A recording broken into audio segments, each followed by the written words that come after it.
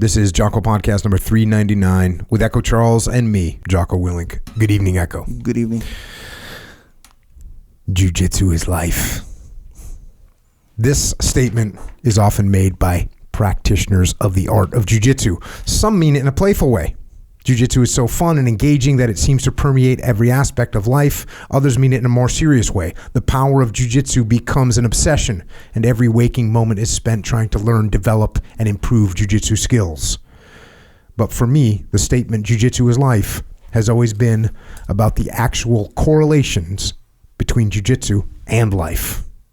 Yes, the struggles, trials, tribulations, and triumphs that are part and parcel of Jiu-Jitsu also reflect what we all experience in life.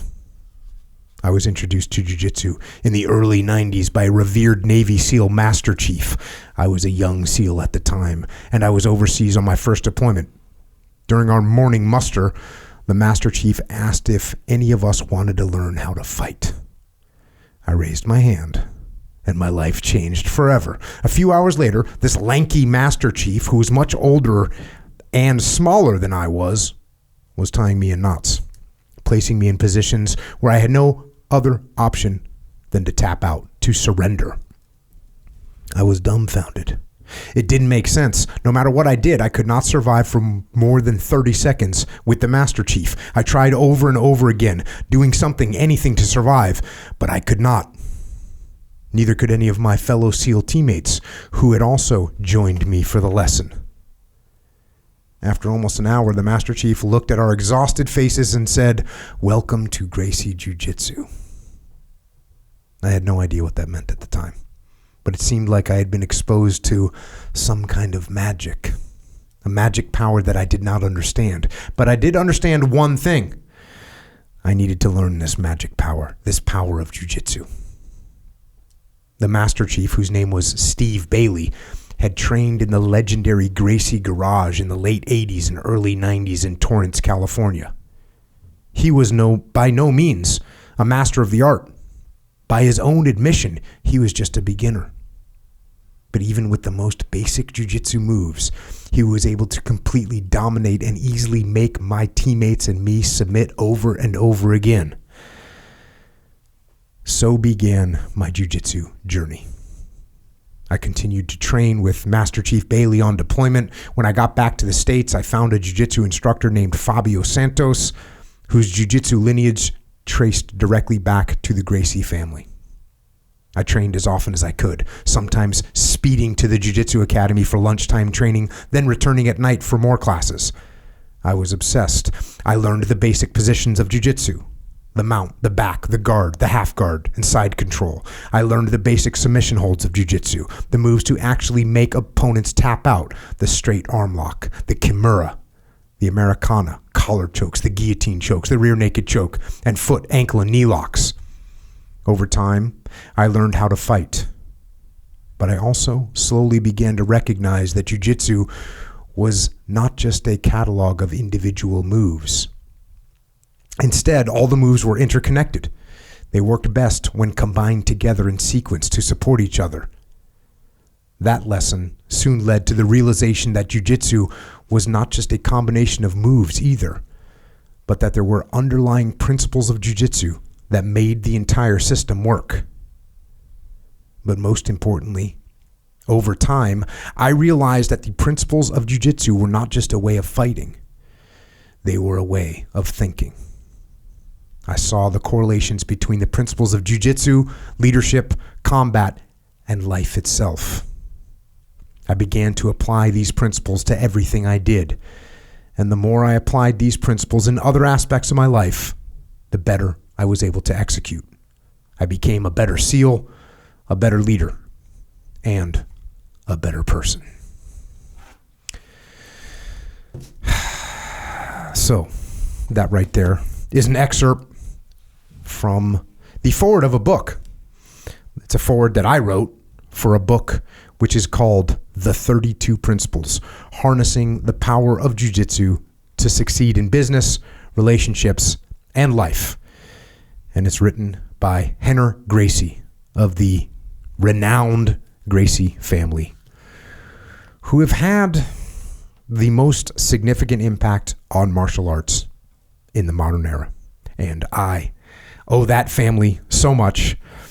And it is an honor to have Rener here with us tonight to talk about his life, his lessons learned, and his book, The 32 Principles. Rener, thanks for joining us. Thank you, guys. What a pleasure to be here after seeing you guys do so much good work with the podcast and everything else you guys are doing. So thank you, Echo, for helping pull this one together, and thank you, Jocko, for that amazing forward. Well, it's an honor to be able to write it. And as I was telling you before, Jiu-Jitsu gave me so much in life, and it's an honor for me to have the opportunity to give back. And it's also kind of weird for me to say that Jiu-Jitsu gave me a lot in life, because for you, I can't even imagine what it's like growing up in your family and with your last name and doing what you've been doing your whole life. And I'm very curious to hear what that sounds like from the inside. So let's get to it, man. Let's get to it. Let's talk about you. Let's talk about how you got here, and let's start at the beginning. So, Rener Gracie, your dad, son of Helio Gracie, the creator of Gracie Jiu-Jitsu, of Brazilian Jiu-Jitsu. A significant part of that is that your grandfather, Helio, was kind of a small guy and kind of a sickly guy. I don't mean to be disparaging, but he was like a frail-looking guy. And he had to take what came to Brazil in the form of Japanese jiu-jitsu, maybe judo-ish, what came in that form, he had to take that and turn it into something that worked for him. What do you think? Yeah, you're spot on. So when the Gracie brothers, my grandfather being the youngest one, were introduced to jiu-jitsu in Brazil in the early 1900s, my grandfather was actually restricted from participating. So only his older brothers were allowed to practice these Japanese techniques that they had learned. And he suffered from vertigo, dropped out of school in the 3rd grade, convinced his mom he couldn't go to school. So he was a frail young man, was not really allowed to participate in any type of physical strenuous activity. So he would watch his brothers practice jiu-jitsu. Several years passed watching his brothers practice and teach. And one day, his older brother, Carlos, the oldest of all the brothers, was scheduled to teach a private class to a student. And Carlos was absent. The student had showed up to participate in the class. And Helio, my grandfather, had showed up to observe the class. But Carlos wasn't there. So Helio at that time offered to teach the class in his brother's absence. And he's 16 years old, give or take at the time. He says, so would you like to go through the class with me, to the gentleman who was an influential banker in Brazil? And the man said, of course, kid, let's go. He had known the kid from watching so many classes. He's always around the mat, little mat rat, but not one who had practiced. So my grandfather at that time went through a class with this student purely based on what he had memorized from watching his brothers practice. And they were successful. By the end of the class, Carlos eventually showed up late, apologetic. The student said, no worries, I actually had a class with your little brother, and if you don't mind, I would like to keep taking classes with him from now on. And the student in that moment promoted my grandfather from nothing to being a teacher of jiu-jitsu. So my grandfather was thrust right into it. Of course, loved that he was able to perform what techniques he was able to perform, but then realized soon thereafter that there were many techniques that were not suitable for his limited physical ability, and began modifying and adapting the techniques. His brothers were involved in this process as well, but he just dove in head first. It's almost like one of those things where because you can't have it, you want it more, right? You're in the desert dying of thirst. The water tastes a lot better. So for him, I feel like the deprivation from not being able to participate in it made him go gung-ho. Turns out he becomes the champion of the family. He starts fighting in challenge matches as an older teenager and becomes the guy, of which basically they're organizing now Vale Tudo challenge matches for my grandfather. Carlos being kind of the manager, older brother figure, coordinating these fights. And then my grandfather's out there fighting anyone they can get their hands on to demonstrate the efficacy of jiu-jitsu. And like you said, he was a small guy, right? I guess 5'9", 140 pounds, give or take. And he's defeating giants with these techniques. And that's really the beginning. If you want to go all the way back, that's really the beginning of, MMA and Vale Tudo and these Gracie challenge matches in Brazil. And he was successful. And the name became the Gracie name, my grandfather and his brothers became very well known in Brazil at this time. Fast forward, 20, 30 years, 1950s, when he fought Kimura. My dad was born soon thereafter. And now, October 23rd, 1951, I think it was, when he fought Kimura. And I think my father was born in 52, born into this legacy of fighting, and this is what we do. Everyone does jiu-jitsu. And my grandfather had 9 children. His brother Carlos had 21 children. So the only thing we're better at than jiu-jitsu is reproducing, and these like rabbits everywhere. Like Gracie's being born, like you can't believe it. And all of them are just kind of on the mat from day one and learning this thing. And my father grows up in that environment of jiu-jitsu for everyone from day one. Everyone's choking each other all the time from as early as they can remember. And then, he decided to bring it to America. 1978, he landed here in Southern California. And everyone he met, he invited for a free class. If they told their friend, the friend got a free class, and the referring person got another free class. So everyone told every friend so that they would get all these free classes. And before you know it, 1978 through 1989, they're in the garage, and before you know it, there's not enough space, right? I think there's like 130 people on a waiting list to get into the garage. And throughout this entire time, there are challenge matches happening in the garage, these original Gracie challenge matches in America, where, these students of the garage would go out to their professors of other disciplines and say, hey, to their karate coach or their taekwondo or kung fu coach, I'm training this jiu-jitsu stuff in the garage with these Gracie brothers, and it really works, and I think you would love it. And of course, in their ego and pride, the instructor of the other discipline says, no, I don't think that works. And in fact, if they tried it on me, I would just knock them out. And then the student would go back to them and say, hey, to Mr. Gracie, this karate teacher doesn't think it would work. And then that would go back and forth 2 or 3 times before eventually my dad says, look, if they want to test it out, they can show up whenever they want. We'll be happy to just see what works and what doesn't.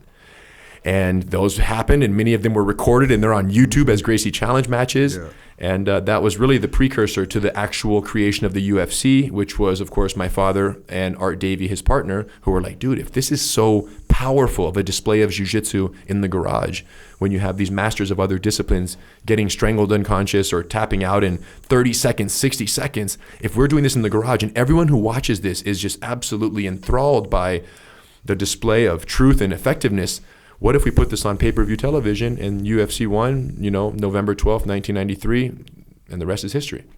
It is crazy to watch. And the first video, Gracie in action, I think that's fully on YouTube, by the way. Yeah, I think for you sure can watch it fully on YouTube. But it was, look, you watch it now and you go, oh, of course. But you watch it back then, and it was mind-blowing. Mind-blowing.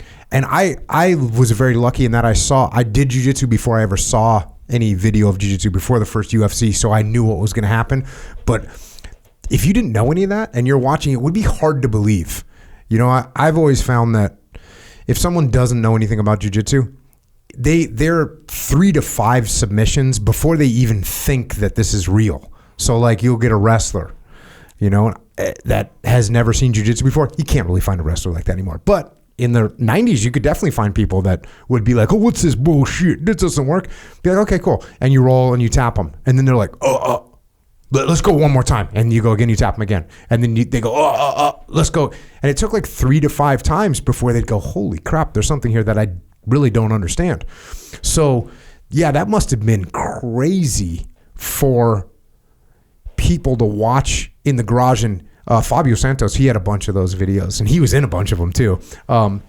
We'd sit around and watch those things, and you could see the disbelief in people's eyes after they got tapped once, twice, 3 times, after they threw those what they thought were devastating punches, what they thought were devastating kicks, and the Gracie Jiu-Jitsu practitioner just closes the distance, takes him down, and chokes him. So this was like a revolution, a true revolution that hasn't really, I can't think of any other sports that have had such a dramatic change in them as martial arts because of this phenomenon of Gracie Jiu-Jitsu. It's an unbelievable change in the course of events. Yeah, I agree. And people ask, like, what do you think the biggest impact was? And I think that if I had to sum it up, I would say the Gracie family changed the distance from which a fight is fought, right? When you talk about Hollywood and you talk about Bruce Lee and Chuck Norris and like the era of the 70s, the 80s, early 90s, pre-UFC, there was very much a belief of flashy punches and kicks from that range, that striking range, and that's where men fight, stand and trade blows, and you hope to get one on them before they get one on you. And what the Gracie family kind of came and said was, no, intelligent people don't stand and trade blows 50-50 and risk getting knocked out. We stay too far where you can't hit us. And then when you think you're going to hit us, we get too close where those hits have no more power. Mm-hmm. So we change the fundamental distance from which a fight is fought.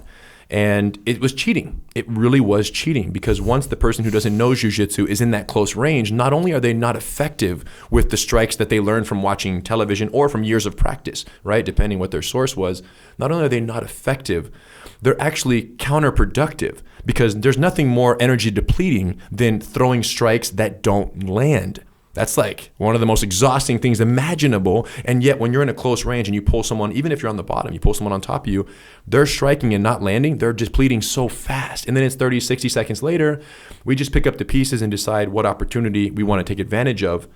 And, so that's, to me, that was the biggest shift. It changed what was acceptable in terms of the distance. What a fight looked like changed. And to me, it's like when you talk about what makes jiu-jitsu so addicting, what makes jiu-jitsu so powerful, right? Like we're in, right? We're sold. It'll be part of our lives for the rest of our lives. Yet there's a massive population out there that know nothing and have no participation and have nothing to do with jiu-jitsu. But the people who are in are all the way in. And when I think about why that is, I feel that it's because the practice of jiu-jitsu changes our operating system as human beings more profoundly, and I think we would all agree, in less time than any other activity we can think of, right? And why is that? Because when you practice jiu-jitsu, there are 3 distinct and incredibly profound psychological shifts that happen in the practitioner. The first is how they deal with problems. The second is how they deal with other people. And the third is how they deal with themselves, how you face yourself. When you talk about how we deal with problems, conventional wisdom says if 2 people get into a fight and the fight goes to the ground, the person who is on the bottom is losing the fight, right? But in jiu-jitsu, not only is that not true, in many cases, the opposite is true. If you were to send someone down the street to the nearest bar and find the meanest, baddest beard you could find, 300-pounder, drag him over here, put any one of us on our back, and put him on top of us, and then let the world take a survey and say who's winning, everyone who doesn't do jiu-jitsu and doesn't know of our skill sets would say, the beard is winning, that guy's losing. It's automatic that would be the assessment and the conclusion the world would come to. But we know that the moment that guy lays on top of us, his life is in danger. That's crazy. And in a matter of 30 to 60 seconds, he's tapping out with any number of choices that we make from underneath him to end his life or to, dislocate a joint if we go all the way with it. But we wouldn't, because we're compassionate human beings. So with jiu-jitsu, we often hear this saying, and why we love it so much, it teaches us to be comfortable in uncomfortable positions, right? It's a very common one. But I think it's much bigger than that and much more powerful. Jiu-jitsu teaches us to win in worst case scenarios.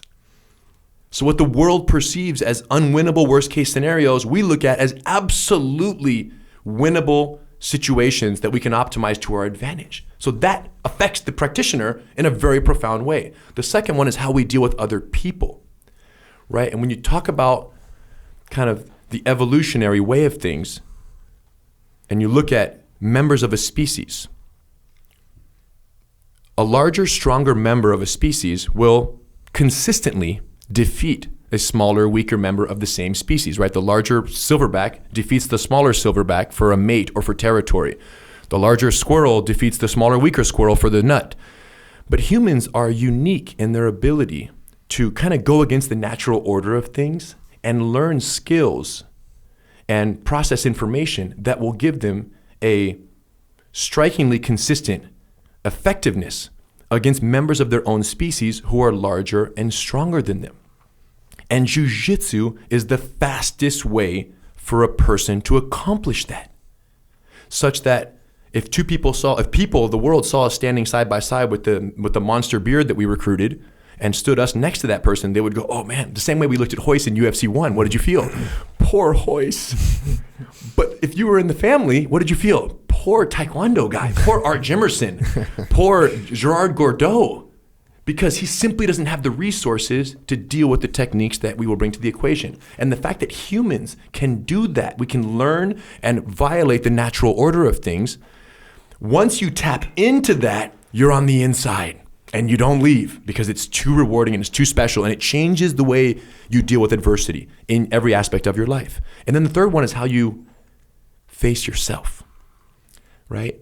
99.9% conservative estimate of the world has never tried a jiu-jitsu class because they don't feel capable. I'm too old. I'm too young. I'm too old. I'm too tall. I'm too short. I'm too fat. I'm too skinny. You name it, they've used it as an excuse not to do jiu-jitsu, even though they've heard you about it ad nauseum over so many podcasts, right? Like they hear about it, but they're still, I'm not good enough. Now, what's crazy is for the lucky few who take your advice and venture onto the mat, not only do they realize that their initial fears were almost entirely unfounded, but they realize that their body is so much more capable than they ever imagined. You unlock your secret potentials when you do jiu-jitsu. And the best analogy I've come up with, and there may be others, but it's a Swiss Army knife. Imagine if everyone was equipped with a Swiss Army knife. 99.9% of the world is only using the knife blade. People who do jiu-jitsu know that there are, I looked last night, what's the Swiss Army knife with the most instruments? It's 33 instruments. So the knife plus 32 others. And I'm like, wow. So they don't know they got the tweezers, the magnifying glass, the nail file, the Phillips head screwdriver, the scissors, all these other tools. You don't even know you've had those available to you all your life.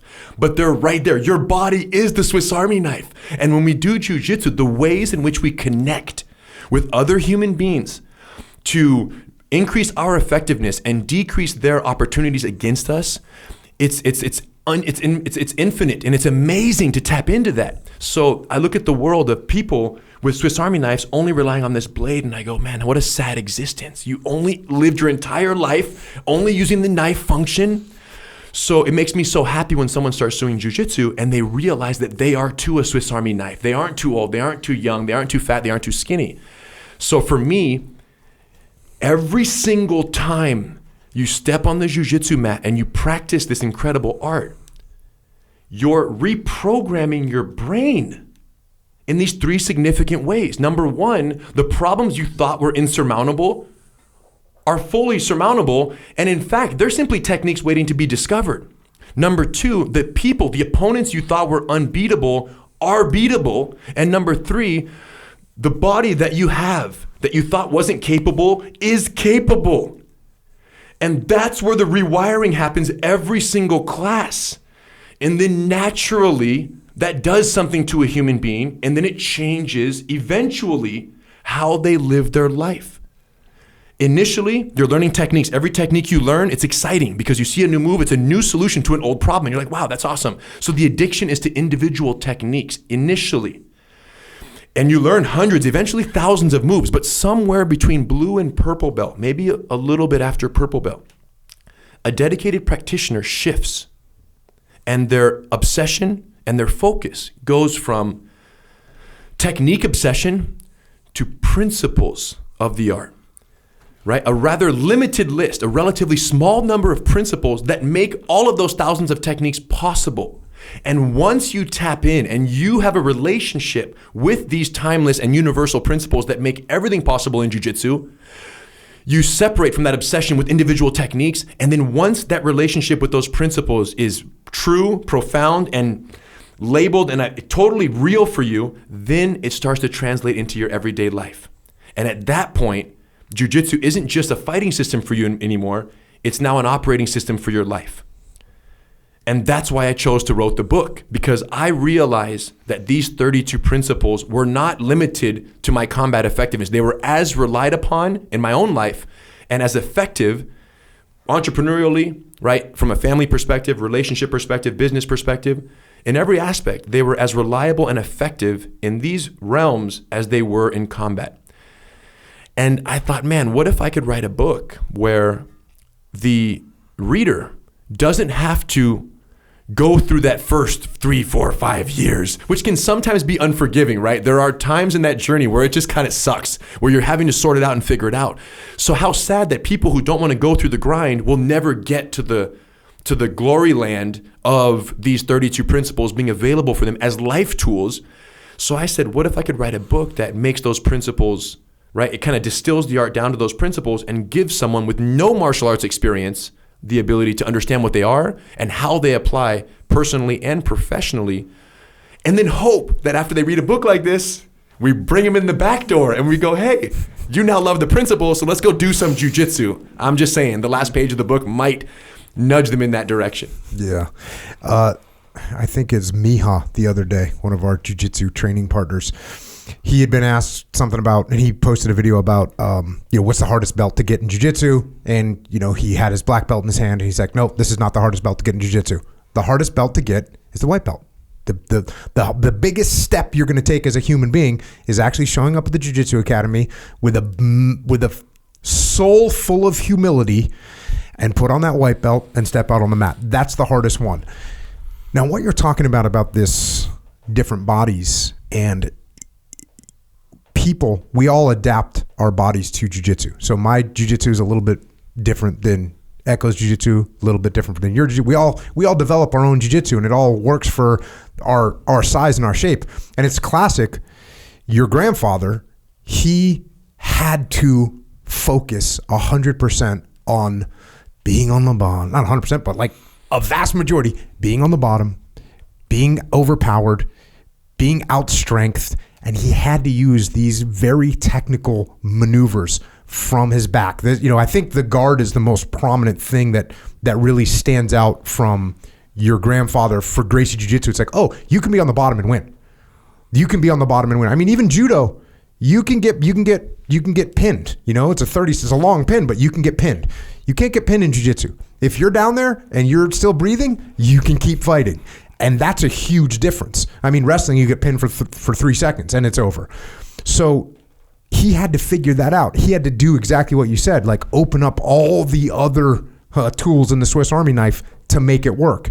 And clearly created a system where that's the foundation of the system is no matter who you are, you're going to learn leverage and you're going to learn these techniques that are functional regardless of how big that other person is. Because no matter how big you are, there's always going to be someone bigger. There's always going to be someone stronger. So you've got to learn to do the technical moves. And that's what's so powerful about it. The other thing that's interesting about jiu-jitsu is when and I don't, so you don't get to have these memories because you grew up in jiu-jitsu. I get to have these memories. Echo will have some of these memories. When we were kids, we looked at martial arts as this mysterious thing, right? As this thing where when you watched a movie about martial arts, you saw some things, right?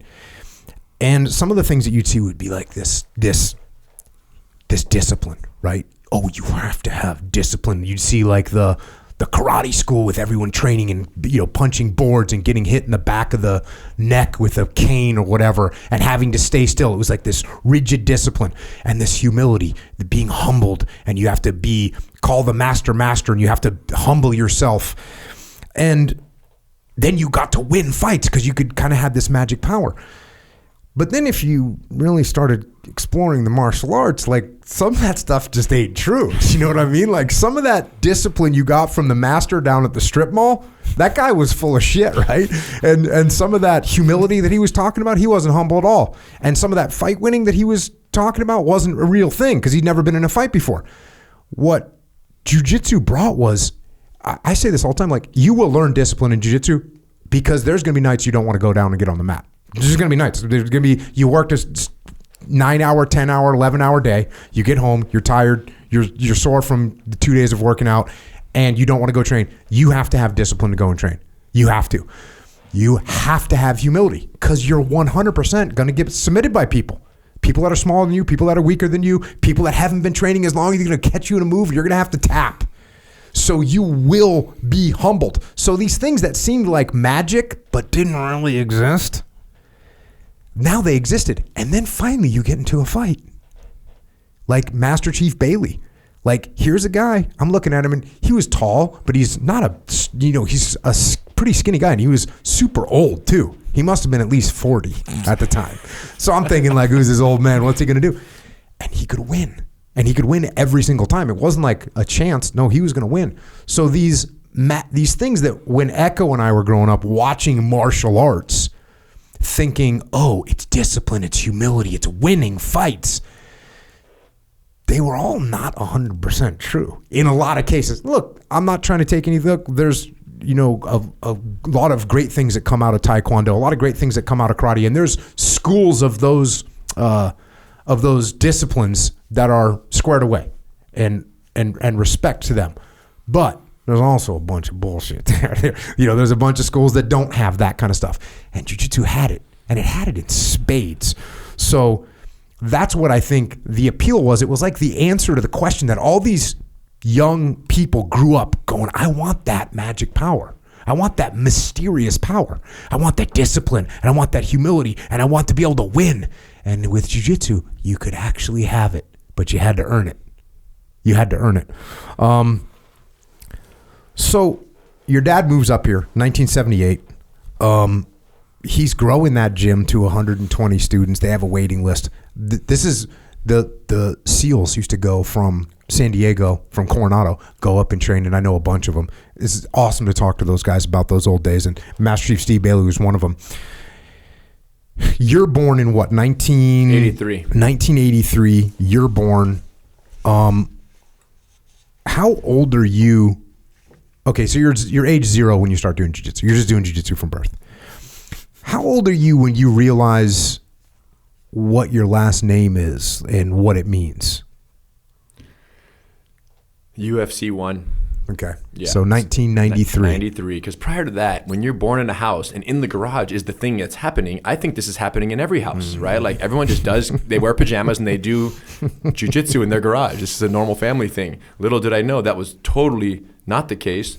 And growing up around this and seeing these challenge matches when I'm 7 years old and there's guys fighting in the garage and I'm just standing there by the rabbit, like this tiny little rabbit car, that brown rabbit that we have, and I'm just watching and people are fighting and it's totally normal and we're desensitized to that very early. And then we moved to the school in 1989. We outgrew the garage. We moved to the school, and in 1993 when the UFC hits, and this is going to be on television, and I'm like 10 years old. And I remember begging to go to the UFC 1. Hidon was 12 years old, 2 years older than me, and was invited to go to UFC 1. So I'm like, let's go. This is my right. All my life I've been waiting for this. And it was very contentious. And boom, Hidon got to go, and Rener stays home for his 10th birthday, which was 2 days before UFC 1. And I was watching at home with my mom, and I was so pissed. And I'm like, this is whack, So Hidon's over there. And then to make the matters worse, in between the fights on UFC 1, Hidon and Hickson's older son, were in the ring with rags and little spray bottles, and they were cleaning the blood off the mats between the matches. And I was so pissed. I'm like, they got to bleed the blood, boys. And then after UFC 1, a bunch of parents called in saying, this is crazy. You have children wiping blood of grown men off the floor. That can never happen again. So when I finally got allowed to go to UFC 2 several months later, I did not get to be a blood boy. I just got to walk around and get a bunch of autographs backstage. But anyways, after UFC 1 and 2, those early UFCs, I'm at school. It was on TV. And then like a substitute teacher comes to school and is like reading my name off the list and goes, Gracie? He's like, yeah, I just saw the Ultimate Fighting Championship. Who was that? I was like, that's my uncle. So then I'm like, all right, this is cool. Like some people know who I am. This is crazy. So little by little, I start to realize that this is a real thing. And like as a real 10, 11, 12 years old, you really start to say, okay, something's happening here that is shocking everyone else, even though it's totally normal for us.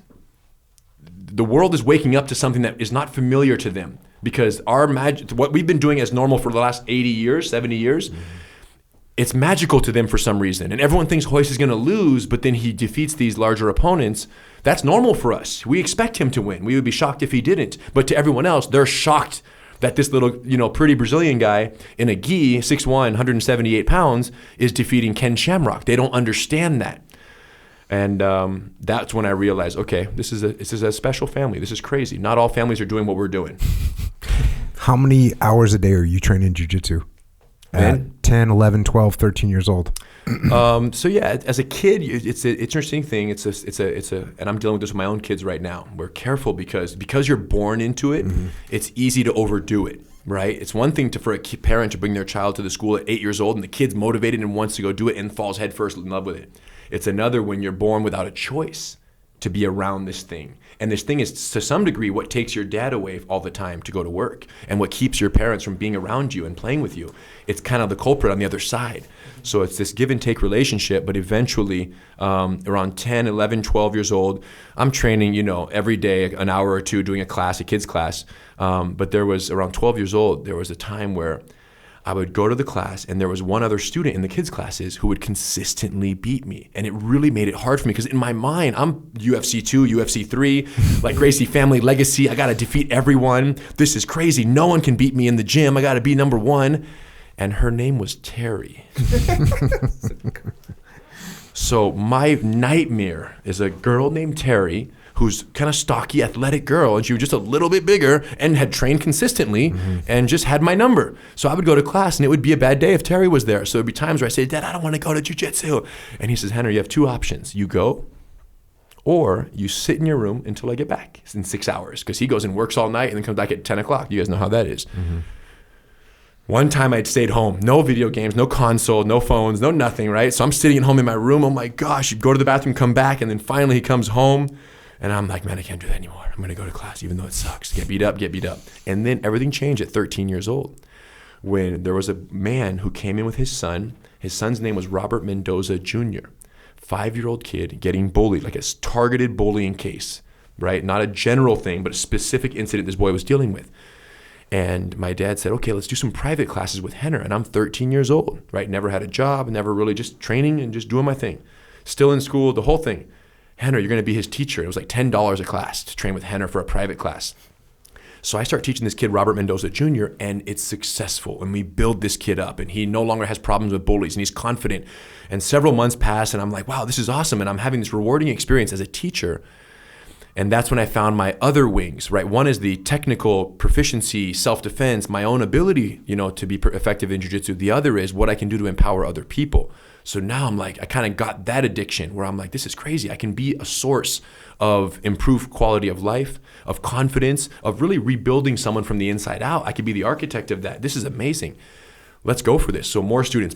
Before you know it, 14, 15, 16, more students privately. Eventually I'm teaching kids group classes at 14, 15. I'm teaching adult group class by 16 and 17. I'm teaching Delta by 18 years old with my dad, in North Carolina at Fort Bragg. So like it went all the way, and I'm like, this is wild. People aren't doing this. Kids of my age are not having this opportunity.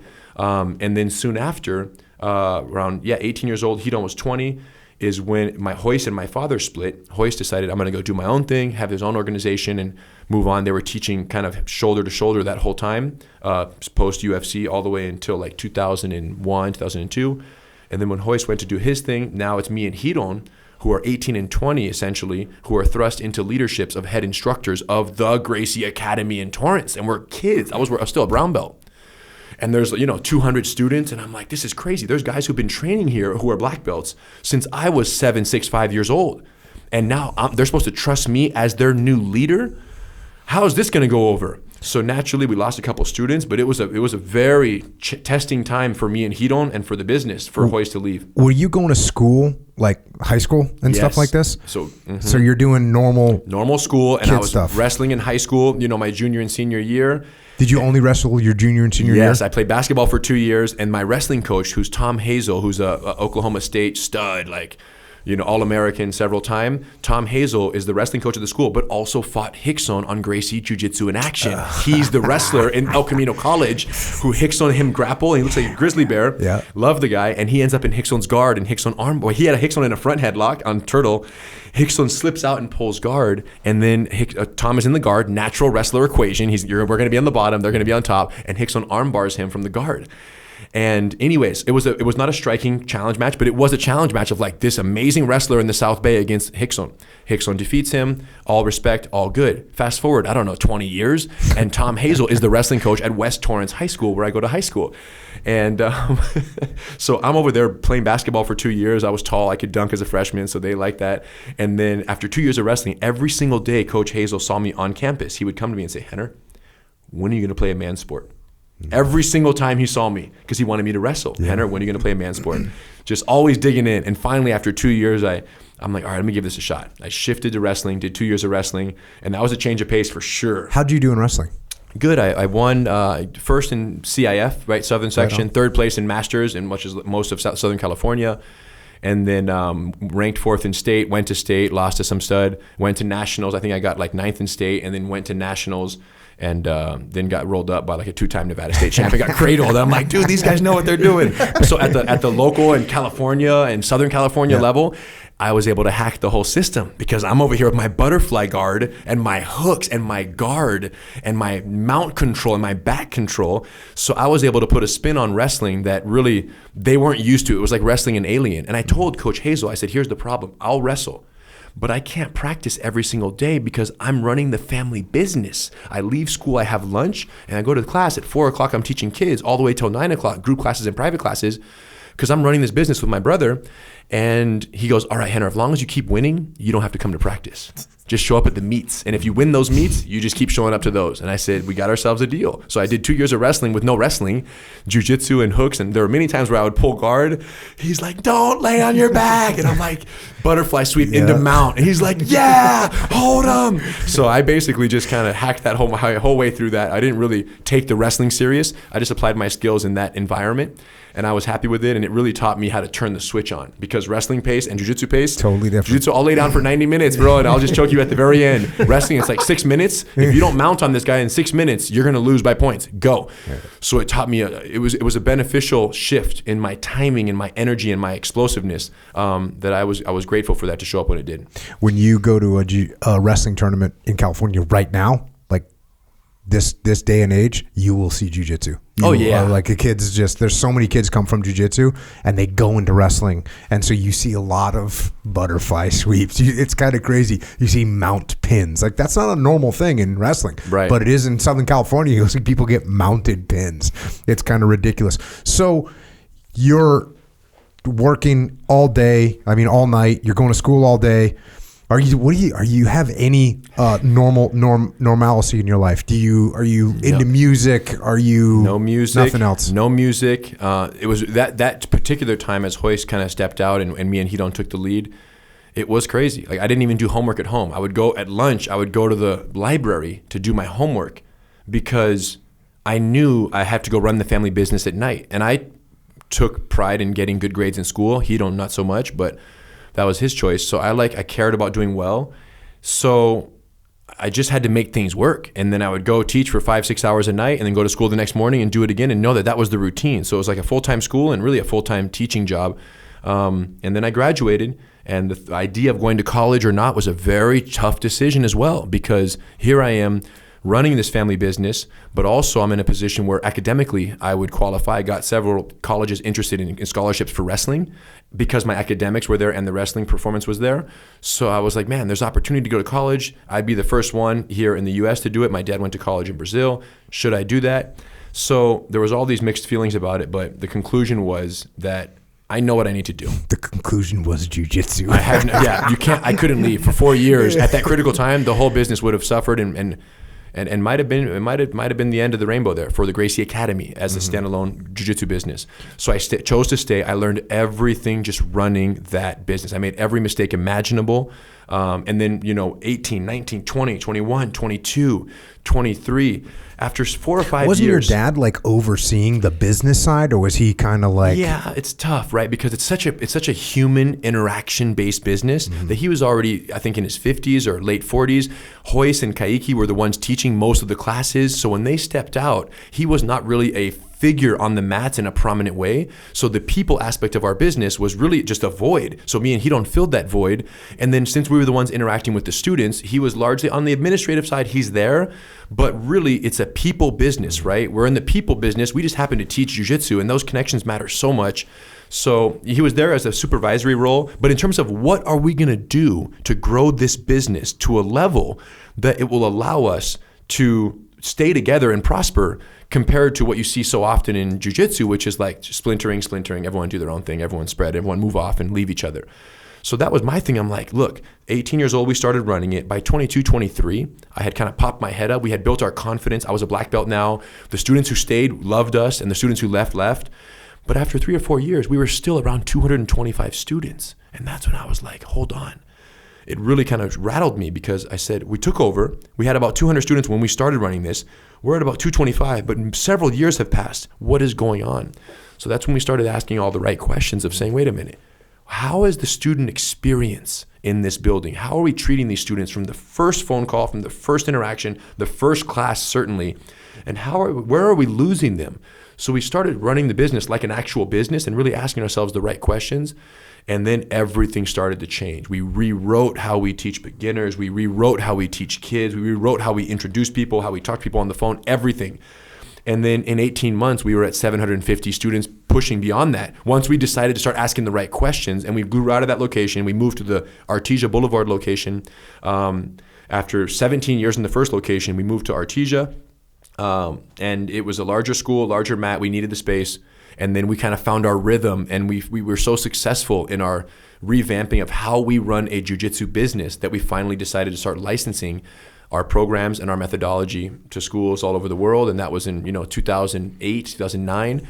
And now we're 250 schools deep, and our school in Torrance has 2,000 students. So we figured out, we jiu-jitsu'd jiu-jitsu school operations, right? Like we really just started to be analytical and technical and seeking more efficient processes and learning from our mistakes. And I'm very happy with where it's landed. So your competition life, I think, did you really compete that much before brown belt? Because I know kind of the first big, at least as far as I know, the first big win you had in competition was as brown belt in like IBJJF, right? Is that, or did you compete before that, but it was just kind of... Yeah, no, there was... were you competing the whole time and I just don't know about it? I competed at blue and purple belt and brown belt, different regional, different tournaments. Jeff Higgs, I think I competed against Jeff a couple times. How'd you do? I beat him. Oh. Yeah, he was cool. He was really kind, but I think I choked him a couple times. He was a strong guy, man. He's awesome. Great base and just like so stable.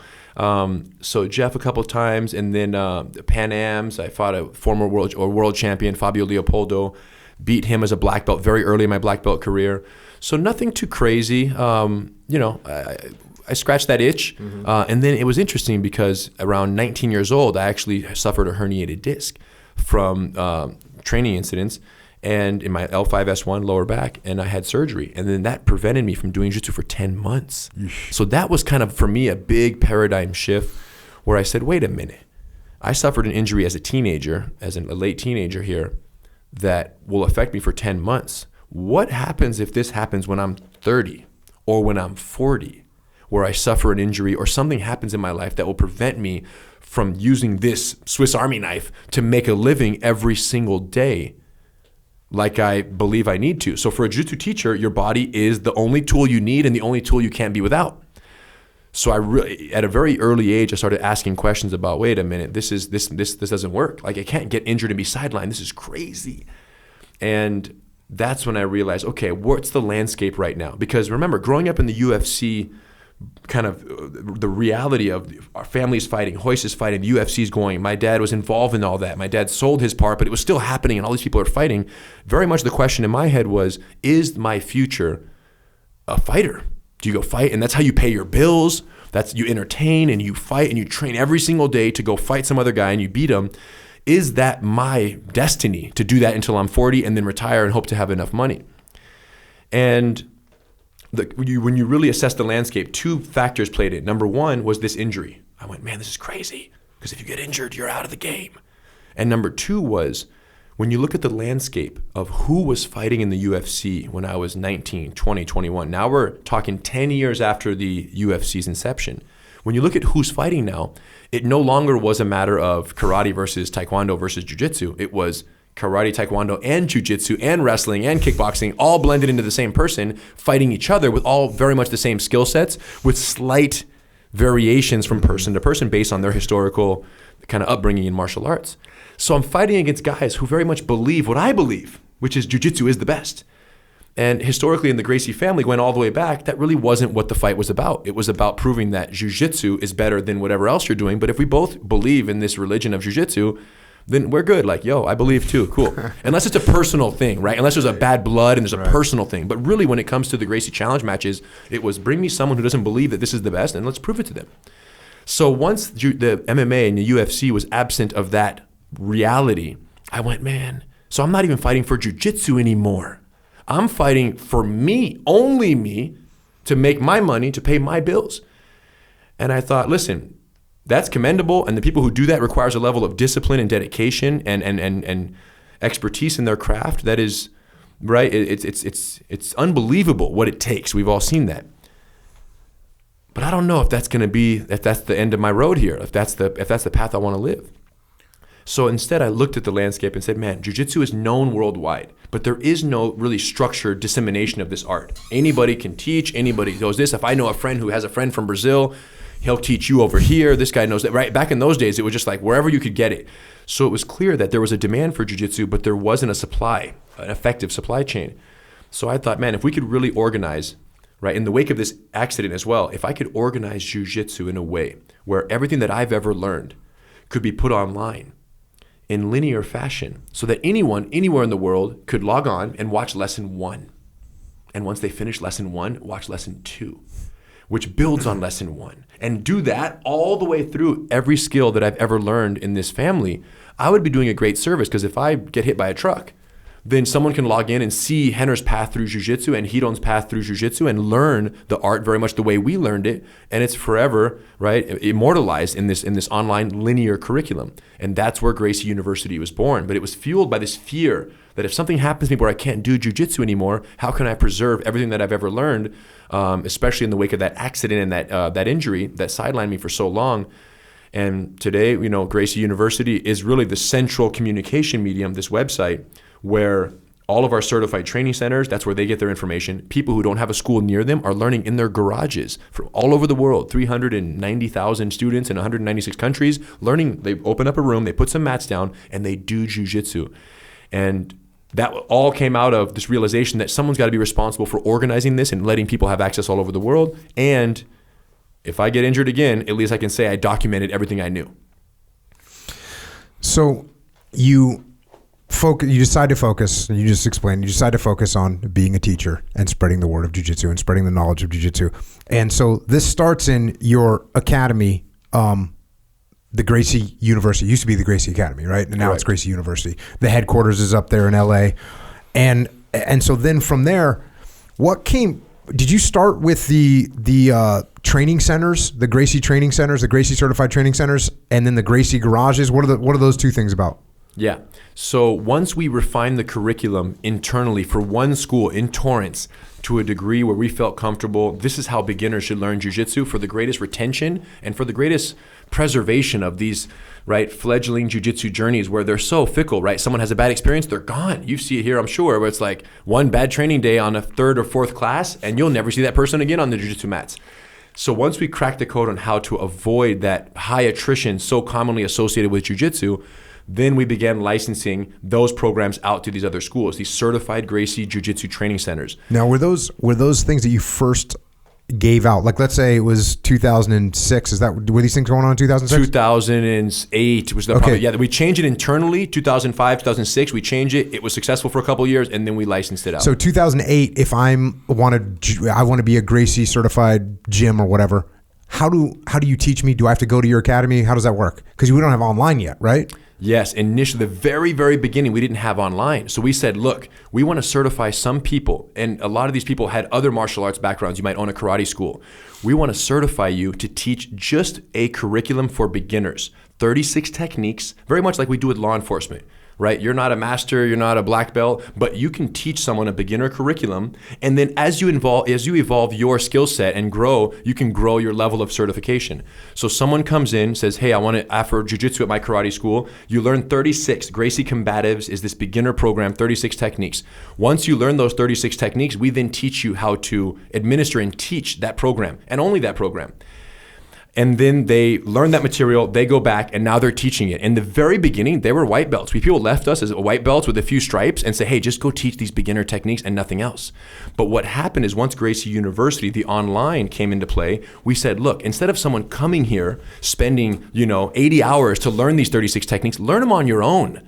Learn them wherever you are, because then you don't have to leave your family for so much time. Once you learn the material, demonstrate proficiency either by going to an existing school or by sending in a video where you show me that you know these 36 moves, and then you come to California only to learn how to teach them.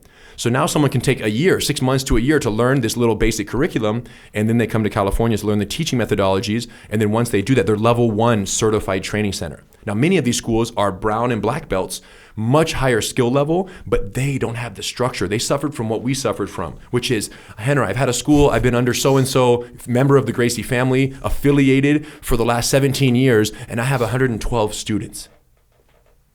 How is that possible? You're teaching Brazilian Jiu-Jitsu in America, the hottest martial art in the hottest market, with the #1 promotional vehicle, the UFC, and then you and Joe's podcast, number 2 and 3, right? In terms of like bringing attention to Jiu-Jitsu, and you can't get more than 112 people to want to practice this art in your community. Something is wrong, not with jiu-jitsu, but with how you're delivering it. So many guys would come in with lots of jiu-jitsu background, but no business acumen and no knowledge of how to deliver jiu-jitsu in a way that makes it safe and structured for beginners. So they would come get certified and they would go back, and someone like that could be a higher level of certification because they had that previous knowledge. So on the website, they'd be listed differently than someone who's only teaching Gracie Combatives and only teaching children Gracie Bullyproof, like simple, basic beginner curriculums.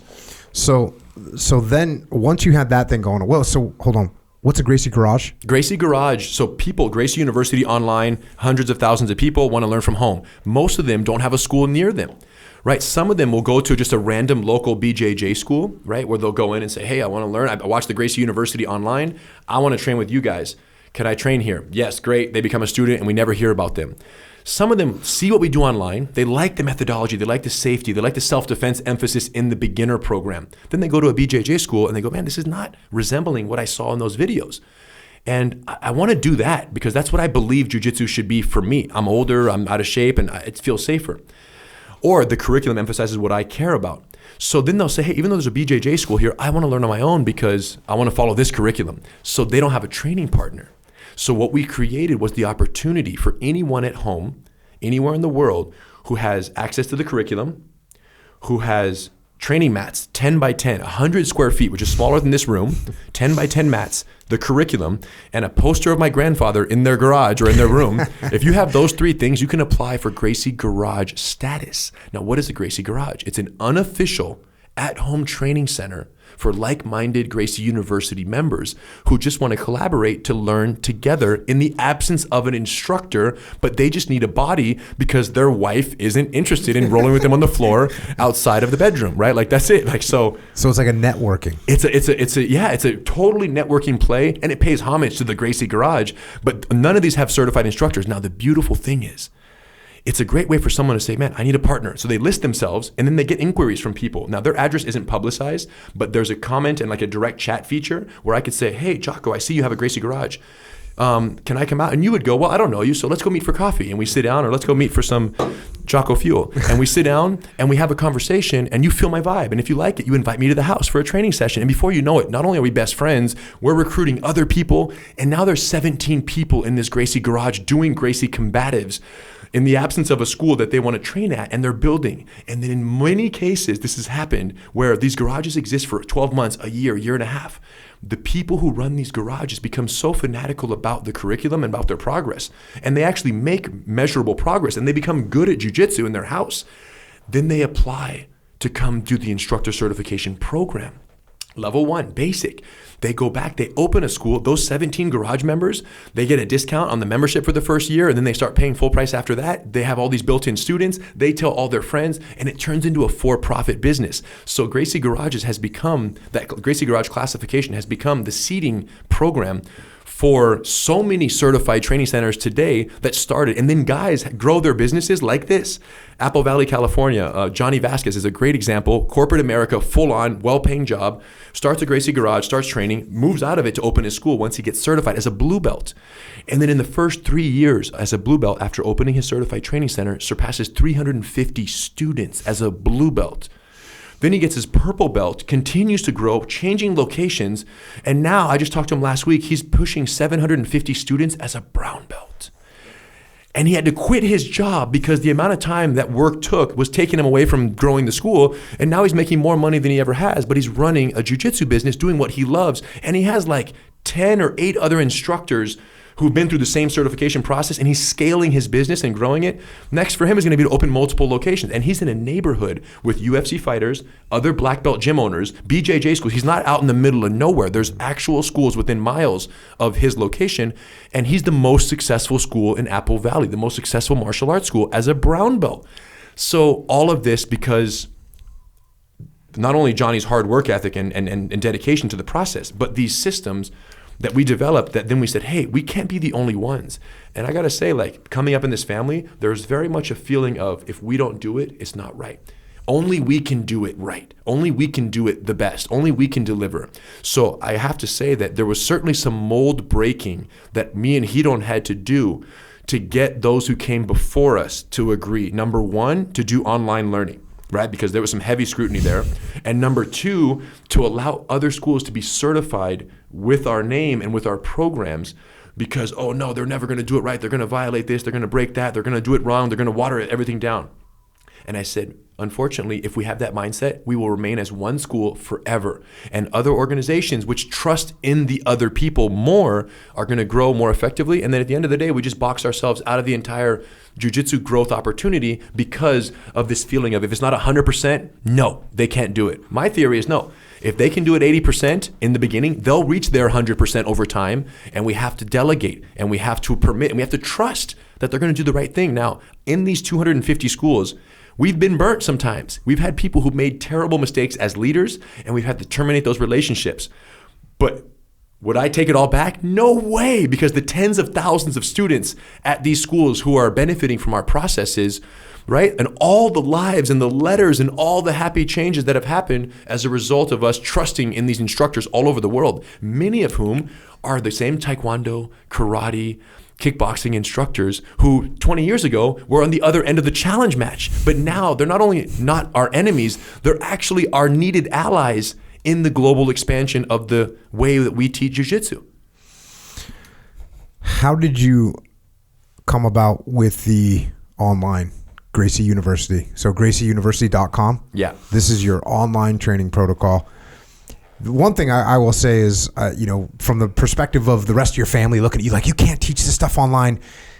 This is before people understood what you can get online, and you can get all kinds of stuff online. There's people that have fought in the UFC that even Evan Tanner. Remember Evan Tanner? Yes. Evan Tanner, they're like, hey, where'd you learn jiu-jitsu? He's like, the videos. Like the Gracie in action video. Right. Like he was a wrestler, but he learned jiu-jitsu from watching those Gracie in action videos. That's VHS, where he learned from. And so now, and then you've got other fighters out there that have learned moves and learned jiu-jitsu, and where'd you learn that from? Oh, I learned it from YouTube. So I think there was maybe a lack of vision. And I can put myself in this category. You think, how did I learn jiu-jitsu? That must be the only way to learn jiu-jitsu is to have somebody grab your arm and put it over here and put your weight over here and physically do it with you.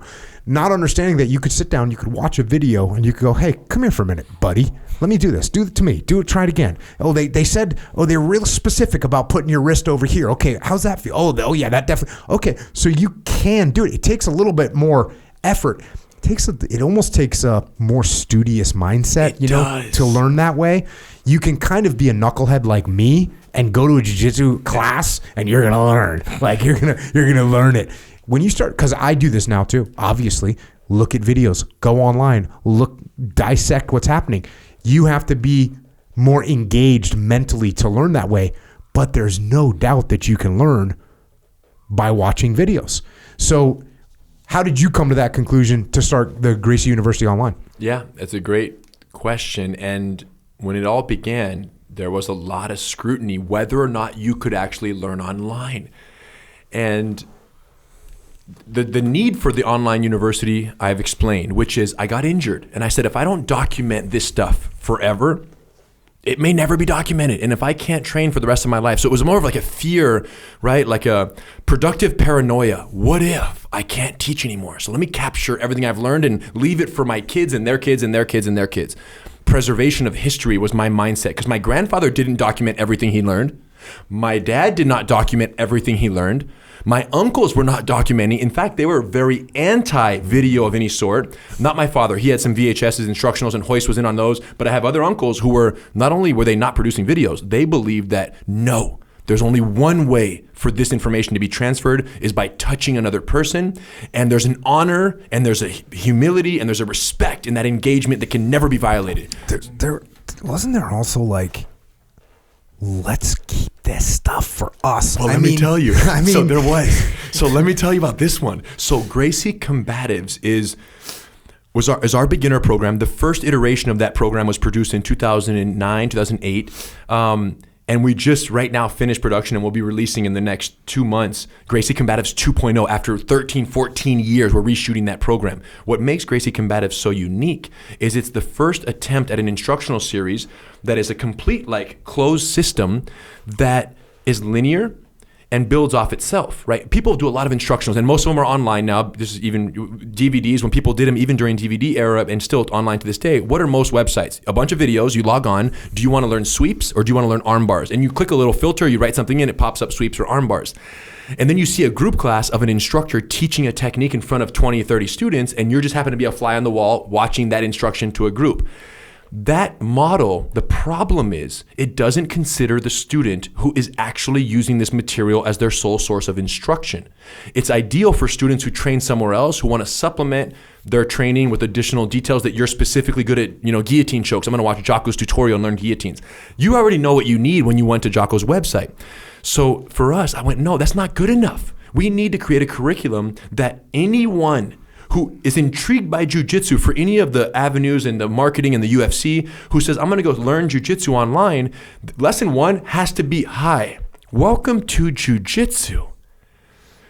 Teach the trap and roll. Lesson 2 has to build on that lesson 1. So that linear progression was very, very new. And the reason why other people don't do it, I'll just put this out there, is it's so much work. When you film a group class, I'm already teaching that group class. So it's much easier to turn on a camera and just film what I'm already going to do for a room full of paying students. When we filmed our linear curriculum, me and Hedon had to budget time separate from all the classes we ran every single day. We had to budget standalone time to film classes that were only meant to be watched in order by a global audience of students who wanted to learn where they didn't have accredited schools that they believed were going to offer what they needed. So it was so much, it's like having another full-time job versus double dipping on my existing full-time job by just filming the classes. So that's what we aimed for. That's what makes Gracie University unique, is everything is in order. And that's what makes Gracie Combatives at the time unique. So when we came out with Gracie Combatives, the original DVD program, members of my family, the feeling was, you don't need to do this. This is too much. If you do this program with this level of guided clarity and linear learning progression opportunity for a student with this much detail, why would they come to our schools? That was said to me. And I went, holy cow. Here I am. All I'm trying to do is do this family proud and like teach jiu-jitsu in a way and get it out to the world, right? Do what my grandfather wanted, just share jiu-jitsu with the world, empower the weak against the strong. And I got an uncle saying that they don't want, I have a lot of uncles, so I can say that, and no one knows what I'm talking about, okay? And I won't tell you which one. He was a badass, though, and they all are. So I have an uncle saying, hey, Henner, this is too much. The detail and the clarity of the curriculum is too precise. They don't need a teacher with this level of clarity. And all of a sudden, I was conflicted. Because on one hand, I don't want to disappoint my uncles and like feel like I'm the black sheep that's doing something that's going to take food off their table. No way. I just want people who don't have access to my uncles to be able to learn jiu-jitsu also. So it was such a crazy dilemma. And there was enough support and enough in the family as well. There was enough support for the curriculum and the way we approached jiu-jitsu online and on DVDs at the time that we went ahead with it. Now, what I now know in retrospect, and to all those people who said, no, you can't learn online and this is crazy. And I think some of them really believed that you couldn't learn online. Others were fearful that if it's true that you could learn online, then why would you ever go to a school? There's this mixed bags. And some people will say, you can't learn online. But really what they're feeling is, please make it so that learning online is impossible. Because if it is, why would anyone go and just not learn online with you guys? I know it was mixed emotions for everyone. But here's what I now know after the fact, in retrospect, is that 5% of people are capable of learning on their own, at home, with a training partner that they found on a website, off a website, through a linear online curriculum. 1 out of 20 people have the discipline, the studious personality, engaged ability of block it out and I'm gonna do this. I now know that to be a fact because I know the numbers of our website and I see how many people sign up and I see how many people stick it through all the way. It's 5%, give or take. So 100 people go to the website, 5 of them see it through and go all the way. 95 out of those 100, many things happen to them, but it's my belief that they watch the first 3, 4, 5 lessons that are free. We make the first ones free, you log on, you say, oh, this is awesome. We try to hook them and then they sign up for a membership. The 95% of those people say, this is amazing. I want more of this, but I want to learn in person because my wife doesn't want to train or my husband doesn't want to do it or my sons don't want to do it or my daughters. So let me go find a school. And they show up at their local BJJ school largely because they liked what they saw. And we don't have a school in their area. If they did, they'd probably go to that. But we only have 200 schools. And in the whole world, that's very little. So I would say 95% of the time, there isn't a certified Gracie school of ours there. So they go to the random BJJ school. They show up saying, yeah, I've seen some Gracie videos over there and I want to learn jiu-jitsu. I got my introduction with Rener and Hidon online, but I want to sign up for Brazilian jiu-jitsu because you're in my neighborhood, right? Proximity matters in this case. And they sign up. So not only is it not true, you can actually learn online because I've seen those who've committed to the process. Not only was that not true, it also wasn't true that we were stealing students from the brick and mortar schools. The opposite was true. We became, I think pre your podcast and pre Rogan doing what he's doing, we were a top driver of people into jiu-jitsu with the Gracie breakdowns from YouTube, where we would break down these UFC fights and draw people in, and then we send them to the website. They'd watch the lessons online, and then right after, they go find a school near them. So I took great pride in being an ambassador for jiu-jitsu who sucked people into the art with very good breakdowns and then guided them on how to see these first few lessons and where to end up. So, and many people in the time since then have come to me and said, Rener, man, I started with your breakdowns and I started online with you and I found a school nearby. Which school? At Random Jiu-Jitsu over here. And I'm like, dude, that's freaking dope. I'm responsible. I got you in. And I never got a letter from the owner of that school saying, Rener, thank you for this student. And maybe it was the same guy who was saying you can't learn online, but I'm okay with that because I know what I've done and I know where I sit. And the irony in all of this is today, every one of my family members, everyone has a website, everyone's teaching jiu-jitsu online. And I'm just like, cool, all right. They came around, especially post-COVID, right? Post-COVID, everyone was like, Hidon and Rener, we're onto something. Let's build these websites because we can't teach in brick and mortar. This is crazy. So thankfully, everyone's on that page now, and learning online is one of the most reliable ways, and everyone agrees. And happy to say we still do a great job in terms of presenting it linearly. But there's a lot of other great resources. You can find whatever you're looking for now. And our focus, right, if for those who don't know, is really that beginner experience, whether it's a woman, whether it's a police officer, whether it's a child, whether it's a man, anyone who wants to learn jiu-jitsu, that first 6 to 12 months, if it's done correctly, will set them up for train for the rest of their life. If it's not, they quit, they don't give it a second chance in most cases, and we never hear about them. I believe the skeletons in the jiu-jitsu graveyard, the volume of those skeletons are greater than the number of people who do jiu-jitsu today. More have tried and stopped than who currently practice. And I'm trying to change that. So you keep talking about Gracie combatives. Well, explain Gracie combatives. Yeah. So post UFC 1, 2, U.S. Army Rangers, right? They recruited the Gracie family to go down there and to begin teaching these soldiers, right? And at that time, very much like military things are. It's a 1 week thing. Let's go do jiu-jitsu for a week. Let's go do this shooting for a week. Let's go snipe for a week. So jiu-jitsu for a week. My dad, Hoist, other members of the family are going down there teaching these Rangers. And lo and behold, right, as you know well, over time, the entire U.S. Army, modern Army combatives program is rewritten to incorporate, the Gracie Jiu-Jitsu techniques that were taught to them in the early 90s there. And when we're teaching in that type of constrained environment where you only have so much time to teach a soldier, you can't just say, BJJ, vast art, thousands of techniques, let's just do jiu-jitsu. You can't do that. You have to say, wait a minute, you only have 40 hours? What can we teach you in 40 hours that if you get in a fight 6 months from now and all you have is that, you're going to survive that fight? And that is the essence of what the Gracie Combatives program is. It's a mindset of, number one, the adversary is not a jiu-jitsu chess player like you, right? We're not playing the game of jiu-jitsu because that takes, countless years to prepare for, and there's infinite techniques, and there's always new ones being invented. What does a beginner need to learn in the least amount of time that if they get into a fight 6 months from the date of commencing their jiu-jitsu practice, they're going to survive against someone 20 pounds heavier than them who's trying to just punch their head into the pavement? So that same mindset that we had with the Army, we decided, man, let's make a program for beginner civilians where they can learn, and we named it Gracie Combatives because the mindset was the same, and many of the techniques, I'd say 90% of the techniques in Gracie Combatives are the same as the ones we originally introduced to the Army in the early 90s in this mindset of least amount of time, maximum preparation. If that's all you have, you're going to be okay.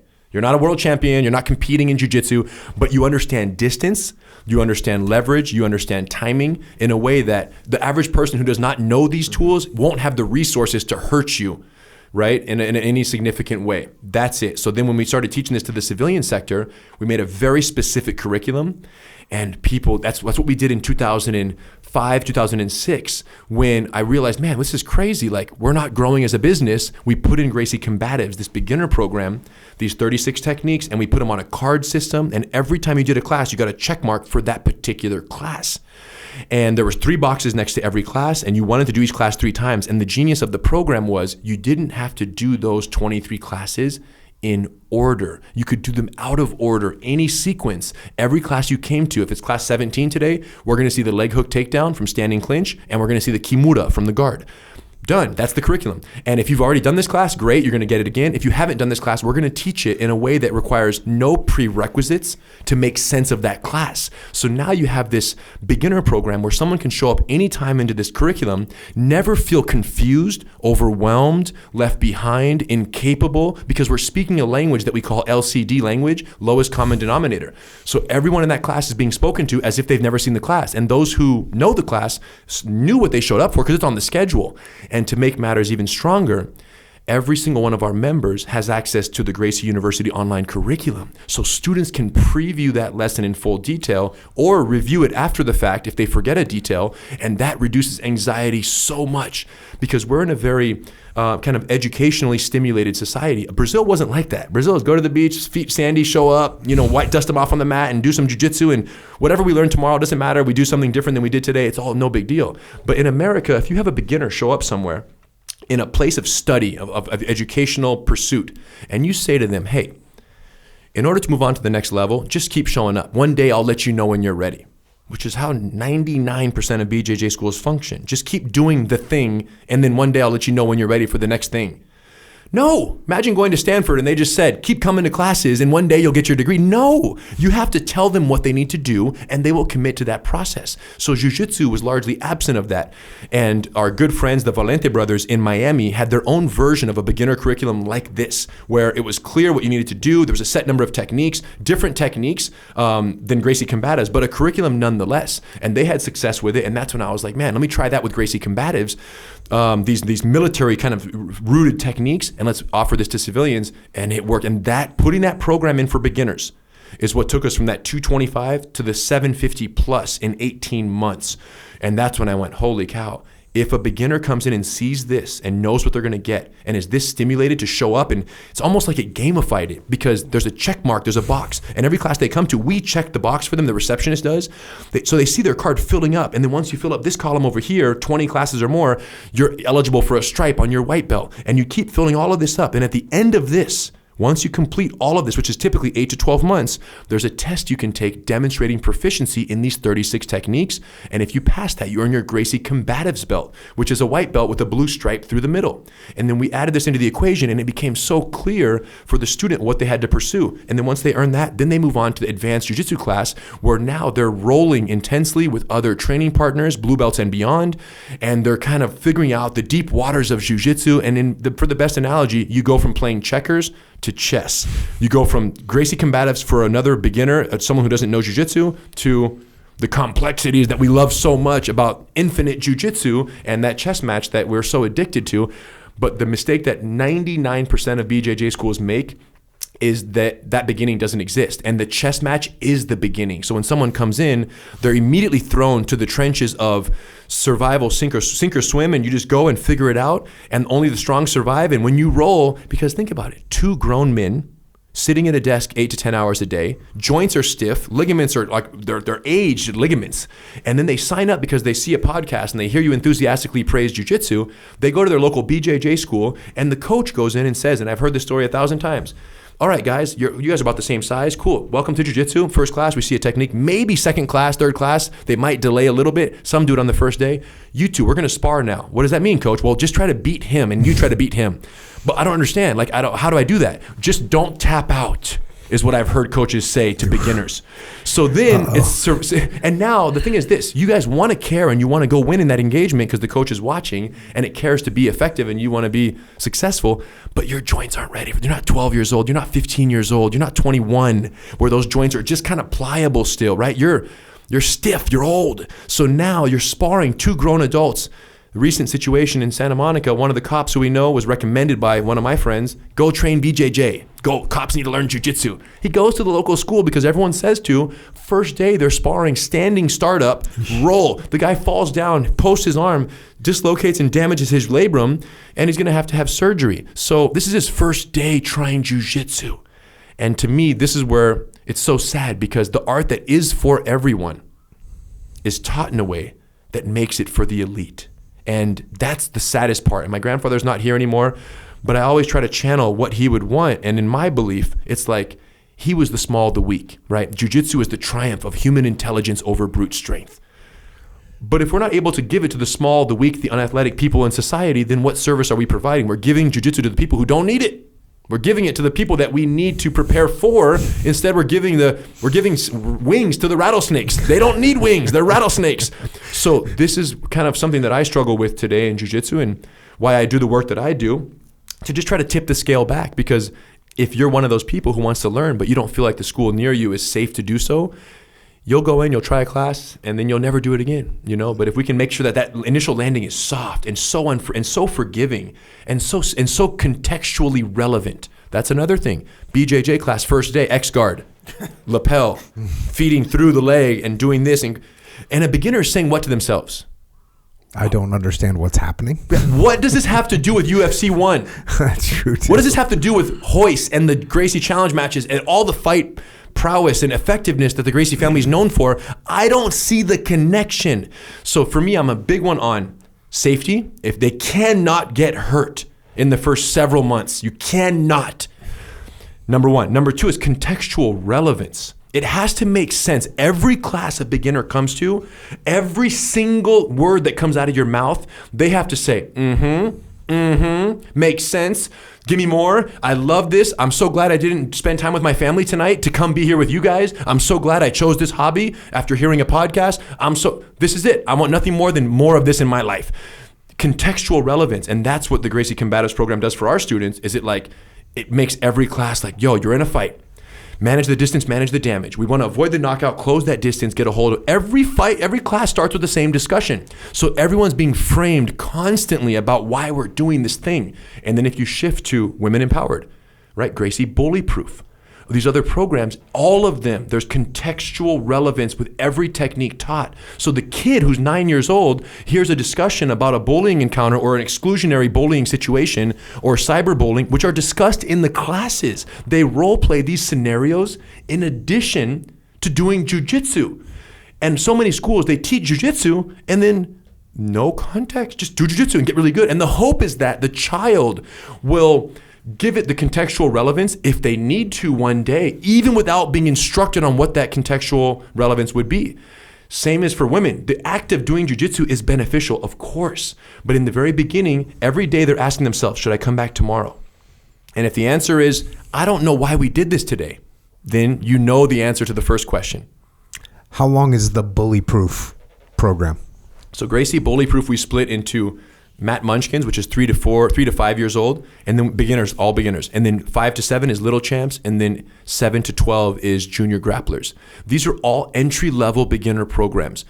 Kids come in, of course, the Mat Munchkins, they're just playing with their parents on the mat, having fun. But 5 to 7 and 7 to 12, they're learning, they're engaging in discussions about bowling every class, different scenarios. What if the guy does this? What if the guy does that? What if the opponent does this? What if the bully does that? What if you're at your house and they're playing and they say, do this, or you're not my friend. Let me write my name on your forehead with a Sharpie, or you're not my friend. And then you look straight at them and say, hey, I guess we're not friends then. Kids need to role play this. Kids need to hear their voices saying these things. Because to assume that they're going to muster up the courage and the clarity in that moment just because they learn a few arm bars and some sweeps, there's no guarantee that that connects. But if you can have them role playing these and they're getting that, same as an arm bar and a trap and roll escape or an elbow escape, those are rehearsed techniques to build muscle memory and confidence in their execution. The verbal aspect of jiu-jitsu and boundary setting is so critical, but it's largely completely untouched in 99% of schools. So you're expecting kids to make these connections that they don't make. So in terms of the length, they stay in these entry-level programs until they 6, 8, 12 months, a year and a half sometimes, and then they evolve out of that to what's called the Black Belt Club, and it's a kids club. Now you have your more advanced kids who've learned several techniques, 20, 30, 40 techniques. They've done all these role-playing situations that make perfect sense for the lives that they're living, and they love them, Jocko. They lean into them.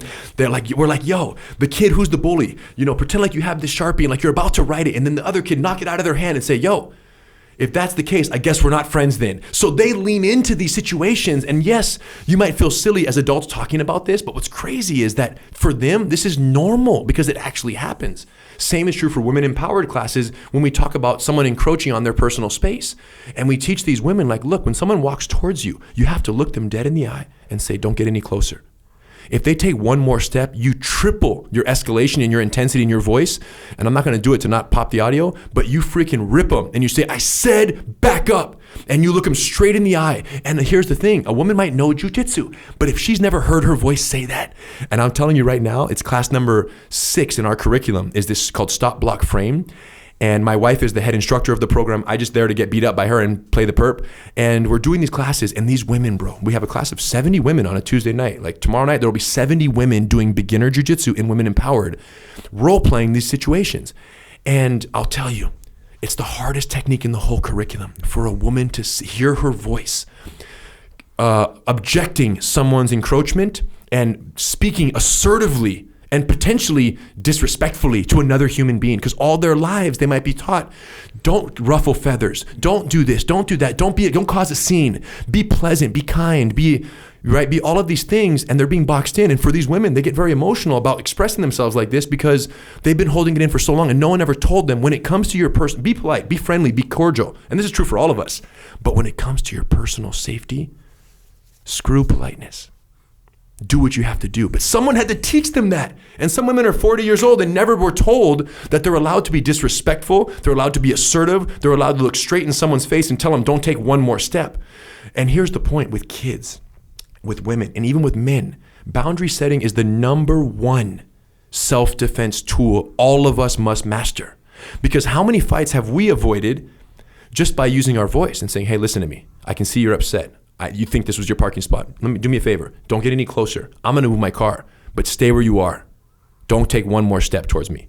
When you can assert like that, what do they think? Number one, right? This guy's a ninja, or he's carrying a gun. It's one or the other, because there's that level of clarity and precision. Now, here's the problem with this formula of boundary setting.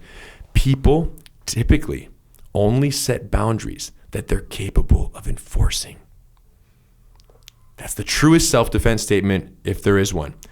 People only set boundaries they feel capable of enforcing. You're not going to say, don't take one more step If they take another step, you don't know what the hell you're going to do. You're completely like, oh my God, panic. What are we going to do? You don't do it. You don't do it. You never set the boundary. In fact, you never look at the person. What do they normally do? They look down. They pretend like they're on their phone. They grab their keys. They fidget. They do anything but engage with this person because they don't want and they don't know what they would do should things get out of hand right here. But when you know what we know, and we know that we can handle this 300-pound beard from the bar down the street gently and effectively, he's not going to get hurt, I'm not going to get hurt, and we're going to take care of business. Once you know that, you can talk to the beard and say, listen, man, I can see you had a few too many drinks, but do me a favor, stand right where you are, don't take one more step in my direction. And you can say it calmly. You don't have to even yell at the top of your lungs. And he goes, whoa, whoa, whoa, whoa, whoa. I'm drunk, but I'm not that drunk. I know this guy means what he says right now. Because the power of a boundary is directly correlated to the ability to back it up, right? You learn how to fight so you never have to, right? I went to the U.S. Air Force Base, a Minot Air Force Base one time to go teach a huge course of 100 plus airmen, sexual assault, awareness, prevention, defense techniques. And I went to the base of the commander, of the office of the commander, and he shows me the map on the wall. And I see all these red dots, like chicken pox. And I said, Commander, what is all this? And he says, each one of those is like a silo, right? Or whatever it is in the ground with a nuclear warhead ready to be deployed. And I'm talking thousands of dots on one base. It's all of like Minot, right? And I go, but Commander, like how many of these would it take to like end mankind? And he was like, probably like 6. Whatever the number he said, like a nominal figure. And I said, why so many? And he said, this is why we don't have World War III.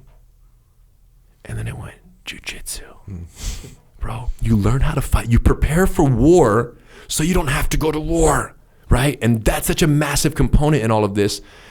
So when we talk about kids, when we talk about women, there's an initial threshold of time that someone needs to spend building their confidence, learning this idea of boundary setting for their own safety. Once they find their voice, they're safe. We have a kid, Max, who just came to me 2 days ago, his mom, Patricia. And Max is 10 years old, kindest little boy, and too kind, right? And it's one of those things where respect and kindness and politeness, and the parents raise their kids to be so sweet and so kind, and which is what we all want for our kids. But the bullies sniff that out. And the bullies sniff out the weakness, and they sniff out the kindness, and they go, oh, there's my target. So Max was at Junior Guards, right? This beach thing where they swim. He's a very good swimmer. And a joke was being made.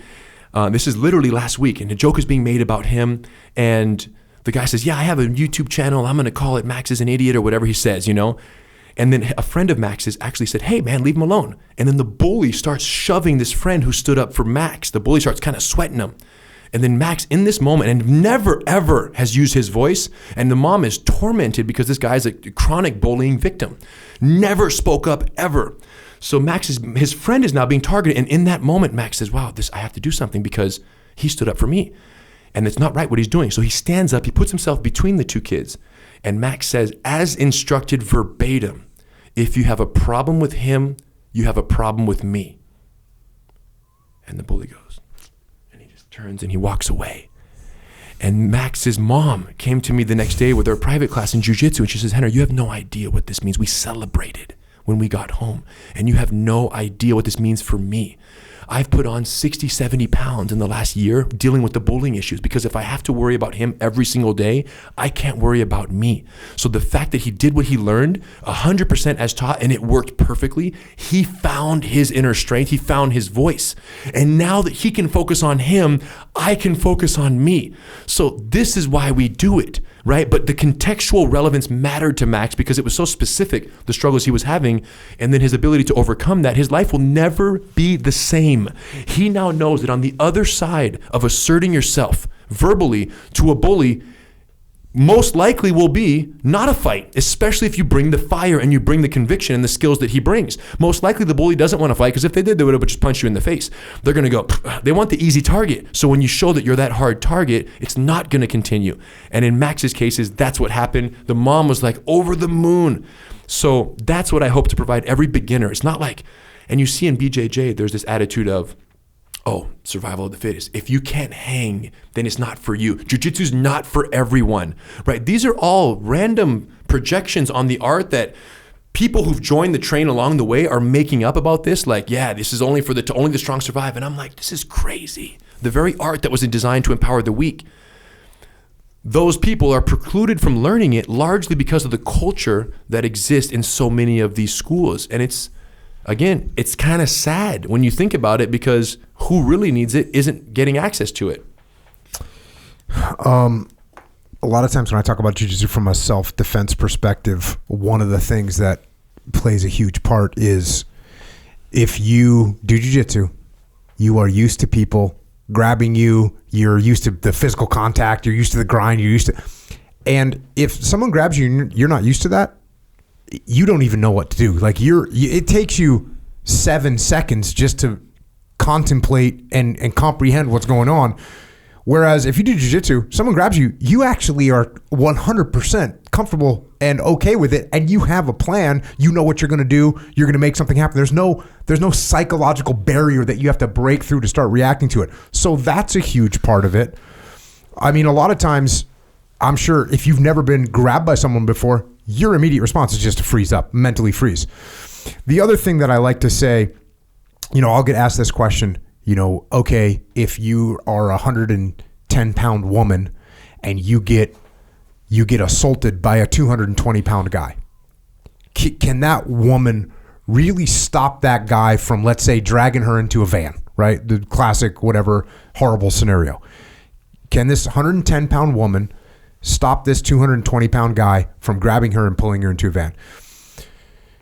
First of all, what you already mentioned is part of it. If that guy approaches her and he sees that she's going to be a problem, he's probably, and when they do interviews with perpetrators, they always say they're looking for a victim that looks like a victim. That's what they're looking for. They're not looking for a hard time. Number two, can a 110-pound woman stop a 220-pound man from grabbing her and pulling her in a car?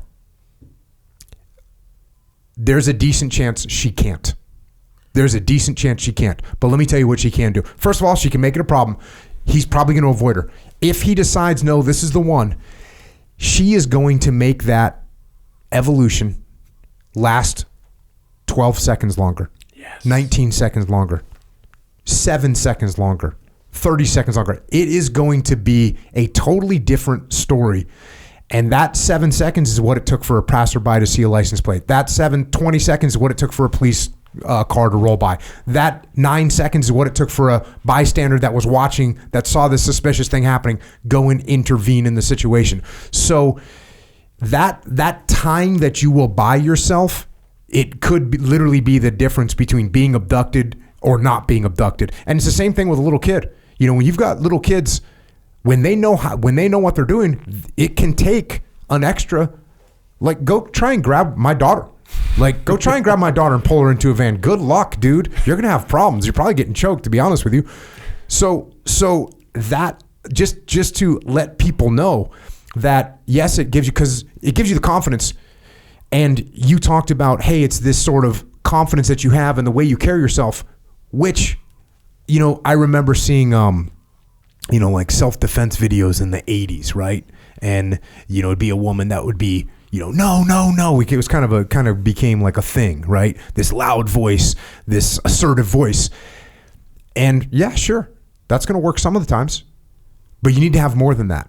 And that's what these techniques will give you. Maybe, look, there's a decent chance that someone, you react correctly. So a perpetrator just goes, I'm out of here. This isn't what I'm looking for. But if they are determined, it's going to cost them time. And that time could very well be the difference between a license plate being seen and someone else intervening, that person just saying, oh, I'm not putting up with this. So very important to think about that. Is the woman empowered? Is that a course? Is that the same thing? Are we talking check marks? Yep, it's exactly the same. Every beginner course is the same in the sense there's a card. There's 20 techniques. Women Empowered is 20 techniques.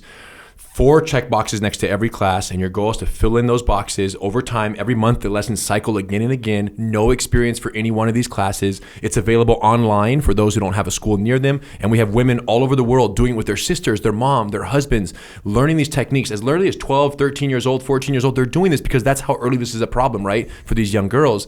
So 100% it's the same thing, but I love what you're saying because there's an absolutist kind of cohort of men online, largely men, who will go, that would never work. Like, we'll show a self-defense technique of me and Eve on Instagram and like, try that against a 200-pound guy, that would never work. And there's like an absolutist approach, which is, if you can't beat up this man and submit him and tie him into a pretzel, then what's the point of learning jiu-jitsu? And I love what you're talking about, because we explain this concept of the bystander intervention score. In fact, when a perpetrator is selecting a target, he's selecting the target as much as for who the target is as what the opportunity around that target presents. So he's looking for the low chance of bystander intervention.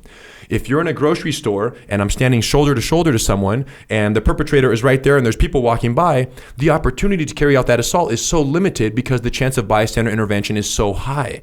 Same exact perpetrator, same exact potential target, put them on the path to the car, from the grocery store to the car, and he's waiting in the car right next to hers. No one else is there. It's 10 o'clock at night. There's only the checkout guy and you in the parking lot. That's a whole different opportunity. So he's more likely to act in that situation. And you're right. His determination to take action in that moment is a function of his belief that the chance of bystander intervention is very low. And if that's the criteria for why he's choosing to attack in that moment, what you're saying is accurate in the sense that you don't have to beat him up. You simply have to delay his successful strategy, whatever he has planned. You have to delay that long enough to where he concludes that the chance of bystander intervention is rising by the second, for two reasons. Number one, you're slowing down the progression of the assault by making base, by going to the ground, by tangling up his legs, by tripping him in the process. Again, I'm not beating him up. I'm just preventing his outcome from being achievable. And then number two, you're drawing attention by yelling at the same time. You don't even need a bystander to come. You need that attacker to conclude that intervention is highly likely. And if he concludes that, he's out. And this is the best advice for women, is like, you don't have to beat the guy up. You simply have to convince him in that moment that you're more headache than what he expected.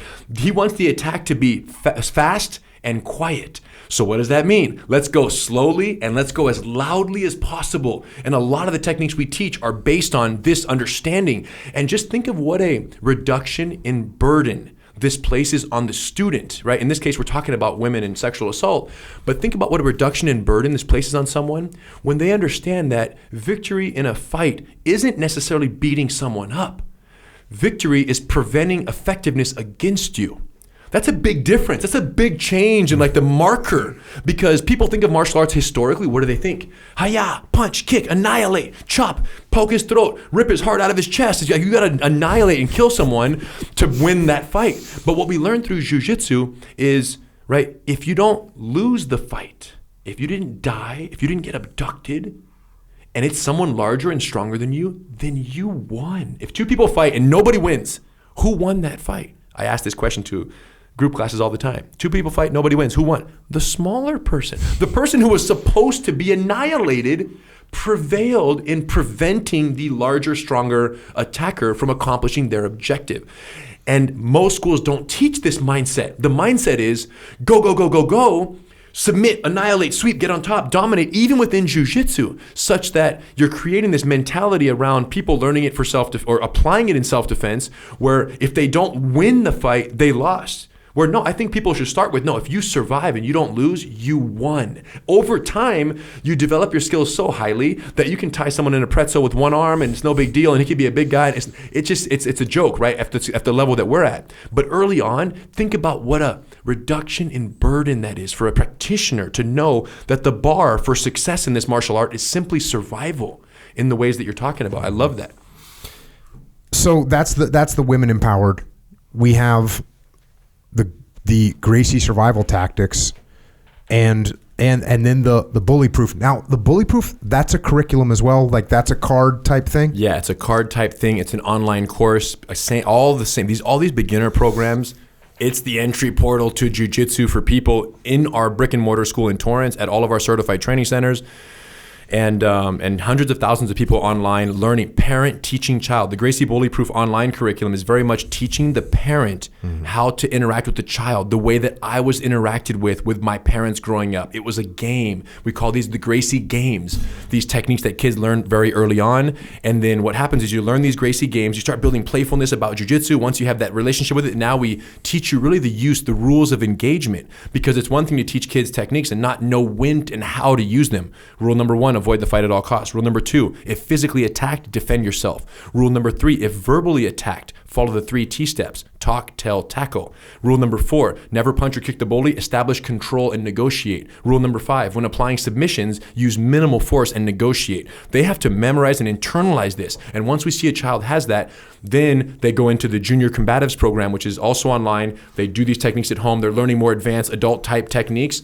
And then they're just growing. And then eventually, when the parent thinks the child is ready, they evolve into our Gracie Combatives and then our Master Cycle kind of advanced adult curriculum. And that kid could be 12 years old and is learning adult curriculum with their parent from home. Now hold on a second. How do you know anything about getting bullied? Like, holy cow, bro. Good how's question. Or is this inherent in the Gracie household? Yeah. So people think that because I'm a Gracie that, oh, you guys, family of legends, fighters, you never got bullied.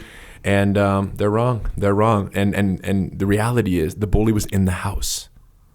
Hidon was the bully. My older brother. That's 2 years older, bro. Because he seems so super freaking nice. Listen, they explained the keep it playful movement, okay? This came way later in his life. He was not playful when he was 11, bro. It was nuts. So he comes out of the womb. 23 months later, I came out. That's a big difference. That's a big advantage. That's a big head start in the race. In a family of intense physical practice and jiu-jitsu and fighting from day one. So he has essentially 2 more years of jiu-jitsu at every phase of my life. So we're growing up in this crazy family, fighters everywhere, doing our thing. And he's just beating me up, normal brother stuff. And then we're getting older and it's happening, whatever, kind of frequently there. And everything's kind of okay. He just beats me up when he gets mad. He gets pissed off, let it out on Rener. Because Halak, the next brother in the lineup, was just too much younger. It was like abusive, but I was tall and we're kind of, whatever, close in age, so he would just beat me up. There was a time when our uncles were there. There's a very famous picture of all the uncles in front of a house on the grass, in front of a small little garden. That's the Torrance Red Beam house. We're talking the Machados, the Hanzu, Hoyce, Hoyler, my dad. When they all came here for the famous Chuck Norris seminar, where Chuck recruited my dad to bring some Gracies, and they all went, and they were all staying at our house on Red Beam. And they were all there, and it was so cool to have all these legends, right? Most people have idols they admire and heroes. They were all my uncles. They were my grandfather. They were in my family. So the guys I admired most were all there.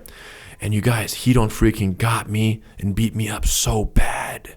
And I don't know if it's because, they were there that he felt this testosterone bump of yeah, I'm badass too. These are my uncles, but I'm the man. And I got the short end of the stick and he just ripped into me and beat me up. And sadly, hold on. So what is this? You guys are having, but you guys are having lunch. You guys are all hanging out, and all of a sudden he just hits a double. So here's the thing. No, and how old are you? I'm 9. He's 11. Okay. Right. So, or 10 and 12. So the problem is that I'm pretty sharp intellectually and verbally. Hidon is less sharp in both of those categories, but more physical. Very sharp and very athletic and very strong and very good at jiu-jitsu relative to me at the time. And just older and stronger and heavier and bigger. But the point is, the way these things kind of went is I was not innocent in every encounter. I wasn't just minding my business, doing homework, and I get beat up, right? I was a little sharp with the tongue and I would say, and then boom, boom, boom, boom, boom, boom, boom, boom. But at the end of the day, my final play was always one of intellectual, making him feel stupid, right? And then his final play was, all right, you want to do that? Then you're going to get it. Cool. So I wasn't entirely innocent. But the point is, it escalated, and I got beat up so badly, and they were all there. So the shame was 11 times what it would have been because all my idols were there. And I was laying on the floor, and he's beating me up, and he left, and I'm laying on the floor crying, in the fetal position. And I remember thinking to myself, I have been beat up many times, and he's done this other times for different reasons and to different degrees. But I will never forgive him for this one. It's one of the most profound feelings I've ever had as a kid, that I wanted to hold forever. 9 years old. I will never forgive. I will forget a lot of things. This one, I remember thinking on the floor crying, there's nothing that will happen ever that will allow me to forgive him for this incident right now in front of my uncles at the house on this fateful Tuesday morning on Red Beam Avenue in Torrance, California. And, that was it. And I held on to that, and I held on to that, and I held on to that. And, we fought many other times. Nothing as remarkable as this one. Although there was one time when we were like 13 and 15, we were playing on this trampoline before they had the nets, right? The crazy trampolines back in the day didn't have the nets. And we were fighting and he freaking let me have it on the trampoline, thought it was cool, like a UFC octagon, and he beat me up on the trampoline. And then he jumps off the trampoline to leave after I'm crying on the freaking trampoline laying there. So as he's getting off and he just let me have it, relentless, beating me up, because older brothers can do that, he's walking off. I run from the trampoline. He's on the grass walking. I run, I jump off the trampoline with both legs horizontal, and I spike him in the back between his shoulder blades, sending him flat onto his face on the grass. Full face plant and shock, like whiplash like you wouldn't imagine. Falls on his face, and I let him have it with everything I had. And by the time he got up, I was in the kitchen hugging my mom's leg. Mom, he don't. And she turns around and goes, he don't stop. And she yells at him in the kitchen and he freezes and like you could see it in his face. And it was one of those. But that was one where I came back with a vengeance and violence. And then our parents divorced. And they said, who do you want to live with? And I said, I want to live. This is like months later, years later, like it was this thing, right? They divorced and I said, I want to live with my dad. And all other 4 of my siblings chose to live with my mom.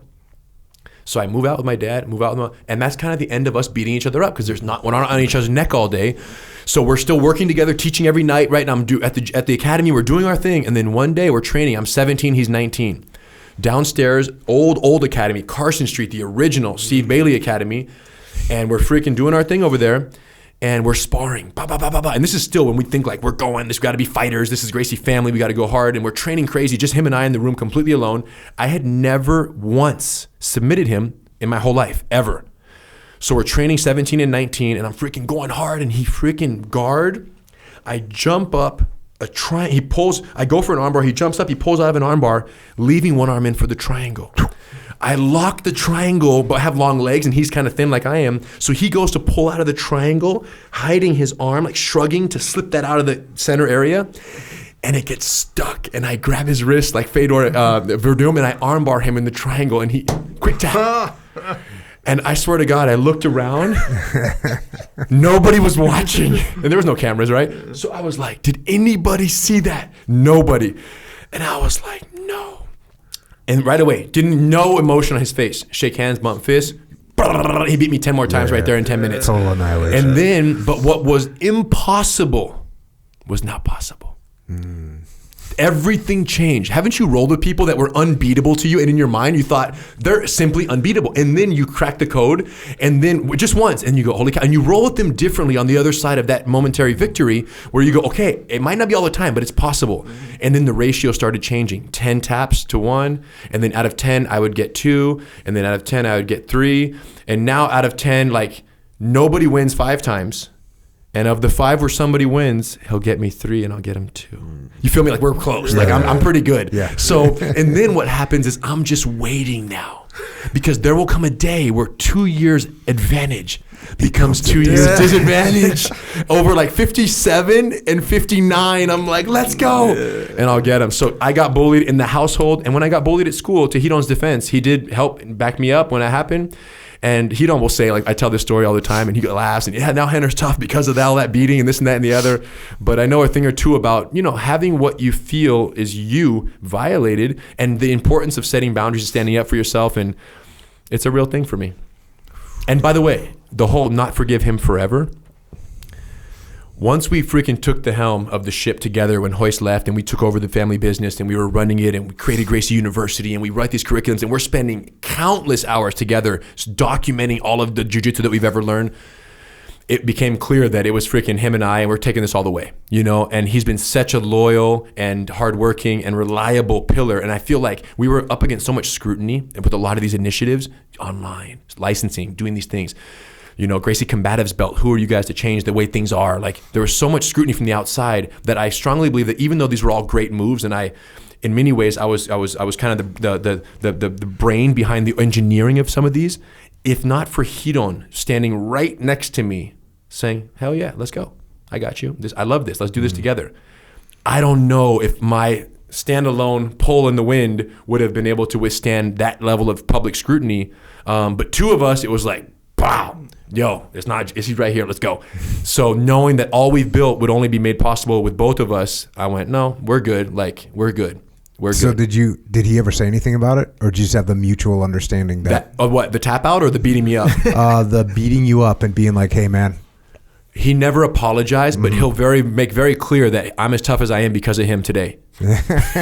So he's actually taking credit for it. That's classic. Keno's not very sentimental, so the point is, but it's all love, and man, he's everything and more that I could have asked for in a brother, and I feel I'm so lucky, and I feel like people who don't have what we have, it's just a different existence. Now we have kids together.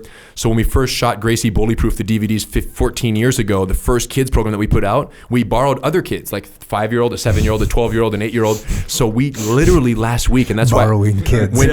So now we have children. I have a 4 and a 7-year-old. He has an 8 and a 10-year-old. So literally when Jack asked me to do the podcast with you guys or reached out to schedule, last Friday is what he proposed.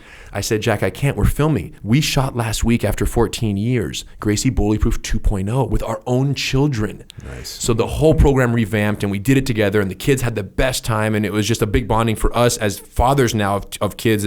He has 2 daughters, I have 2 sons, and I wouldn't have it any other way.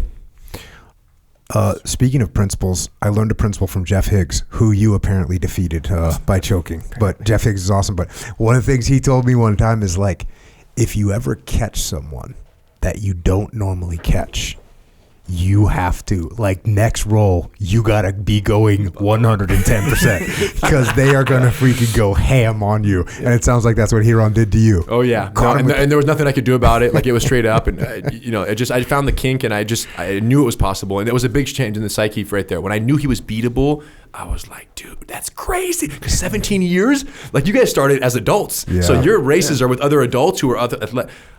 It wasn't even in my makeup that this would ever happen. So it was a big breakthrough, and that's hard to imagine. Because honestly, I think that's when I forgave him. Honestly, I think I forgave him for the beating when I became, boom, I'm here. Yeah. I'm tough. I'm badass too, like you. And he started respecting me, and he never beat me up. There's no more. At 17, 18, 19, we were already older, and we had so much other things to worry about as a united front to run this business and take it to the world. That I think that was the moment, honestly, where I went, holy cow, he's human like me, and it's all good. We mentioned Gracie survival tactics, and I think this is important. A lot of law enforcement listen to this podcast, and this is a huge topic. And in the current environment that we're in right now, where did Gracie survival tactics come from? Where is it right now? Yeah, honestly, it traces back to the Rodney King incident, right? Early 90s when that happened, and then LAPD right afterwards contacted the family and said, hey, we need help kind of revamping our defensive tactics program. So they created a civilian expert panel of civilians to come together of different disciplines, my father being one of them, and to suggest different ideas and what can we do. And of course, law enforcement use of force became under high scrutiny, not just for LA, but nationwide.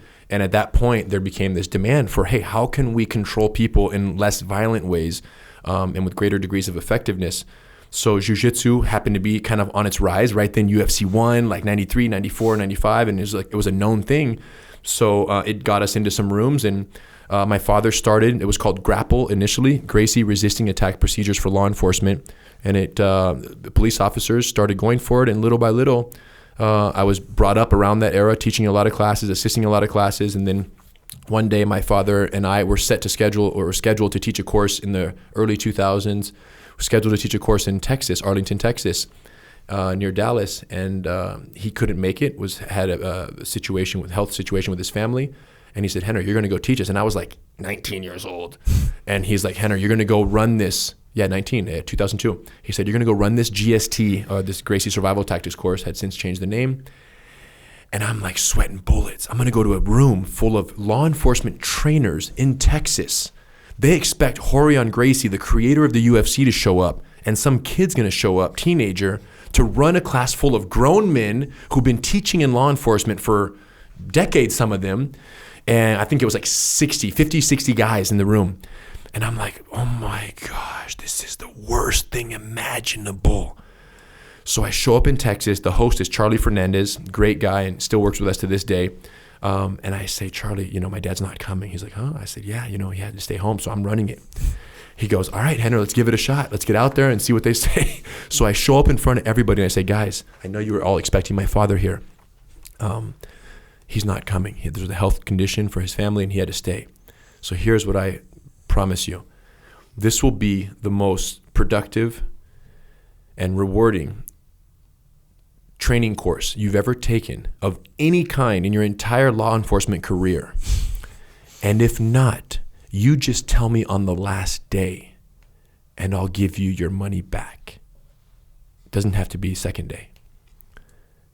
Let's have some fun.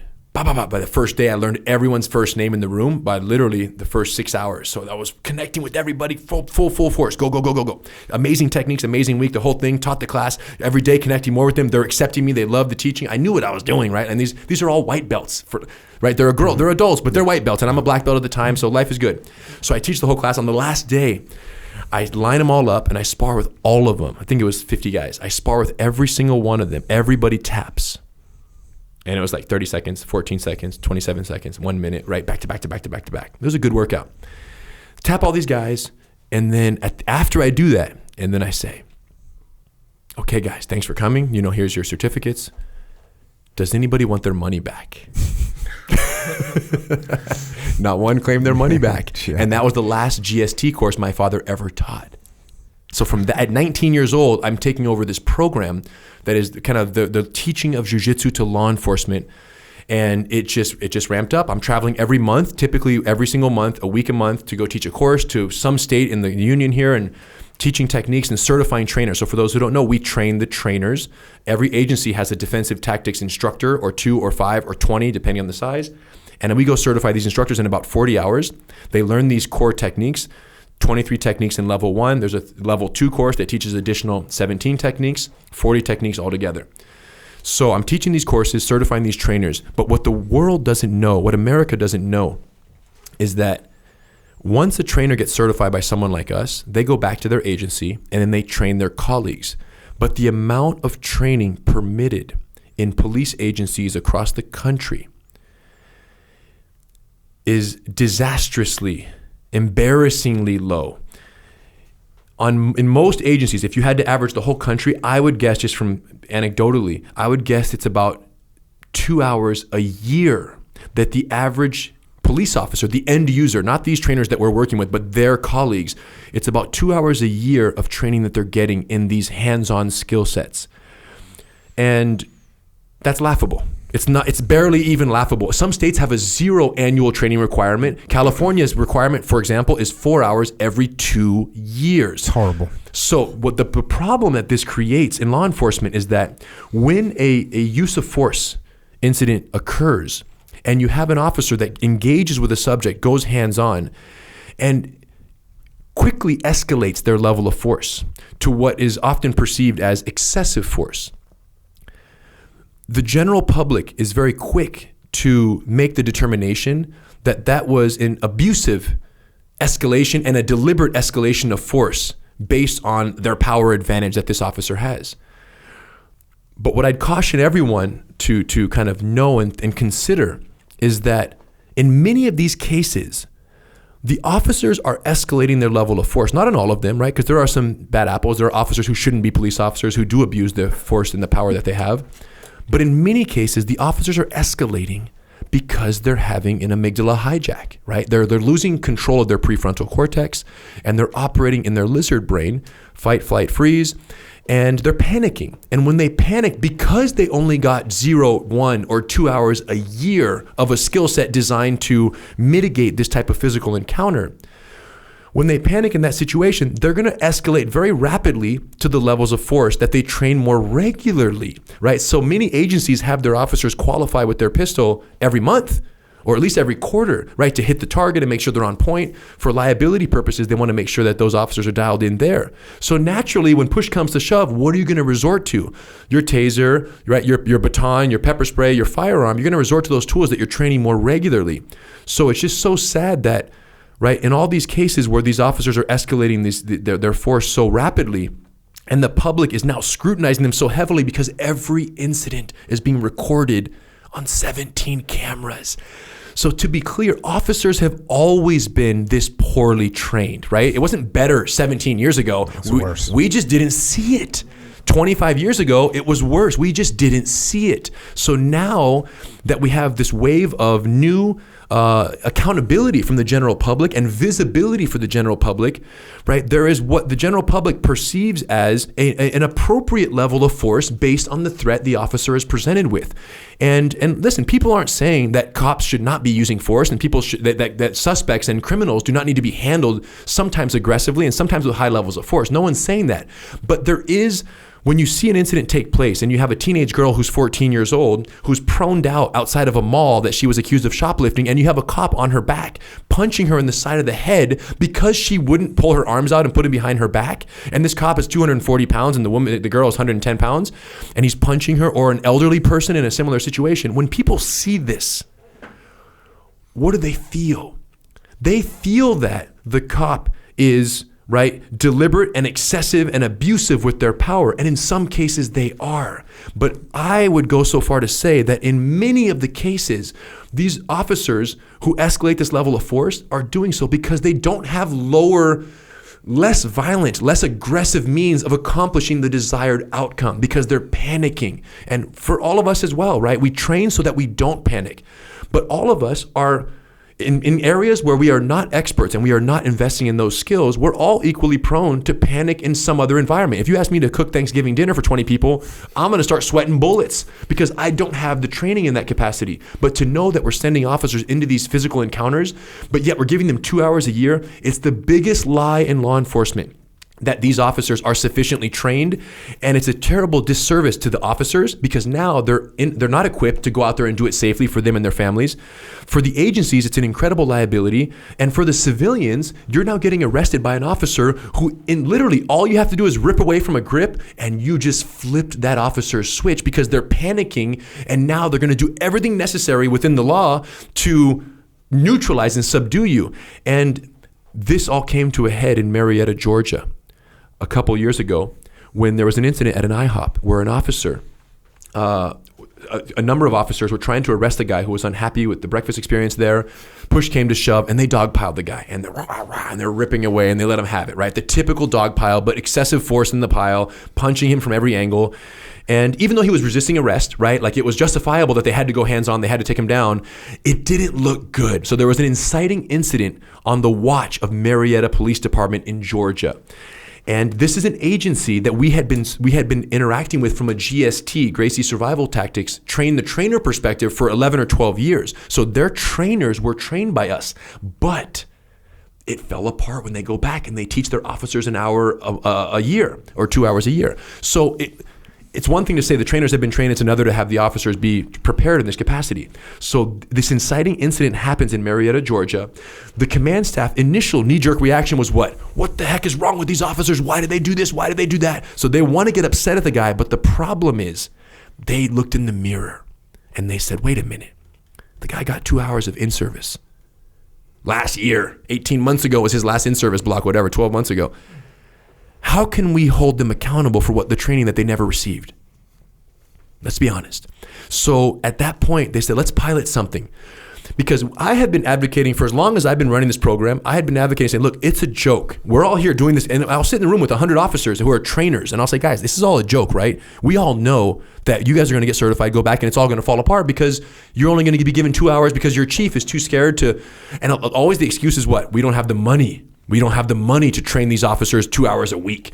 We don't have and workers' comp. We're scared of injuries of the officers on training, so we don't want to put them in any physical encounters, not realizing that if they don't train, when they get in the use of force in the field, they're more likely to injure themselves. So it's one of these. So I have always heard the reasons why command staff will not approve regular weekly training. My recommendation is the minimum 1 hour per officer per week in America everywhere. And that's like barely scratching the surface.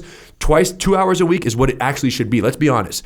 You lift twice a week. You everything you do, if you do a thing, you better do it twice a week or you don't do that thing. right? That's just a known. If you don't surf twice a week, you're not a surfer. You know how to surf, but you're not a surfer. If you don't do jiu-jitsu twice a week, you're not doing jiu-jitsu. So anyways, I've always said this, but I've always get roadblock. Click, Henner, they won't never approve. They'll never approve. So Marietta, who'd been known us for 11, 12 years, decided we're going to pilot a program where we're going to get new police recruits, and we're going to allow them to train at a local civilian-owned Brazilian Jiu-Jitsu school, carefully vetted Brazilian Jiu-Jitsu school, where they can do regular classes a couple nights a week after their police academy training throughout the day. And let's see how this goes. They put these recruits through that. The recruits that came off the line were very clear. The most confident, the most mentally prepared and well-adjusted, right, to deal with altercations than any class that had ever come off the line. They go out in the field, and within weeks and months, they're using the techniques that they had learned in jiu-jitsu.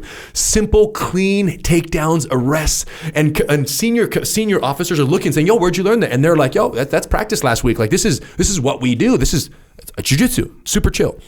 So it was so successful with the recruits, this kind of pilot study, that they said, let's open this to the entire agency. Let's let every officer who wants to train jiu-jitsu on the department's dime. And they did it. 95 out of 145 officers opted in to this training program at this jiu-jitsu school in Marietta under the command staff there. And the data that came back 18 months later is the data that I've been waiting for 25 years since we've been teaching law enforcement. It's the data that every police chief in America needed to hear to neutralize their very much closed-mindedness to jiu-jitsu. So 95 out of 145, 18 months pass. The injuries, officer injuries in the 18 months following the commencement of BJJ as a regular supplemented practice every week, 18 months, the workers' comp injuries for officers in use of force encounters in the field went down by 48%, agency-wide.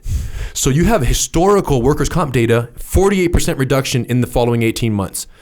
Number one. Number two, by the way, of the 95 officers who opted in and the other 50 officers who did not, 100% of the workers' comp claims came from the non-jiu-jitsu training officers. So the 95 officers who opted in that 18-month window, no workers' comp claims, 0 were attributed to their injuries. There weren't any to report. So what does it tell you? All you got to do is get the other 50 officers on board. And you should pull no punches to make that happen, because that's how much safer it is. 53% reduction in injuries to civilians in use of force encounters when the officer was one of the BJJ population. The untrained officers were more than twice as likely to hospitalize a civilian in a use of force encounter. This is common sense to us, but there was never data to substantiate it to the chiefs of America who need numbers to make actions, right? 59% reduction in use of force encounters at all. They studied a shift of officers where it went from officers who knew no jiu-jitsu, and they completely switched out that shift with officers who practiced jiu-jitsu the entire shift, and the use of force incidents overall went down by 59%. So anecdotally, they're saying, wait a minute. So you're saying not only are they less injurious to themselves and to civilians, they're less likely to have a use of force encounter if they know jiu-jitsu. Of course, for all the reasons we already explained. You can de-escalate verbally, and you can set boundaries when you're capable of enforcing them. So they're like, cannot believe this data. Now, it's only 145 officers, so we'll call it a relatively small. I've seen 6 officer agencies and 12 officer agencies, but this is a relatively small agency. $66,000 in change saved in workers' comp claims that never happened. This is one of my favorite numbers, because this was the number that I can now go back to every police chief who ever said, Henner, it's too expensive, because the cost of the training during this same period was $26,000. 2,600 classes at $10 a class for this particular relationship, $26,000. They had taken 2,600 classes. One reported training injury was a cracked nose when one of the guys was rolling. 0 workers' comp claims attributed to the training at this agency in the civilian sector, in the civilian training. And they're in there with civilians in the regular classes, bonding with civilians, building that community relationship. So all kinds of unintended, and we don't know what lawsuits were avoided as a result of this training being in place. So what additional savings? This is only the measurable savings. So now $26,000, take it off the top of the $66K that you saved from fewer injuries to officers because they're not clumsy in their uses of force. And we look at a net savings, a net profit of $40,000 for the agency at the end of all this, and more than paid for itself. So this is the type of relationship.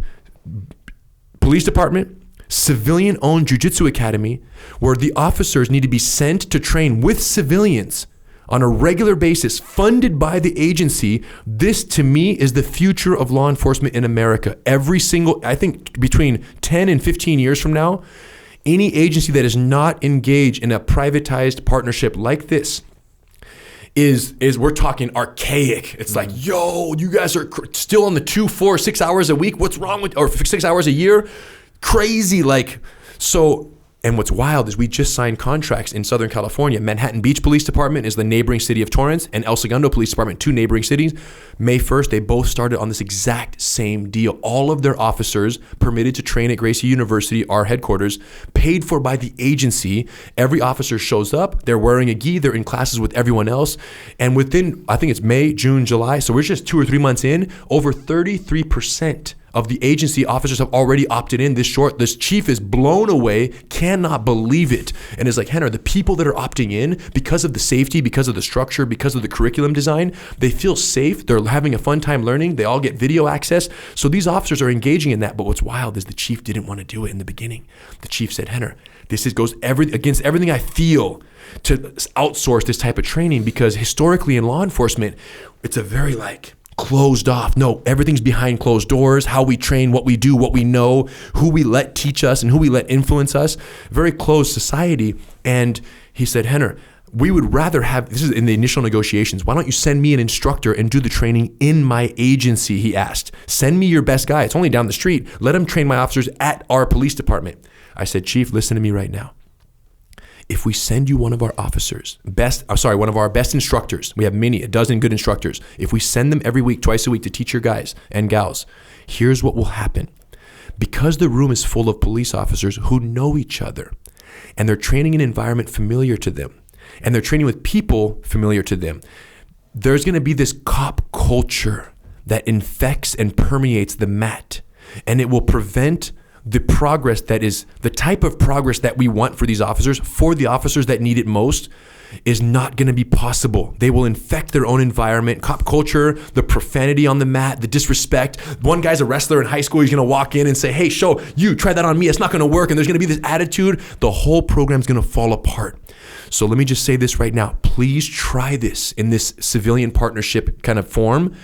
Give me 6 months. If it's not the best thing you've ever done for the agency, I will send you one of my instructors 6 months from now, and we'll do it from that point on. If it works, we keep going. He said, deal. We're 3 months in. And last Saturday, 2 Saturdays ago, Chief Jaime Bermudez of the El Segundo Police Department came to Torrance at the academy on a Saturday morning, and he authorized the pinning of a Gracie triangle pin, a bronze Gracie triangle pin on the right pocket duty uniform of Officer Sergeant Alex Levitt, the first officer of El Segundo to complete 100 classes in this partnership. Bronze pin is 100 classes, silver pin is 200 classes, gold pin is 300 classes. We agreed there should be some extrinsic motivator, the same way they have marksmanship pins or your sergeant or your SWAT pin. Recognize the thing that you want people to care about, and they will care about it more. So the pin got awarded to Officer Levitt 2 Saturdays ago, and he said, this is the best thing we've done. He couldn't be more excited about the partnership. He's excited for more. Officer Levitt's working on his silver pin now. And it's a little Gracie triangle, nothing on it, just a triangle. And it's on the pin. And he got this approved by the city, the whole thing, this chief, everything's official. So now you have El Segundo officers wearing a Gracie pin, driving around. And I call it the Gracie de-escalation pin. And they're so proud of it. So this is the future of law enforcement. Any agency that's not doing this, to me, they're pretending, right? They're like playing. They might be saying, okay, we're doing our 2 hours a year and we're doing jiu-jitsu and we're touching it. But until you enter this type of partnership with a civilian-owned school, you're never going to get the officers the culture and the training environment that they need to get these skills sharp, so that when Officer Levitt encounters, it's just another day of class. Mm-hmm. It's the only way. So we couldn't be happier with it. And I look forward to more of these partnerships and more agencies all over the country. Yeah, this is so badly needed across the country. I've been begging for this for years now, especially like after the George Floyd incidents and all these things that happened. Man, police need jiu-jitsu, 100%. There's I also want to say this. You know, I started off reading my little excerpt and I described jiu-jitsu as magic, right? Oh, it's jiu-jitsu magic. And I truly believe it's magic. But guess what? You have to learn it. You have to train it all the time. It's not magic that you can learn one time and now you got a magic trick. Now you can use it. It's going to work. Like, no, you actually have to practice this magic in order for it to work. You can't just take 2 hours. You can't just take 4 hours. You can't just take 6 hours. You have to train on a regular basis. You know, you put it out there as 2 hours a week. I've been saying that police officers should train 20% of their time. And that's not just pure jiu-jitsu. That's de-escalation. That's weapons. That's legal procedures. You should be training 20%. In the SEAL teams, we would train for 18 months to go on a 6-month deployment. Police officers train 2-4 hours a year. When you say defensive tactics, by the way, that a lot of time that includes like their weapons handling. They're cuffing people. When you're learning how to cuff people, that's not easy. There's techniques to learning to cuff people and to cuffing people properly. When they say 4 hours, it includes cuffing, it includes like weapons retention, it includes all kinds of stuff. Then you get this thing where, you know, people would ask me like, oh, have you ever used jiu-jitsu in combat? And I'm like, oh yeah, of course. People are surprised by that. And they're surprised by that because, you know, oh, I've got a gun. I've got, you know, a primary gun. I've got a secondary gun. I've got a bunch of friends with guns. I've got knives. Why would I have to use jiu-jitsu? Well, it's because when you enter into a building in Iraq, there's civilians in that building. There's people that are unarmed. You can't just go in and shoot everybody. So you got to deal with these civilians. How do you deal with the civilians? Well, you ask them to get down. Sometimes they don't get down. Sometimes they resist. Sometimes they're scared. Sometimes they're frozen. You have to be able to put hands on people and get control of them in a way that doesn't hurt them. That's what jiu-jitsu does. There's a scary thing going on when it comes to trying to subdue somebody with strikes. We were taught a technique called a muzzle strike. The muzzle strike is you have your weapon and you hit them in the face with your muzzle of your weapon, which is a very like sharp point, right? It's putting a lot of intense pressure into a very small area. And when we were taught this, and look, I was already doing jiu-jitsu. I already understood all this stuff. They're teaching like, hey, when you do this to someone, they're going down. And I knew that was not true because I punched a lot of people and I've hit a lot of people and I've hit people with blunt instruments before. And you don't always get a knockout. In fact, you rarely get a knockout. You very rarely get a knockout. So if your method of subduing someone is to hit them in the face with the muzzle of your weapon, or to hit them in the face with a baton, or to punch them in the face, or strike them in the face, and you think that's how you're going to get control of them, it just doesn't work. And what was really horrible about those muzzle strikes is when that muzzle would hit somebody, it would cause this acute, really heinous acute damage. So they'd get big, massive cuts. They're bleeding all over the place. They're scarred for life. By the way, it didn't knock them out. Now they're actually pissed and scared, and now they're fighting back even harder. So what does the practitioner do? Muzzle strikes them again. So you end up muzzle striking someone 5, 6, 7 times. All they're doing is bleeding all over the place. Now you still have to tackle them and try and get control of them. You don't know jiu-jitsu, so it's just a disaster. Jiu-jitsu, you don't need any of that. You can get control of people without striking them because striking is totally unreliable. Now, where are you at, or what are you hearing about chokes? Because there's been a lot of departments that have completely banned chokes of any kind.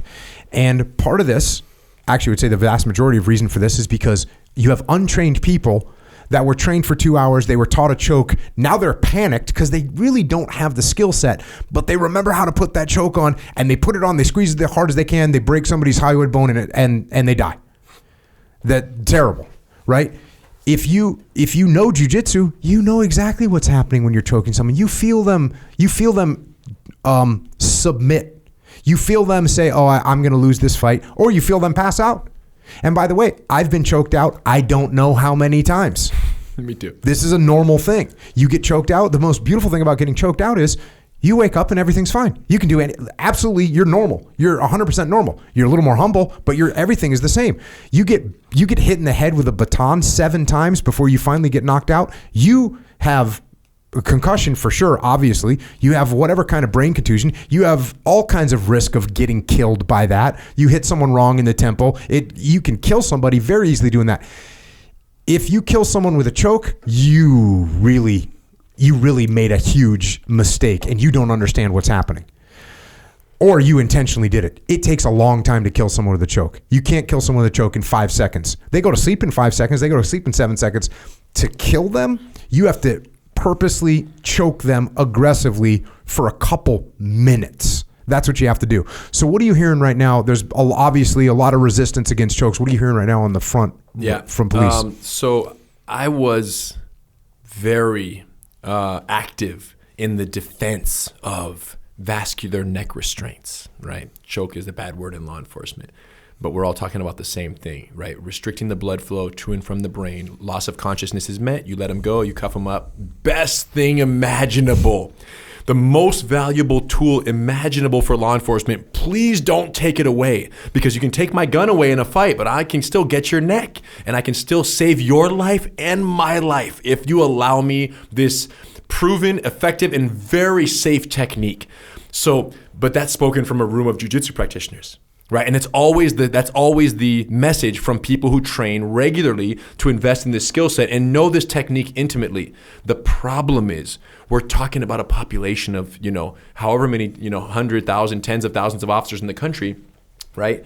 Hundreds of thousands, millions, who are getting that hour or 2 hours a year. And if one of those hours is here's how you choke someone, and all they remember is wrap the neck and pull as hard as you can, when does it work? What happened? What are the effects? What is the result? What's the aftercare procedure? If they don't have those things dialed in, it is more a liability than an asset. So for the longest time, I was of the opinion that because I'm speaking from this silo of jiu-jitsu expertise and how many chokes that we see on a regular basis and how safely are they used, because we live in that world and we see the millions of chokes on a daily basis that are completely no long-term adverse effects and are safely deployed and released when they're effective, it's a whole different perspective. So I just seen the amount of chokes that were used incorrectly, and just generally, listen, what I've learned with law enforcement is, they can't change too quickly, right? That's kind of what I've learned the hard way. Is like 25 years ago, I was like, we got to be training twice a week. No, nobody listening. You know what I'm saying? So instead of saying, screw it, I don't want to deal with you guys anymore, I'm not going to go teach law enforcement anymore, we kept doing it. And then Marietta, a couple years ago, has this thing. They finally do the model that we've been touting for however long in terms of regular weekly practice. And they have this glowing success. And now this influences others. So the point is, you kind of have to move at the speed of law enforcement, which is a massive institution, and it's very gradual. So my point is, I used to advocate much more strongly than I do now, and now I fall into the line of, for example, chokes. For offensive application, these vascular neck restraints are not part of GST anymore. Because what I don't want is the chief to come say, GST, they teach vascular neck restraints as an offensive tool, can't do it. In fact, in California, I was on a Zoom call with the California Post, Peace Officer Standards of Training Commission, about precisely this. They said, now that we're taking out vascular neck restraints by law, you cannot teach them as an offensive tool in California. What can we do instead of that? And we were there talking about like over under, like seatbelt grip, and there was like 7 or 8 guys. And on the call, I was like this, you guys, we're here all, and I'm a civilian, everyone else is a cop. And I was invited by LAPD, who we have a good relationship with. And I said, commission, I said, we're here talking about choke and over under instead and take this technique out. Why is nobody talking about the real problem here? Which is the fact that this California commission mandates only 4 hours every 2 years. Who are we fooling by pretending like that is the acceptable training minimum for an officer in California to go hands-on with a civilian, and we expect them not to escalate their level of force unreasonably in a moment of panic? Can we shift the conversation away from replacing the choke with an over-under and shift it to, and the guy said to me, he said, Rener, thank you for being here on this call today. He said, if you want to talk about that, it's a much bigger question and we should talk offline. And then boom, we stepped offline and we spoke privately. And he said, look, Rener, like it's a gradual thing. It's a slow moving ship. And basically, and we were not post certified at that time, which means Gracie, our program was not endorsed by the state. And basically, without so many words, he said, Rener, listen, if you want to make a difference, get post-certified for your current program.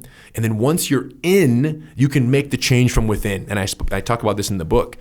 And I did just that. And I got California post-certified for Gracie survival tactics. Soon after, we got state certified in about 41 other states. And it's just been amazing because once you're state certified based on this state commission, you officers can come do your course without any problem. It's like, yo, if you go ask your chief, say, hey, I want to go to the Gracie course. Their first question, is it post-certified? If the answer is yes, go get it. Have fun. If it's not post-certified, which we weren't for 20 plus years, oh, but we don't have the budget and this and that. But if it's post-certified, it checks so many boxes in the state's requirements. So to answer the question, chokes, neck restraints, I strongly support them, but I've kind of put that sword down and I said, man, it's not worth the fight. The whole country's moving one way, and public opinion as well, by the way. Public opinion supports a lot of the changes that are being made. You don't got the public screaming out saying, no, let all officers use neck restraints because jiu-jitsu is safe and we need them to strangle us instead of punching us in the head or beating us with a baton. They're not saying that because they aren't educated. So you have an uneducated civilian population, you have an uneducated law enforcement population about the safety and effectiveness of these moves, and then you have the little jiu-jitsu community in law enforcement or guys like us who are kind of on the edge of that community saying, this is an amazing technique, please keep it. It's like the wave came and went, and now it's not even talked about anymore. It's not taught in any of our programs as an offensive tool, but we do teach the defenses to it. So in that sense, they're doing it, but they're doing it in the under the well, they have to learn to defend themselves because people know how to do it. Exactly right. MMA, and everyone's watching it. So everyone, and we've seen chokes. I've seen officers get choked in rear nakeds, and the officers don't know what to do. So we teach the defense, and in that sense, it's part of the discussion, but in a very much the other side of it. Yeah. I have a question real quick. Is that for all chokes, like all, what do you call it? Vascular neck restraints. Yeah. Is that for all of them, like a head and arm choke, for example? Anything, yes. Now it's the case where anything that prevents blood flow to and from the brain is considered a vascular neck restraint. If that's the intent of the move, like an arm triangle, a triangle, a Darce choke, anything, if its intent is to stop blood flow and to make them go unconscious, you're not seeing it taught in law enforcement. Now, there are a few states in the middle of nowhere, like out there, that they still have chokes at what they call like an intermediate level of force, where it's able to be used before firearm. It's not considered deadly force. I've worked with some departments where it's lethal force. There you go. And if you're going to choke, it's lethal force. So, and that's kind of, and that's the thing, is it's lethal force, and like I would be okay with that. I would be okay with the tool being permitted to be taught, so that if we're in a fight and the suspect has a knife or takes my gun, that I could wrap his neck, put him to sleep, handcuff him, and wake him up and save his life and save my life in the process. But there's some agencies now in many states where they say, no, you can't even teach it. So you could, if the guy takes your gun and is running towards someone else, you could run him over with your car before you could neck restrain him. Like, it's crazy how restrictive it is. Do you understand? Like, it's nuts. Well, there's a huge uphill battle to re-educate the world on the safety of neck restraints, and what's happened in the last few years has done nothing to help that, because there's been people that have died in terrible situations, and it's like, oh yeah, there's no one that's standing up and saying, no, that looked great, that was a super move. But if you have to come and arrest me, or you have to arrest someone I care about, please just choke me. So here's the thing we don't hear about, you guys. We don't hear about the unremarkable uses of force. Yeah. Right? We hear about the crazy, this guy killed this guy. What about all the neck restraints, which there are countless in law enforcement, where they were successfully used to not just the person stayed alive, but it saved lives. It saved my life, saved the suspect's life, because we used that tool. Arlington has a great example. They enter a house, they're clearing rifles out, SWAT team. The guy jumps on his bed, the suspect, crawling towards his headboard to reach in and get a hold of something. The SWAT officer he slings his rifle, he jumps on the bed from turtle position, sinks in the vascular neck restraint, rear naked, squeezes, puts the guy to sleep, wakes him up in cuffs. There was a gun in the headboard equation over there, and he saved both of their lives as a result of not shooting him. Yep. So we don't hear about that. That didn't make major news that this guy's life was saved by a neck restraint. So yes, in terms of re-education, when might this happen? 10 to 15 years from now, when every agency has every officer training 2+ hours a week, and they're learning these in the civilian sector, and they're learning them safely and how to deploy them, and they're capable, someone in law enforcement is going to bring back the discussion to say, look, lives are being lost because we're not having this tool. Can we please get it back at an intermediate or even at a lethal force level, but let us learn it and let us have our own judgment as to when we use these techniques. Yeah, and if you learn them correctly, you'll know what's going on, and you'll be calm, and you won't be freaking out, because you're training all the time, and that's what we're doing. Also, the secondary effects of this, like, you take a normal cop who's under all kind of stress. His family's freaked out, like things are going on, and you send him to jiu-jitsu class 3 times a week. His whole life got better. He's going to become a better, more relaxed, more confident, more competent human being across the board. This is going to have so much impact in anywhere that picks this up and starts moving in this direction. And you know what? My theory of 20% for training, that means, you work 5 days a week, and that means one of those whole 8-hour days is training. And people say, well, we can't afford that because, we can't afford, we need people on the streets. Who would you rather have on the streets? 100 cops during this shift that never get trained, or 80 cops that are highly trained, highly proficient, highly competent? Who do you want? There's something bad happening in your house, and you're going to have 10 officers respond that haven't trained in 9 months, or 8 officers that have been training 20% of the time. It's a no-brainer. It's not even a question. Everybody knows the answer to that. So there needs to be a mind shift that it's not just about quantity getting people out there to the street. It's how well are they trained. And training has to be happening all the time. It has to be sustained. And I'm happy to see what you're doing from that aspect. And listen, it's just a numbers game now, you guys. Every single agency, right? We have Marietta, we have El Segundo, we have Manhattan Beach, we have other agencies around the country that are engaged in these partnerships. All of them, Marietta was first, and the first that I know of with this type of prominent data, but all of them are producing data. So naturally, what's going to happen is eventually you're going to be a chief that looks at this, and it's like deliberate indifference, right? You're going to be guilty of not taking action when you could have taken action to provide ample training to your officers. And this idea of 2 hours a week, to me, it's the biggest lie in law enforcement, is that cops are amply trained to handle hands-on encounters effectively. And because the lie is so widespread and the general public thinks that officers are training, I think if you were to survey the general public, right? And the very general public, and say, hey, how much training would you say a police officer gets per year with their gun? They're going to say, I don't know, 10, 20 hours a month. How much training would they get on hands-on arrest and control tactics? Same thing, 10, 20 hours a month.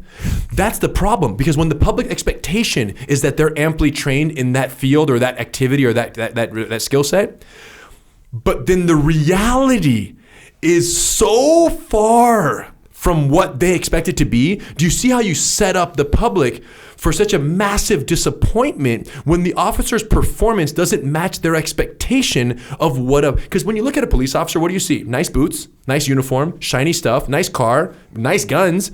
Everything is high quality stuff. So it's natural to think they must have money to spend on the things that matter. Boots, uniforms, cars, training, learn how to use hands-on skills so you don't have to rip out your taser too soon or your firearm too soon. That's a reasonable expectation from the public. But what we see is that's not the case. So the disappointment factor when an officer does escalate their level of force, whether it's right through abuse of the force or whether it's through amygdala hijack, the panic that ensues when you simply aren't prepared to handle a situation, that disappointment gap is so massive. And that is why the relationship between civilians and law enforcement right now is at an all-time low. In the history of the world, in America for sure, never has there been so much distrust and just lack of faith and belief in what law enforcement is capable of. And a lot of these are rooted on these violent videos where we look at it and we go, man, that cop could have handled that better. Every jiu-jitsu guy watches those videos and goes, you got to be kidding me. At some point, you know what's going to change? At some point, some civilian whose family member was killed, shot, whatever, run over, is going to sue their police department because their police officers weren't trained. There you go. And once that happens, and I would, if I was on a jury, I'd give that all day long. Like, your mother, father, brother, son, whatever, drunk, shoplifting, mouthing off, all of a sudden gets shot and killed. Somebody's going to go, hey, the kid wrestled in high school. Of course you pushed him. He did a double leg. What do you think he's going to do? Like, there's going to be a lawsuit like that. And the police should lose that lawsuit, because if I was in charge and I had police officers going out that were supposed to be responsible for being able to handle these scenarios, and I didn't train them, I didn't role play them, I didn't put them in scenarios where they're using simunition and figuring out when they can actually pull their weapon out or when they shouldn't, all those things, people are going to, someone at some point is going to sue these police departments for not training their personnel properly, and there's going to be a seismic shift in what's going on. At least there should be. I agree. And the more this data exists with more agencies, the stronger the case, right, the plaintiff will have in that situation. I agree 100%. It'll come to a head, but luckily there's progress being made little by little. Agents, and what's crazy, this is one last thing on law enforcement, and then we can move on, is that there's this general belief, lack of awareness, I would say, in the general civilian community regarding what law enforcement is as an institution. People believe that law enforcement is like a federal thing, like there's like police in America. And like military, right? Or like the FBI or like a federal agency. A lot of people have no idea that every single agency is its own independent entity, every single one. So that means that Torrance, Manhattan, El Segundo, Hawthorne, California, within 5 miles of where we are, there's 7 different agencies. All of them have their own chief that decides what their own officers are going to do. So literally, there, whatever it is, 18, I don't know how many, 18, 20,000 agencies in America, every single one of them has to make the decision to step in this direction. And I think it's important that the general public know that, because then they realize that when one officer in the middle of nowhere in Iowa does something wrong and excessively, uses force excessively in a use of force encounter that goes viral on some video, that we not villainize all of law enforcement and say police in general are bad. I think it's so important that civilians know, okay, well, no, that agency is not providing ample training to their officers. But Marietta's doing a great job since their incident in IHOP went viral and they've tightened that up. Now they have no remarkable incidents because everything gets put out quickly. They're putting out fire with water. Like, they're doing a good job. So I think it's a disservice to law enforcement, to the communities, to the civilians nationwide to think of law enforcement as this one big thing. And we definitely have seen that, right, in the wake of, viral incidents that have, in terms of have really rattled the country. This generalization of law enforcement, I don't think it's fair. It's not true. It's not the fact. The fact is, because one agency performed poorly and has 0 hours of in-service a year, doesn't mean an agency that's doing 2 hours a week for every officer isn't doing an amazing job. And there are agencies in America today that are doing amazing work, and they should not be bundled in with the rest of these agencies who are stuck in 1980 and who still don't even do any jiu-jitsu. Even in that 2 or 4 hour block, they're not doing jiu-jitsu. But then you got other agencies, many of which I can think of, Bellevue, Washington at the top of the list, these agencies in Southern California. So there's all these agencies where it's like very progressive, lots of jiu-jitsu, lots of great training. And it's sad to think that because they're wearing a blue uniform, the general public sees them in many cases as the same as wherever middle of nowhere an officer who uses excessive force. And I think that's wrong. And I think that the public should be aware that it's not all the same. And the chiefs and the police chiefs out there need to know that it's up to them to carve out their own identity as a police department. And they have to hold themselves accountable if they don't want to be bundled in with the rest of American law enforcement, which is so highly criticized by the general public today more than ever. Yeah. Well, glad you're doing it. Before we get into the book, because in the book you refer to some of your business practices, one of them obviously being Gracie University.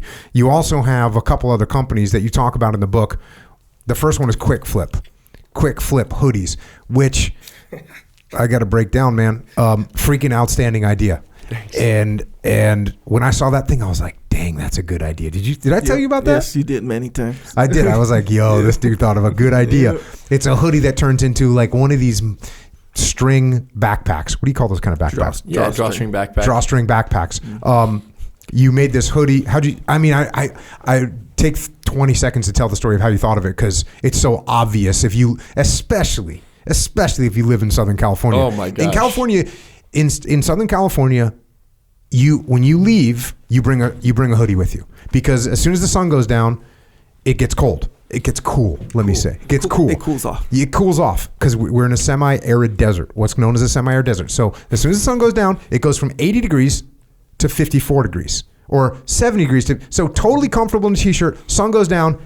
20 minutes later, you're chilly. You break out a hoodie. That's what everybody does. That's what I do. Been doing it the whole time I've lived in California.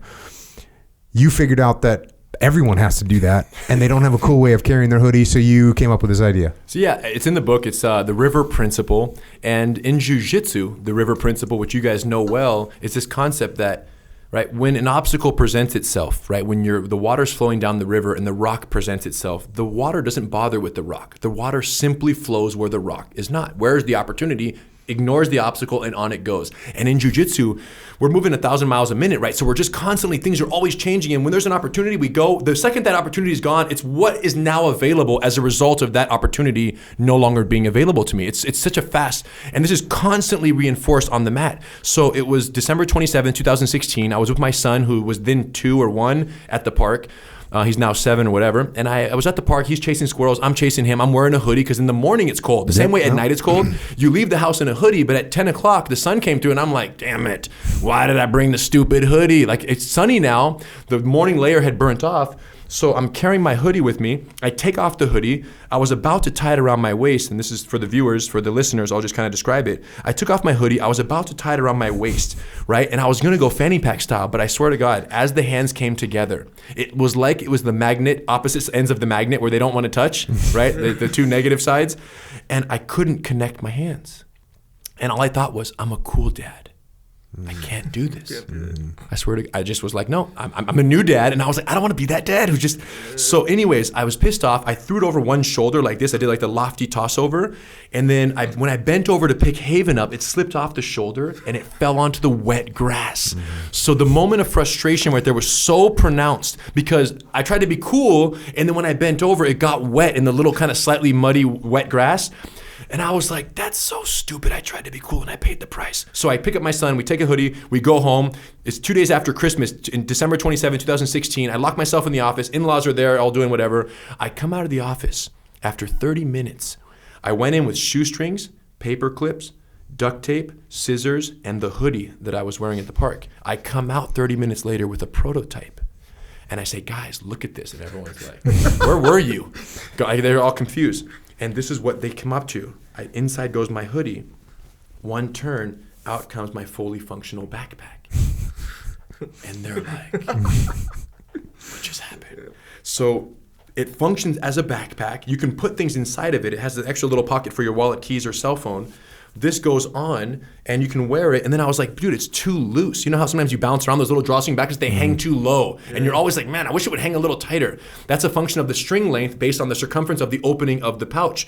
So I invented the world's flattest cord lock. And you can see it shaped like a paper clip because that's the tool that I took in. This is a Christmas tree lock. It locks up. And then you go here and on the same thing on the other side. And now you can go to any height with this. And now you can run, bike, hike, parkour, jiu-jitsu. This thing is not coming off no matter what. You can even shadow box because I watch your videos. You seem to I did it on Shark Tank. I did it on Shark Tank, dude. They loved it. So I did jiu-jitsu with Hito on Shark Tank with it. So then it goes in. And now when you get cold, my son's hoodie, when I leave the house right now, even if it's sunny, when I leave the house, I'm in a quick flip. My son's hoodie is inside the quick flip. And we're enjoying our time at the park, at Disneyland, whatever. So I'm going out the house and it gets cold in 3 hours. I reach in, take out his hoodie. Here, son, take this. Reach in, count to 3, please. Too slow. We're already back to the hoodie. And I don't have a backpack to lug around, the just-in-case backpack that you bring just in case you need a hoodie. It is the just-in-case backpack.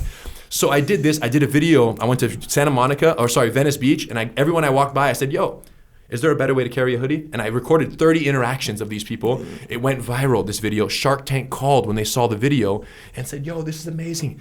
We want you to come on Shark Tank. So I did season 10 of Shark Tank, episode 23. Went on there, got offers from Lori, from Robert, and from Mr. Wonderful. And it was a great experience. It freaking blew us up the next day. We're selling, we're doing a bunch of that. And then lo and behold, we're selling direct to consumer, doing a great job, and things were awesome. And then we started getting calls from Google, from Intel, from Warner Brothers, different technology and large corporations saying, hey, that's cool. We want to do Warner Brothers for all producers all across America, 3,500 hoodies with our logo on it. And I was like, pivot principle 21. I'm like, of course, right? It's not just the hoodie that they want to buy a quick flip hoodie. Let's put their logos on it. So then I realized the real opportunity was in the custom labeling of these hoodies for these different organizations. And that kind of kept going and kept speeding up until eventually Disneyland called. And look at this, Avengers hoodie, fully dialed in, fully sublimated. And of course, you're at the park, one tuck and roll, and it's your Avengers backpack. Of course, you're at the parks, on, off, throughout the day in every line. So then I thought that was the holy grail, but it went one step further. which is the first ever Jocko fuel. Check. Quick flips.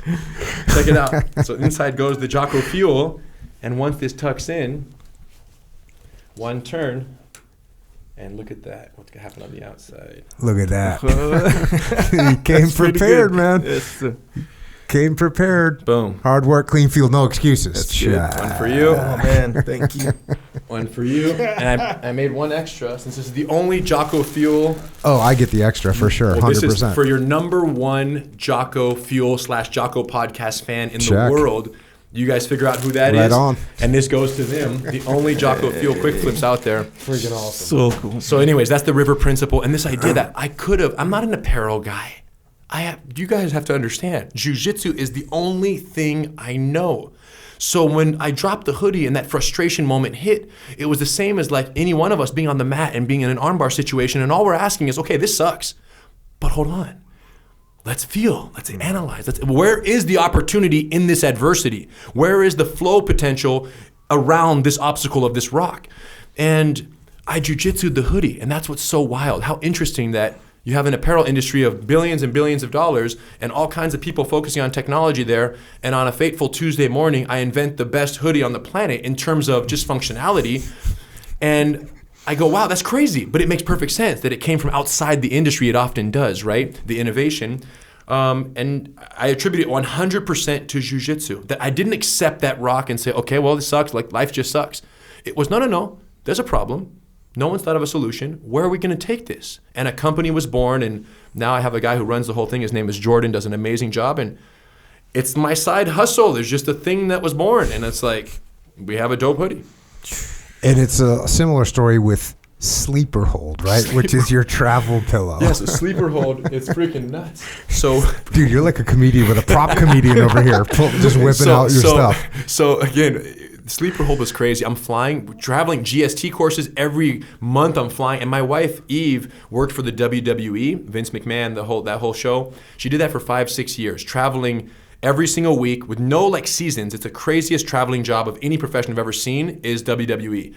And they travel every Wednesday, travel every Friday, come back every Wednesday. So we're both traveling every month for several flights. And I'm sitting next to a guy one flight, and he's just boom. And we've all experienced it, the freaking bobblehead. And I'm sitting next to this guy, and I took a little selfie footage of that. And when I landed the flight, I texted it to Eve, and I said, babe, we're going to solve this problem. We're going to invent the solution to this. Because he was wearing one of those conventional U-shaped memory foam pillows. And I said, we're going to solve this. And I ordered 2 airplane seats on eBay. And within 3 days, they're in my garage. Airplane seats are actually in my garage. And we go to work with every strap, every rubber band, every mechanism you can imagine to connect to the seat back / headrest of that airplane seat. Tinkering, messing around for several months, come up with the first prototype. This is awesome. So it's all about supporting, because every pillow on the market tries to support bobblehead at the neck. Right? So basically, as your head bobs, they try to say, okay, we're going to put something under here. The problem is, from a pure jiu-jitsu standpoint, supporting at the neck is the shortest lever, because you're going from the base of the neck to your jawbone, and that's a very short lever. The way to stop a head from bobbing is that you need the longest lever, which is right here. That's a much longer lever and will require much less force to prevent the head from bobbing. The problem is there is no mechanism that holds your head up in an efficient and socially acceptable way that looks okay when you're using it. So we went to work on these straps and blah, blah, blah, blah, blah, and fast forward, 6 months, we finally figured it out. We patented it. And then we got busy with Quick Flip. Around the same time I invented Quick Flip, and I had to choose which invention am I going to take to market. And I chose Quick Flip. I felt it had a more widespread use. So we sat on Sleeper Hold for 3 or 4 years, and then Quick Flip blew up, did its thing, and then COVID struck. And then I'm like, thank God we didn't launch Quick Flip, because now no one's traveling. This thing is completely fell asleep for a year and a half or so. No one was traveling. And then post COVID, we finally said, man, I'm going to do this. I was using it traveling to Cincinnati for a keynote at Procter & Gamble, leadership jiu-jitsu keynote. And on the flight, a woman behind me sees me strap in basically this contraption that holds your forehead, covers your eyes, pillow behind your neck, and completely eliminates bobblehead with perfect head support. Right, so I strap in, and she literally touches my shoulder. Random woman in the class, in the airplane. Her name was Patty, and she said, "Sir, I just have to ask you, what is this?" And I said, well, I'm so glad you asked. And I had my videographer there because we were going for this keynote. So I'm like, Cole, record this right now. Everything you hear, put the mic on, let's roll.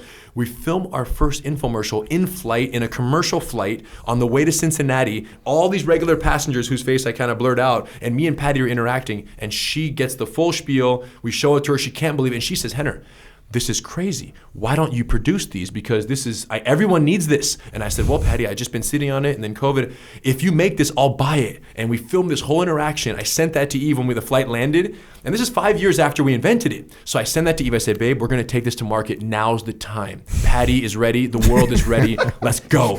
So then we did 6 months of preparation. We launched it on Kickstarter 4 months ago. And we sold 31,000 pillows in 40 days on Kickstarter, $1 million raised, and it's the #1 travel pillow ever crowdfunded. And the shipment of 50,000 pillows just landed last week, and we're shipping this week to customers all over the world. And another company is born, again, out of necessity, Jiu-Jitsu.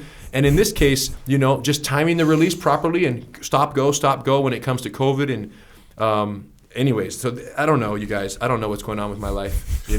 I teach jiu-jitsu. I teach police officers. I invented a dope hoodie, and I solved in-flight sleep deprivation. And these are my side hustles. So, anyways, you have his pillow, or do I need it? Yeah. Okay. If you need another one for your daughter, yeah. Okay, sweet. At what point?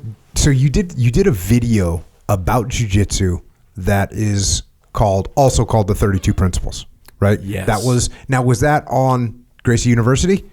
Yes, it's an online course, and this was during COVID. We all know that there are principles on which all of jiu-jitsu is based. We all know that because there's so many similarities with so many different techniques that even without naming them and identifying them and classifying as a curriculum, it's just a known thing. But I feel like they were largely unclassified, especially on the micro level. What are the macro principles? Leverage, timing, control, efficiency, which is a blend of leverage and timing and control.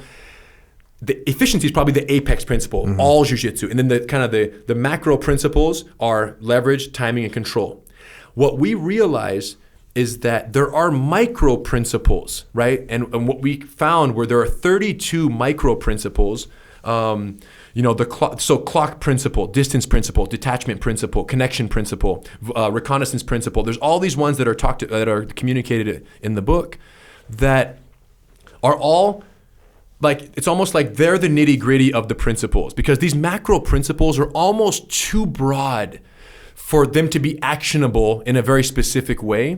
And when me and Hidon kind of realized that there were these 32 micro principles, we thought, wow, this is beautiful. If we can classify these, we can visually teach them, we could really impact Brazilian Jiu-Jitsu, because it's almost like we would give all of the people who practice Jiu-Jitsu kind of like the alphabet on which their language is based. Because it's one thing to learn a language through osmosis, right? You grow up in a household speaking Portuguese, you learn Portuguese. Imagine if you spoke Portuguese, right, and you just heard the language your whole life, and by the time you're 20 years old, you realize there's an alphabet that makes sense of all of that. I feel like these 32 micro principles are the alphabet for jiu-jitsu. There is no jiu-jitsu technique that doesn't rely on one or more of these. In most cases, jiu-jitsu techniques rely on 2, 3, or 4, or sometimes more. And for students to have that level of clarity on what those principles actually are and call them out of their jiu-jitsu changes everything. Because what happens is when a student knows the principles that make their jiu-jitsu possible, they can lean into them more deliberately, and they can make deposits in those principles more deliberately. Because at the end of the day, when any one of us is doing jiu-jitsu and you guys are rolling with each other or anyone else, and you land in a position that you don't know a technique for, it happens to us every day. I've never been here before. What the heck is this position? What do I do right now? What happens, whether it's a conscious effort or not, for all of us who've been around the mat for years, decades or more, is what I call a 32 principles diagnostic. Your body pulls from the principles that you've immersed yourself in for any number of years, and based on all of your experience, you create a solution, a unique solution to that unique situation that you've never experienced before. And it's magical, right? Haven't you seen anyone you admire in jiu-jitsu come up with a solution for a situation that you just asked about? And you're like, how the heck did he make that up right now? And the answer is, it's not that he had that in the catalog. He didn't have that in his database. He puts himself in the position, I don't know, let me see, lay down, get on top of me, let me see. We always hear the masters do that, right? And then in that moment, they just make it up. So what they're doing is they're calling on all these principles. And when I lay down in a position of a foreign position for me, I'll lay down and I'll just get someone on top of me. Here's the threat, or it's happening while I'm rolling. My body automatically scans all 32 principles for their efficacy and validity in that situation. And then let's say these 4 are possible. It's a rapid process. These 4 are possible, but these 2 are going to require too much strength. This 1 is going to require me to expose myself to punches in a way that I don't think is favorable. So this is the remaining principle, or 2, whatever is remaining after all that I'm going to use to create my solution right now. And you invent a technique that is based on that principle or 2. And that diagnostic happens every single day on the mats in real time. That diagnostic process and your diagnosing capabilities is increased exponentially if you know what those principles are by name, right? You have a curriculum, you have a relationship with each one of those principles. When you get in those unknown situations, you can create solutions rapidly and on the fly, exponentially better than if you don't have a deliberate and a really true relationship with those principles. If it's just kind of esoteric and it lives in the background and you've never really studied it.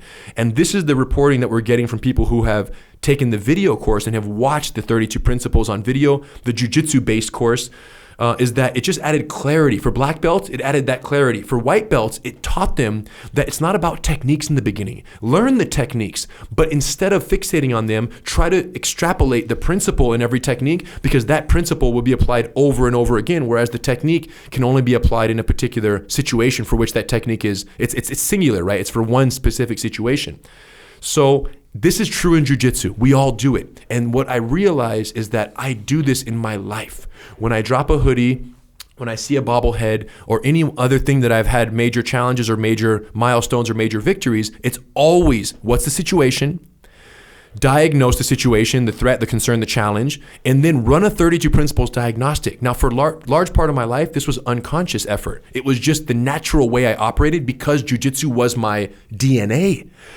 Now that I've classified these 32 principles with my brother and created this published curriculum, and they all have names, I looked back and I went, holy cow, the extent to which these 32 principles played a part in that milestone, in that negotiation, in that victory, in that invention.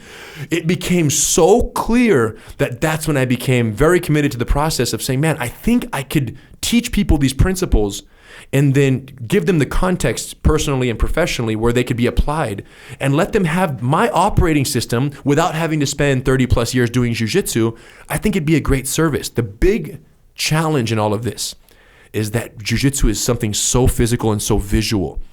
And when I first contemplated writing the book, I felt limited by ink on paper, and I went, I don't know, dude, to communicate the detachment principle with written word on paper, I might lose some in translation in that interpretation there.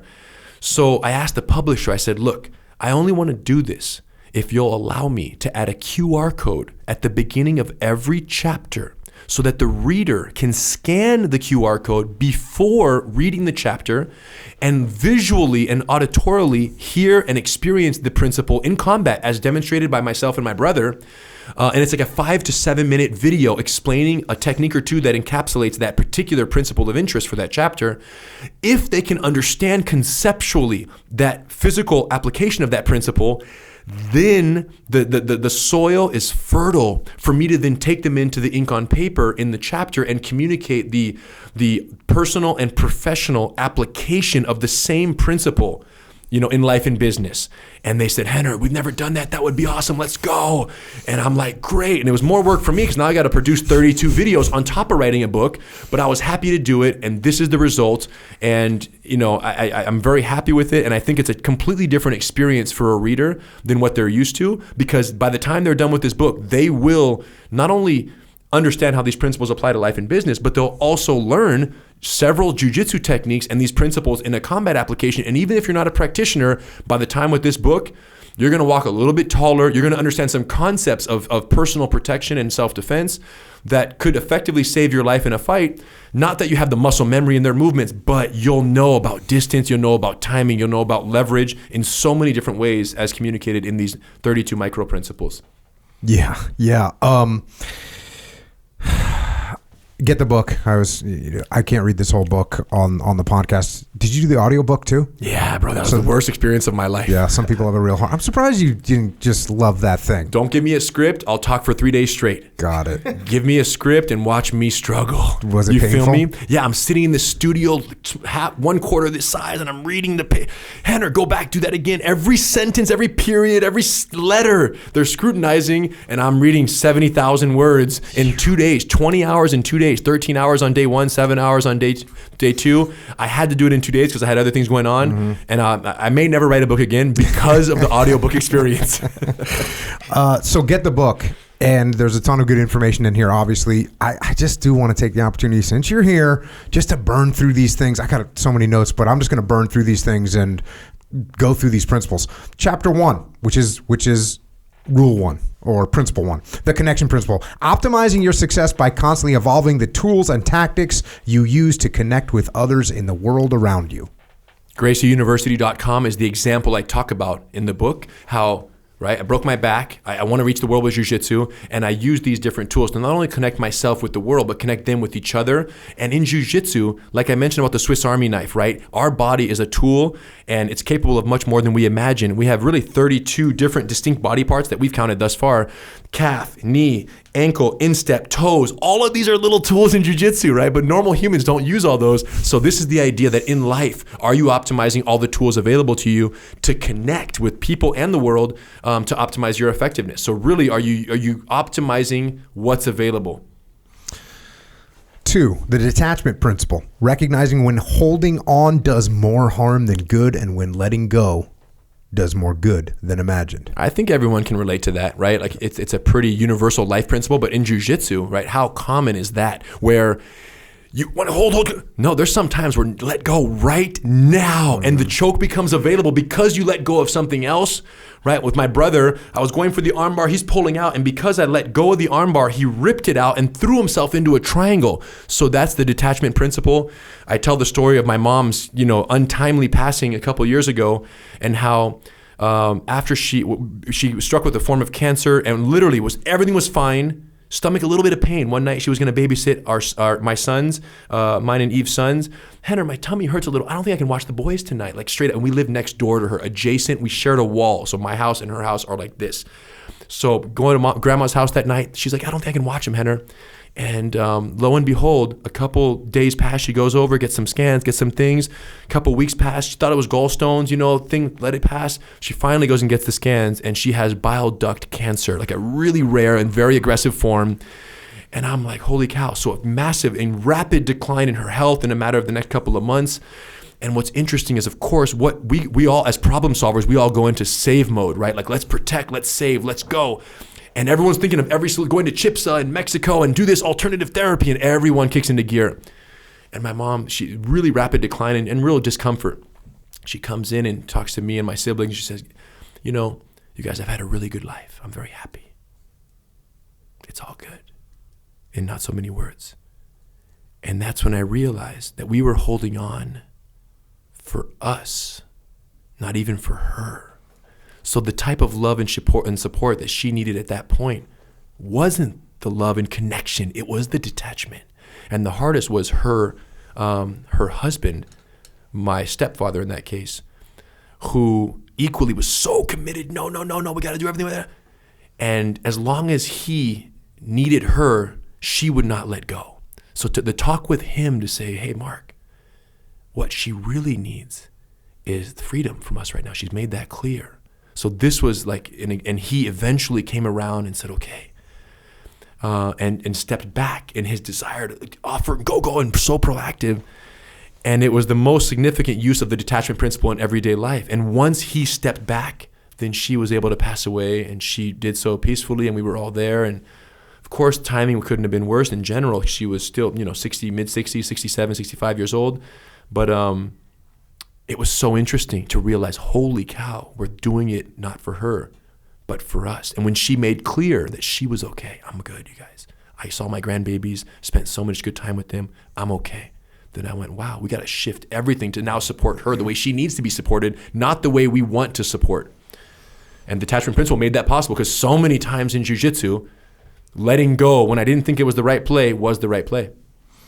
Yeah, that's a powerful story that you write in the book. And again, that's what the book is. It's various stories, either from your personal life. You also have stories in here from other people, what they've been through, how they utilize the principles.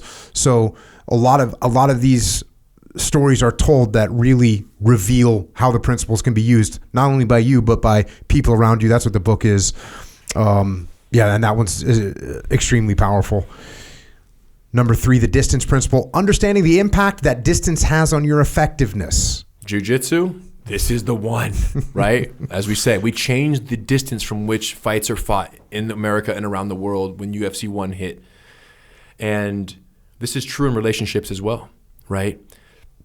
You got to be careful, because in a fight, the way we explain it is jiu-jitsu strategy. You want to be all the way out, or you want to be all the way in. And if you're not careful, you end up in what's called the red zone in a street fight or in an altercation, where the red zone is where you're not all the way in, you're not all the way out, and you're punchable. It's the tip of the punch.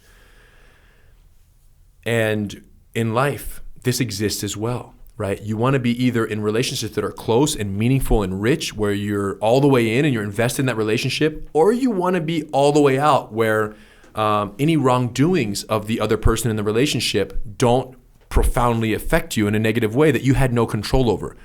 Because if you exist in the red zone, where you're in, but you're not all the way in, then you expose yourself to that relationship red zone where damage can be done. Serious damage can be done. And I tell a story about relationships where my failure to manage the distance effectively caused some people that existed with my brother and I in the relationship red zone to do damage, irreparable damage that I to some degree take some ownership of, even though I had nothing to do with it. The fact that this person used our reputation, and the fact that there was a relationship, but the fact that we weren't close enough to mitigate the damage and to prevent it from furthering, I have some sense of ownership of that. So it was a chapter where I talk about a failure to manage the distance effectively and the price I paid as a result. Number 4, the pyramid principle, investing in a strong foundation. You got number 5, the creation principle, beginning with the end goal in mind and then using targeted actions to make your vision a reality. One thing I found interesting about that one is when I teach kids, when you teach an adult like how to pass guard, you need to tell them, like, okay, put your hand over here.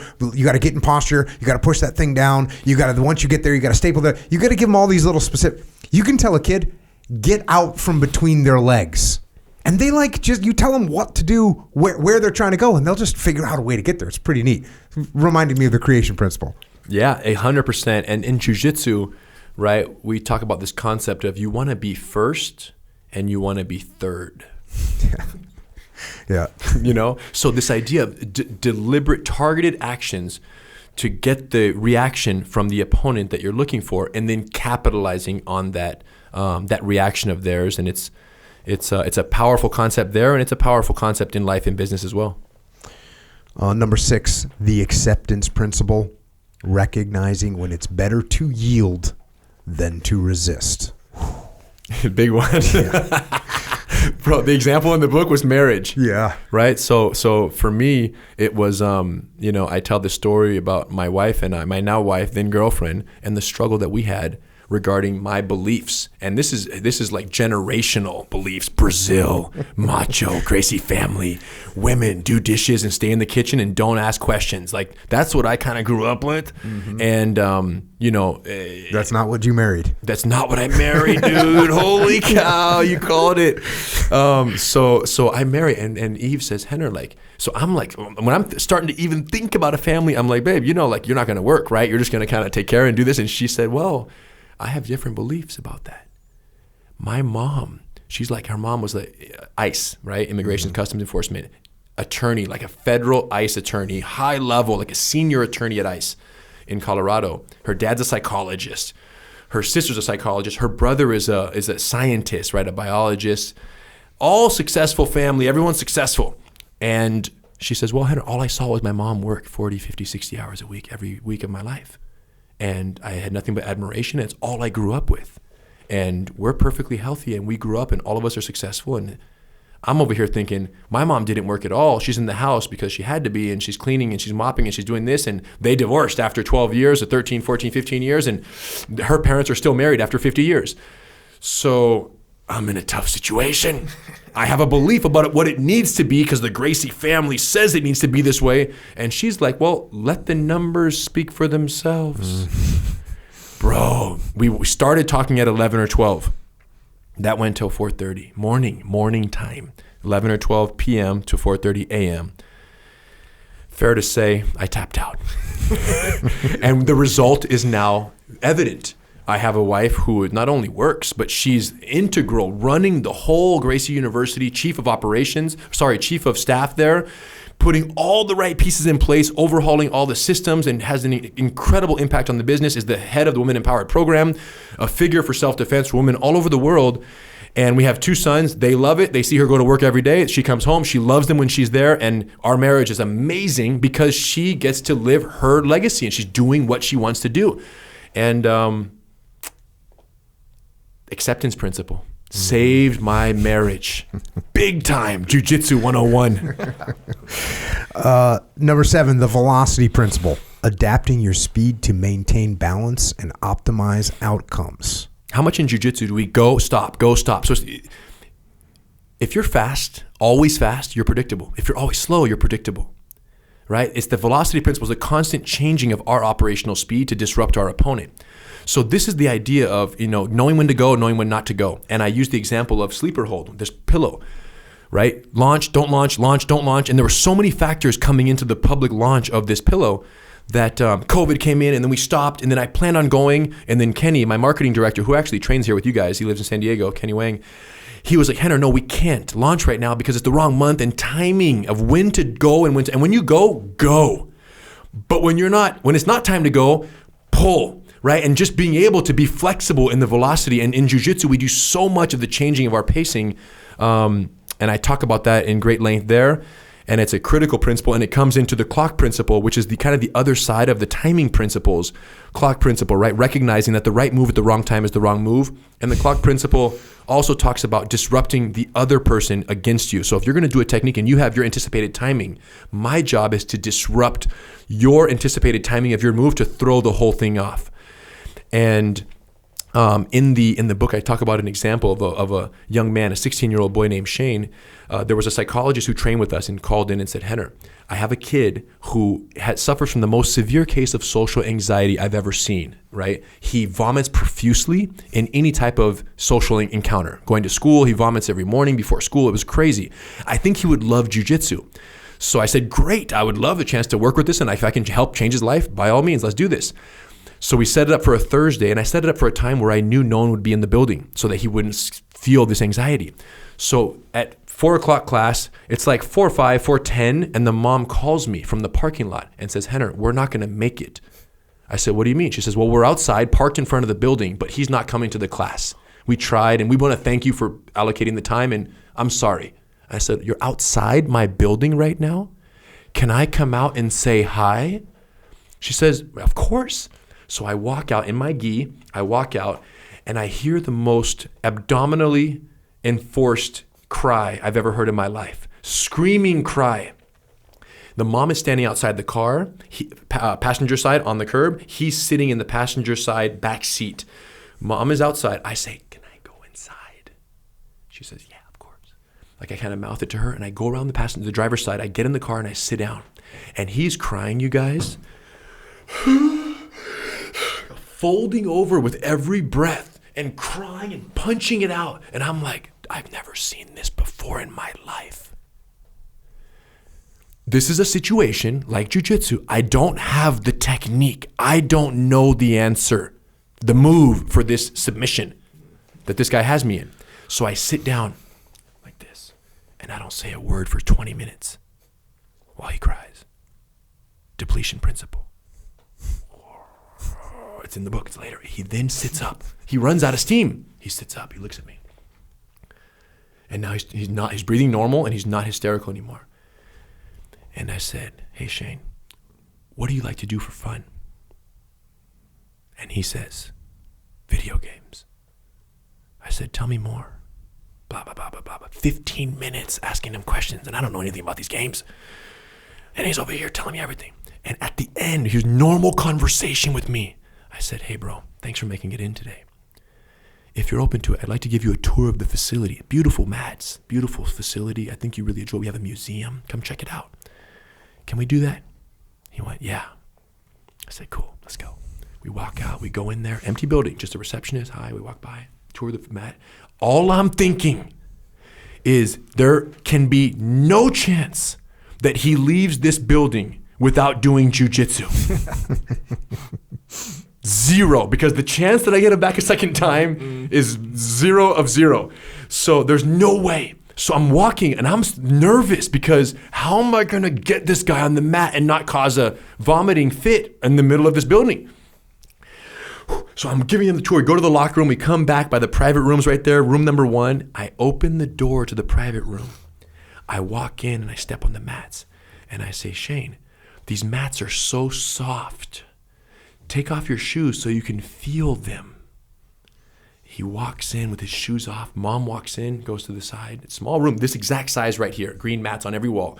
Looks like an insane asylum. Padded walls, padded floor, nothing else, no exit. He walks in. I shut the door. I got him.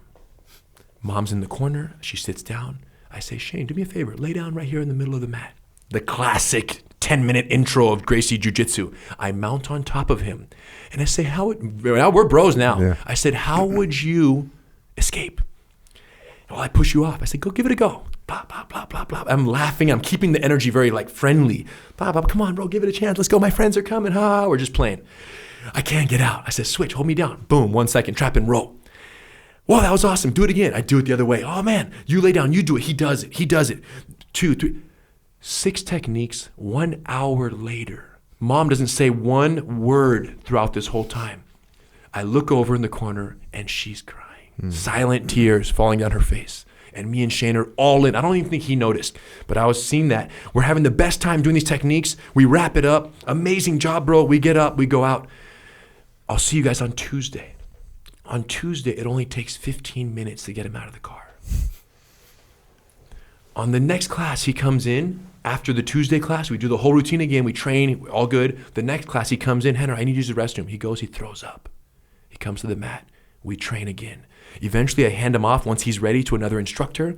He starts doing private classes with him, and then he transitions into group classes, doing jiu-jitsu in a group. He eventually graduates high school. His dad is a captain at LAPD. And so he's dealing with this, couldn't be more grateful. The mom can't believe it. He graduates high school, earns his blue belt eventually, goes to college, lives a normal life. Shane's gonna be okay. Clock principle. The right move at the wrong time is the wrong move. I didn't know what principle I was gonna use for Shane in that moment, but I depleted his resources in the car by patiently waiting. And then when we got to the actual door and I opened it and I said, now's the time. I'm gonna call him in. I'm gonna shut the door. We're friends. He's gonna trust me. This is gonna work. Jiu-jitsu worked in that situation. I had faith. I threw my chance. I threw my opportunity. I mounted on him. I didn't know what reaction it was gonna be.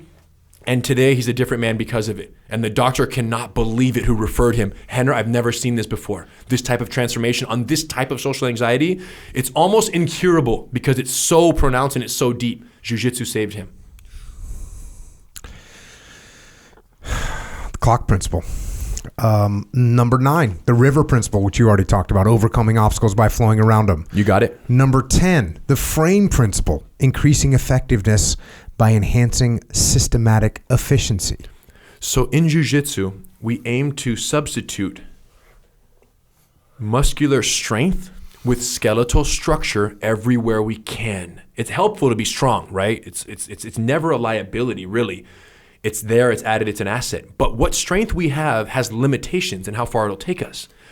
So when you substitute your skeletal structure, which doesn't require the physical muscular strength, you can accomplish more with less. It's efficiency at its finest. My grandfather loved this principle, And I talk about this idea of operationally in a business, for example, how changing the operational framework of a business can drastically increase your effectiveness, right? In terms of what you get out of your human resources, what you get out of your mechanical resources. So I discussed some examples for Gracie University of how changing the structure of the business, changing the framework of the business just exponentially grew our potential and our impact in the world.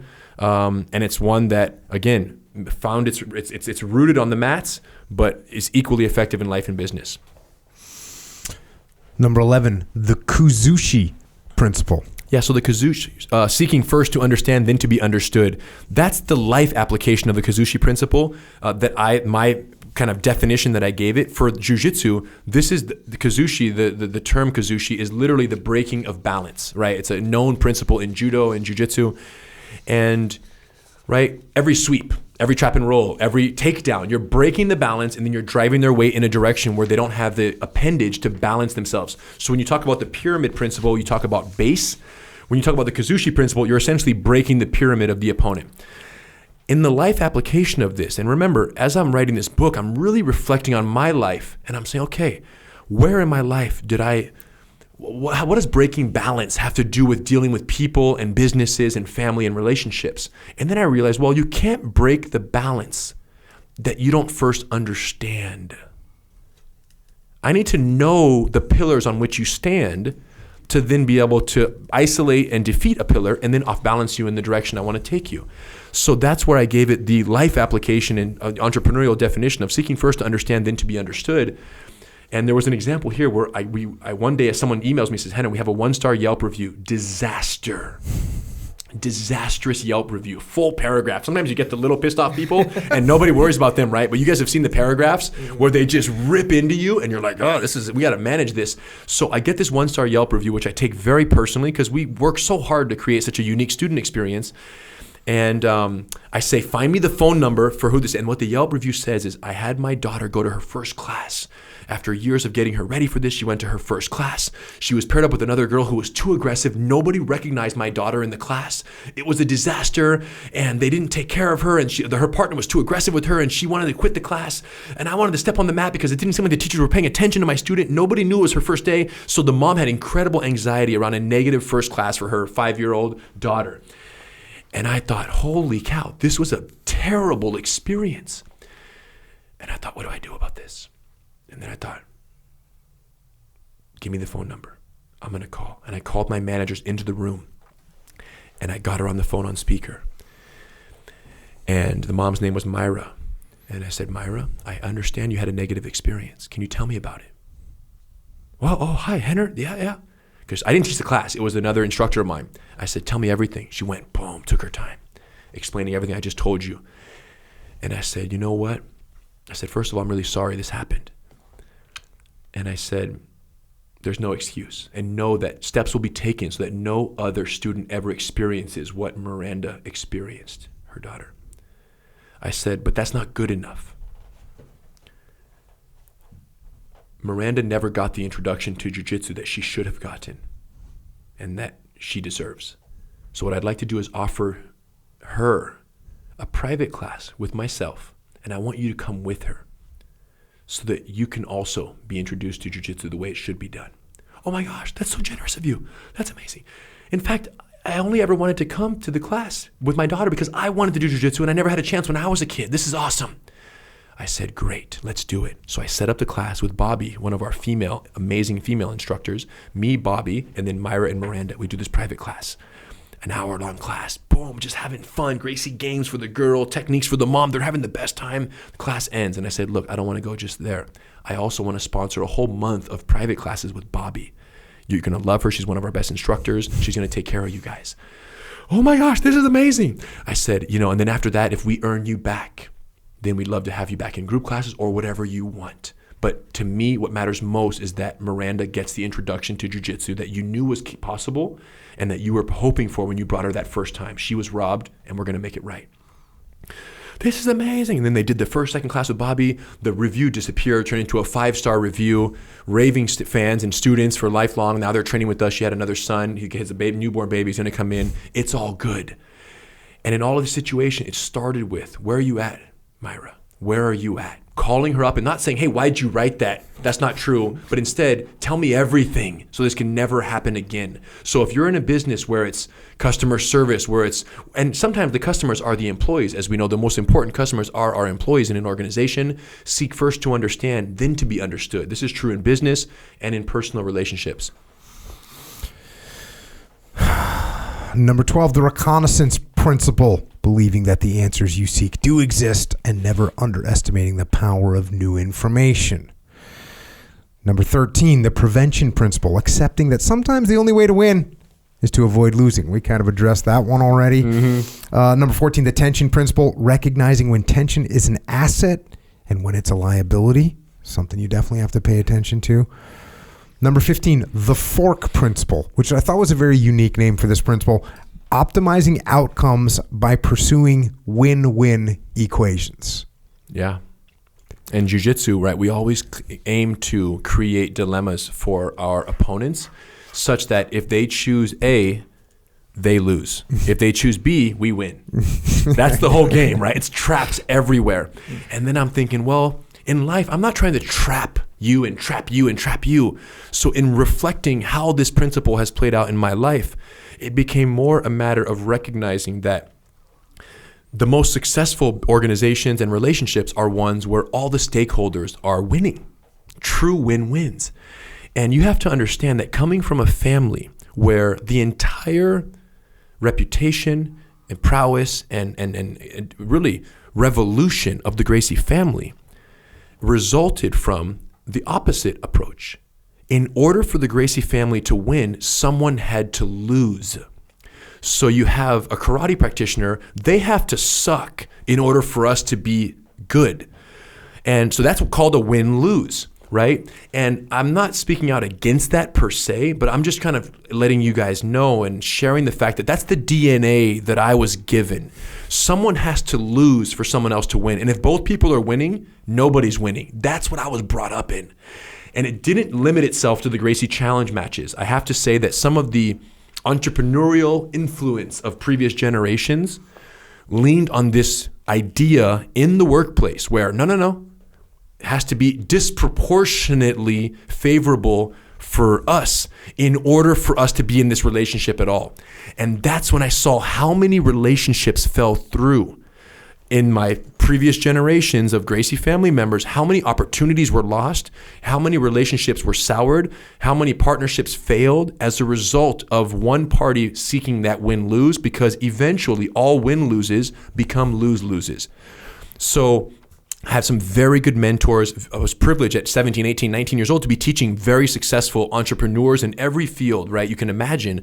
So I'm asking, I'm learning, and I'm always inquiring, like, yo, what's your secret? And he says, Rener, treat your people very good, and this is on more than one occasion, but take care of your people, create win-wins. And the irony of it all is that by being trusting, sharing, and considerate of other people's needs, we've now grown an organization with 250 schools around the world sharing. They're making money, we're changing lives every step of the way. And in all these cases, the irony of it all is the partners in this win-win, in this particular example of sharing jiu-jitsu with the world, are the very people who were the losers on the Gracie Challenge matches so long ago, right? Those arts and all the other traditional martial artists now are our biggest allies in sharing jiu-jitsu with the world. But in order to get to that point, I had to apply the fork principle in pursuing those win-wins, which was very much against my DNA. You guys have been on the mat early on, talking about Fabio, talking about all my uncles. You ask a question, what do they say? Come here, let me show you that you don't know what you're talking about. You had to lose in order for the move to be right. Am I right? There couldn't be like, yo, great question, Jocko, and that's a good point, and that has validity, and so does this. Couldn't exist. Someone had to lose for something to be right. So again, this is the DNA that we grew up with in jiu-jitsu, and so for me, it was very tough to shake that DNA when I became the leader in the business and deciding how I wanted to operate it. And that's where Eve came in and go, no, like, it can be like this too. You can share and you can do this and you can allow other people to win with us. And I think we'll go further. And we went from a single school with 4 employees to now 250 schools and a headquarters with 50 employees in Torrance who work full time there, all because everyone's winning. Number 16, the posture principle. identifying the source of the problem, and then targeting your resources accordingly. Number 17, the false surrender principle. Feigning compliance in the face of adversity and then seizing the opportunity when it presents itself. So this story in the book is funny because it's the only chapter where it's kind of written in the first person by my wife. So Eve gives this example, and she's brand new in WWE, on tour, European tour, overseas with the big circus of all these guys, you know what I'm saying? And I'm not there, and I'm like, this is nuts, and like, I'm in a dating relationship, but she's traveling with this circus of crazy people. Some are great people, but some are not so much. And she's overseas, and they're in the lobby of the hotel. And the other people, they're drinking, Eve not so much, and there's a guy who's having a little too much to drink, very known wrestler that people know the name of, and he starts getting a little, Eve had only been training for like 3 months, 4 months, right? Basic, beginner. So this guy starts tussling with Eve in the lobby, and everyone's watching and kind of is kind of being silly with it, and he's like, oh, jiu-jitsu, and they're tie up, and they freaking scramble, and they fall to the ground, Eve on the bottom, and he lands in her guard, and he's just tussling and twisting and turning, and he elbows her in the eye, and in the moment, her eye starts to throb and swell up, black eye on the road, and she's a backstage reporter who has to be on camera. So she's pissed, and people are there, and eventually they kind of pull each other off each other, like this jiu-jitsu, playful banter, went too much. They pull her off. So she relaxes for a second. He's freaking walking away, laughing. She runs up. She jumps on his back. She inserts both hooks and sinks the rear naked, standing. He starts to grab at her arm and starting to stumble to the right, stumble to the left. He drops to his knees, and he passes out face first on the ground. And she lets him go. The whole place erupts. You got choked out by a girl. That's crazy. This and that and the other. The whole thing went crazy. The reputation spreads in the WWE that Eve choked out the guy. This is one of the guys. So, and then Vince calls her to the office and is like, she gets back to Connecticut or wherever the next show, whatever happens, Vince is there and calls her into the office. So Eve, tell us what happened. And he's concerned about the HR aspect of this. Mm-hmm. She's concerned about keeping her job because of who she choked. Both of them are fearful. And she goes, are you okay, Eve? And she says, yeah, I'm okay. You know, he was being silly and it got out of hand. And I choked him unconscious. And he was being silly. He needed to get choked. Oh, dude. And by the way, false surrender. So she, after the thing, she kind of calmed down and got pulled off. This was a literal false surrender. This is not like a life and business application. This is a jiu-jitsu application of the false surrender principle that she used overseas. She did this. And then she says, no, I just choked him out. Everything's okay. And I'm no problem. He went, bah! Vince McMahon, that's the funniest thing I've ever heard. That's awesome. And I'll tell you what, like, I was so happy. Because after she choked him out, I'm not on tour with them, and like all the guys were on notice, and like everyone was like, "Yo, she's a shooter. She knows how to fight. Like she can choke someone for real." And that was my insurance policy dealing with that circus for the next 5 years, and I couldn't have been happier, even though she was pissed about the black eye. Awesome. 18, depletion principle, overcoming resistance through patience, persistence, and pressure. We talked about that one. Isolation principle, leveraging the influence of a crowd and the power of isolation. Number 20. The sacrifice principle, giving up something of actual or perceived value to gain a tactical advantage in another form.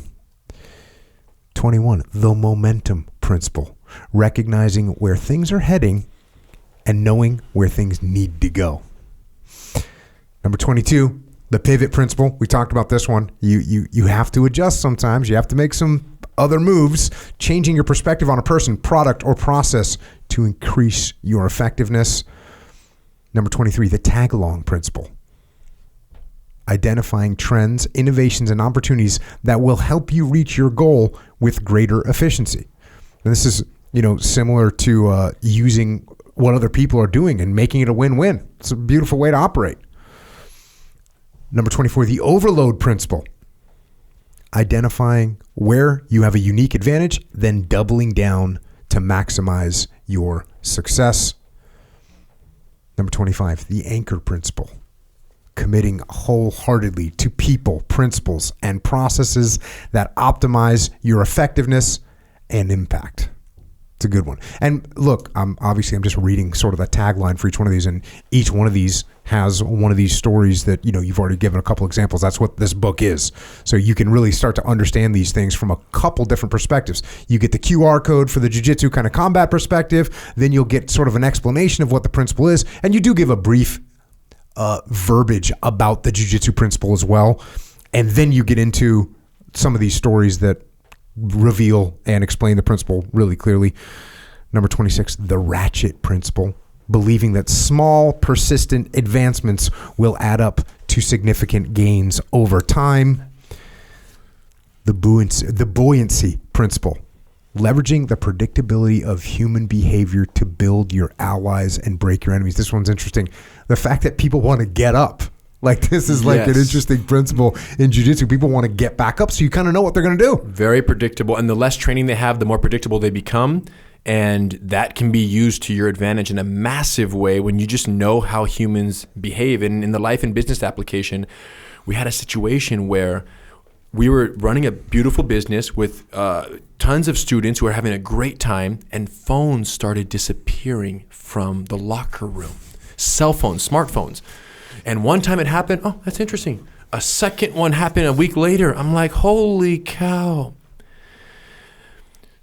This is now becoming a pattern. A third phone goes missing on a Saturday morning. The third phone was the phone of Billy Gracie, who is of Biohazard. The Biohazard lead singer. Billy. Yeah. Stud, amazing guy, black belt Billy. Yeah. So Billy's phone was the third phone missing. So what I did... And when you're in Brooklyn, you best watch your back, people. Don't be stealing Billy Biohazard's phone. Don't steal Billy's phone, dude. So when Billy came to me and said, Henry, my phone's missing. So what had been happening is when your first phone is gone, I look at a roster of 85 students in a class, and I'm like, it could be any one of them who went to the bathroom. The second phone is gone. I'm like, all right, let me cross-reference the people who attended both those classes. When a third phone was gone, there was only one name on all three lists. A 16 or 17-year-old boy named Daniel. So that Saturday, Billy said, Henry, my phone is gone. I said, bro, I looked at the roster. I said, I got you. I called the dad. I got the number from the emergency contact information. I said, hey, Mr. Andrade, I want to come over and say hi. I need to talk about something. What's going on? I go to the house. Daniel's there. The mom is there. The little sister is there. And Daniel's older brother, who's like 23, 24, And we all sit at the dinner table. And I say, guys, so we have a situation. And some phones have gone missing at Gracie University. And we think that, Daniel is the one who took possession of them. No. No. Daniel, did you? No, I didn't. I don't know what you're talking about. Huh? I said, well, we need to find those phones. And I'm certain that you're the one who took them. So we either need to find those phones, or you're never going to train at Gracie University again. Silence. Got up, walked away. Well, interesting, before he walked away, his brother said, when he was denying it initially, his brother said, Henner, older brother, I know my brother, he didn't take the phone. So like his brother's denial got doubled down by the older brother. So they were like backing each other up. Did the older brother train too? No. So we didn't have that relationship. The older brother was just, a little stud. And he says, Henry, if he says he didn't take it, he didn't take it. I say, bro, I respect the brotherliness. But he took the phones. But I appreciate the support you're giving him. And I said, we either find those phones or you never train with us again. He stood up. He walked away. And came back with a phone. And the parents were like this. Oh. So embarrassed, right? Like they were like so embarrassed. And I said, I appreciate you being honest, Daniel, and bringing this back. I said, is this all you have? And then he said, no. Got up, went and got the other one. And then I said, Daniel, what about the rest? He said, there's only two. I said, Daniel, were there another one or another two after these two? He said, two? So now we know the answer. It's one more. Even though he was denying the third one big time. And then he said, yeah, I sold the other one already. I said, okay. So here's the situation we have. The bigger problem than the phones being lost is the disastrous effect this had on the culture of the school, where there's nothing but trust from the locker room to the arm bars. Trust is the core value amongst all students and teachers here, and you broke that. I said, so we only have two options. You either return the phones, pay for them, and never train again, or you have to help me repair what was taken in the form of trust. And you have to do it with your peers from whom you stole.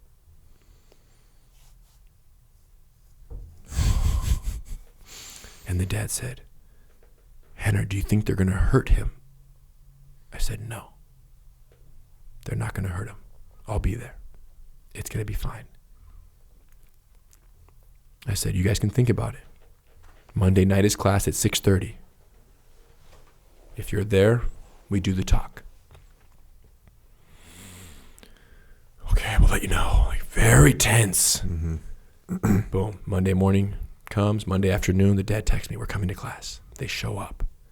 Daniel gets up in front of everyone. 85, 100 guys. And says, you guys, I'm sorry, but I stole phones from the locker room. I shouldn't have done it. And it was a violation of trust. And I love this school. Rener has been nothing but good to me. I love training with you guys, and I hope I can still train with you guys. Bro. I said, you guys, if you'll have him back, I said to everyone, if you'll have him back, I'll have him back. And they all, I said, all right, there you go. After class, the guys he stole from and others come up. Hey, bro, that was really cool that you did that. It's all good. And man, no, Billy, the other guys, hey, bro, don't worry about it, man. We all made mistakes for sure. It's all good. It's all good. It's all good. The guy never stole again, continued training. And he is in the book. They interview him for the book. My co-author, Paul, interviewed a bunch of other people to bring in other stories. And he interviewed Daniel and said, yeah, how are you been? Bro, I was mixed up with the wrong people, doing the wrong things, needing money for the wrong reasons, sell a phone for $500, get the cash. Terrible idea. I never stole again after that. And the fact that Rener brought me back in and let me do that and let me make it right, I was very scared, but man, it changed my life, and I'm so grateful for that. This is the buoyancy principle, because the predictability of human behavior was what allowed me to catch him, where after the first phone, I could have blown up and tried to do X, Y, or Z, but instead I was patient, right, and let basically it play out. And after 3 phones and cross-referencing those rosters, we got him. We got that rear naked choke. And then it turns out it was just a major life lesson that ultimately benefited him in the long run, which I'm grateful for. Yeah. 28, the head control principle. Identifying the primary source of influence in an organization and targeting your efforts accordingly. Number 29, the redirection principle. Using unfavorable circumstances to create favorable outcomes. Chapter 30, or number 30, the mobility principle, accepting the things you cannot change while having the courage to change the things you can. Isn't that an AA saying? I think so. I think it is an AA saying, Alcoholics Anonymous. The courage to accept it. I think it is. It's something along those lines. It is. Yeah. I've never been to that group or discussion, but I've heard it just in passing, and I'm like, that's because in Jiu-Jitsu, right? How often are we stuck in a position where the opponent is immovable? We move ourselves, right? And that's something so heavily reinforced every day that, it's all good. This doesn't move. I can move relative to it, and I can still make my effectiveness as a result of that. And talking about it in life and business, once you realize that something is the way it is and it's going to be the way it is, guess what? You have 2 options. Move relative to it, or keep butting heads with it and reduce your effectiveness that way. So in this chapter, I talk about the need for me to adapt to the state kind of mandates surrounding law enforcement, and my resistance initially for all the reasons I thought were right. But no, when you get in and you speak the language and you become part of this law enforcement kind of state regulating process, you can accomplish so much more So I yielded to the state's requirements in many ways. And as a result, the impact has been exponential on the other side of that. So I just wish I was more mobile sooner, yield sooner to the reality of things. And here we are. Yep. 31, the centerline principle. Owning your life by setting boundaries wherever they're needed. Absolutely. And then the last and final of the principles, the Grand Master principle, living with the confidence of a black belt while learning with the humility of a white belt. And in that chapter, you refer to your grandfather, who... The ultimate white belt. The ultimate black belt and the ultimate white belt. There you go. The ultimate guy created it, but still has and goes through life with an open mind and still learning his whole life. To the end, 95. And this guy's like, yo, Henner, let me show you this new detail. I'm like, what are you doing, dude? So always humble, always open to improvement and opportunities. And I think that we all get to a point of effectiveness in our fields and in our crafts and in our martial arts and in our businesses that we think we know, and this is just a constant reminder of, using the principles to constantly evolve in every way possible. And I just, as we were kind of documenting these principles, we got to the end and I had 31 principles documented. And I'm like, 31's not a good number to end on. I swear, this is exactly what happened. And I was in the shower and I'm like, what the heck do you end a book with? Well, not a book, but even the original 32 Principles video course that was intended to share these with the world. I'm like, all right, we got 31 solid principles that are micro principles and all very actionable in jiu-jitsu. Long before the book was contemplated, we need a 30-second principle. 8 times 4 is 32. I'm like, but it can't just be another principle. It has to be one principle that encapsulates all the principles and their continuous and constant deployment in every aspect of art, or in this case, in jiu-jitsu. Essentially always using the principles to constantly refine your deployment of the principles in every single way. And I thought, yes, that's what it is. It's the everything principle, and that we had to just pay homage and call it the Grand Master principle because that's what he embodied. He had all these. He didn't label them all like we did, but he embodied all of them his entire life. And we benefit today from the amazing art of jiu-jitsu because of his constant and never-ending deployment of these principles to evolve the art that we all now love so much. Yeah, you actually, in the book here, this is a pretty interesting point. You say he didn't have a teacher for much of his life, so he had to be his own teacher. And he was able to do this because he embodied all the core principles of the art, even though he hadn't named them. Even though he had helped to invent the art of Brazilian Jiu-Jitsu, Elio never stopped seeking knowledge. He never believed that he knew it all or that he was bigger than the art itself. Those types of thoughts never crossed his mind. Instead, he was constantly trying to evolve the techniques to accommodate his frail physique in approaching larger, stronger opponents. My grandfather was driven by an unyielding pursuit of efficiency, the apex principle of the art and the staple of every core principle we've explored. And then you say this, these principles are now yours to explore, experiment with, modify, and use to create solutions or techniques to overcome the obstacles and adversities that inevitably await you down the road. Please give yourself the permission to be your own teacher so that you may evolve into the grand master of your own life. At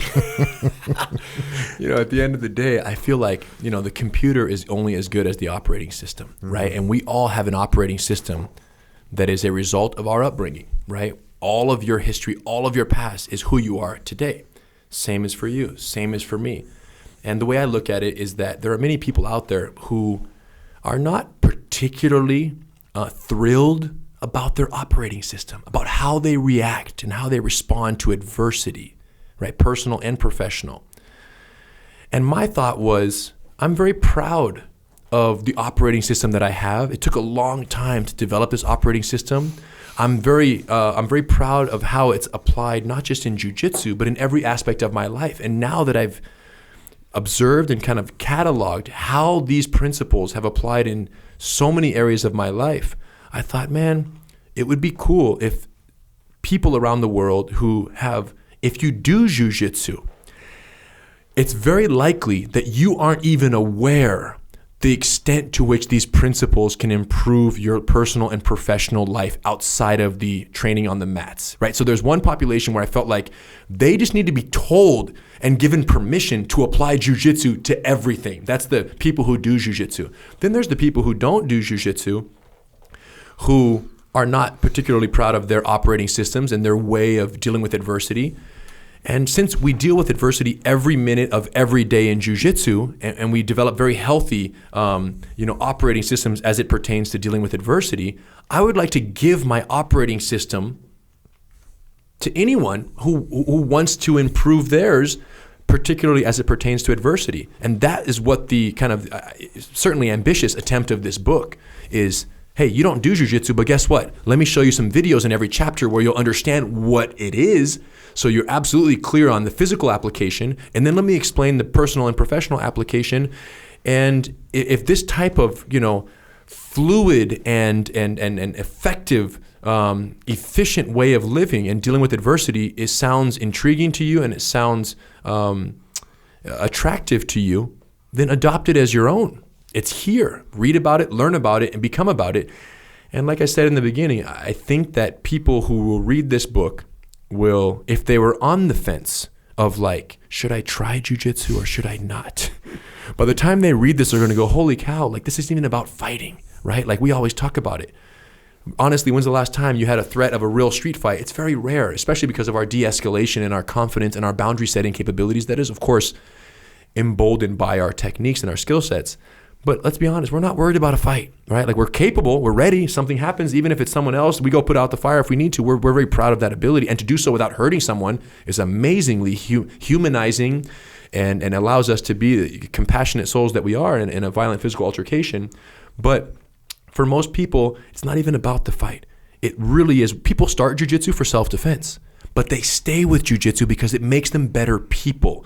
And everyone knows that, but no one has really ever explain exactly how and why that is. And once I identified that for myself and the direct and the explicit ways in which the jiu-jitsu principles I've applied in life and business, I went, okay, I think that some people can benefit from this.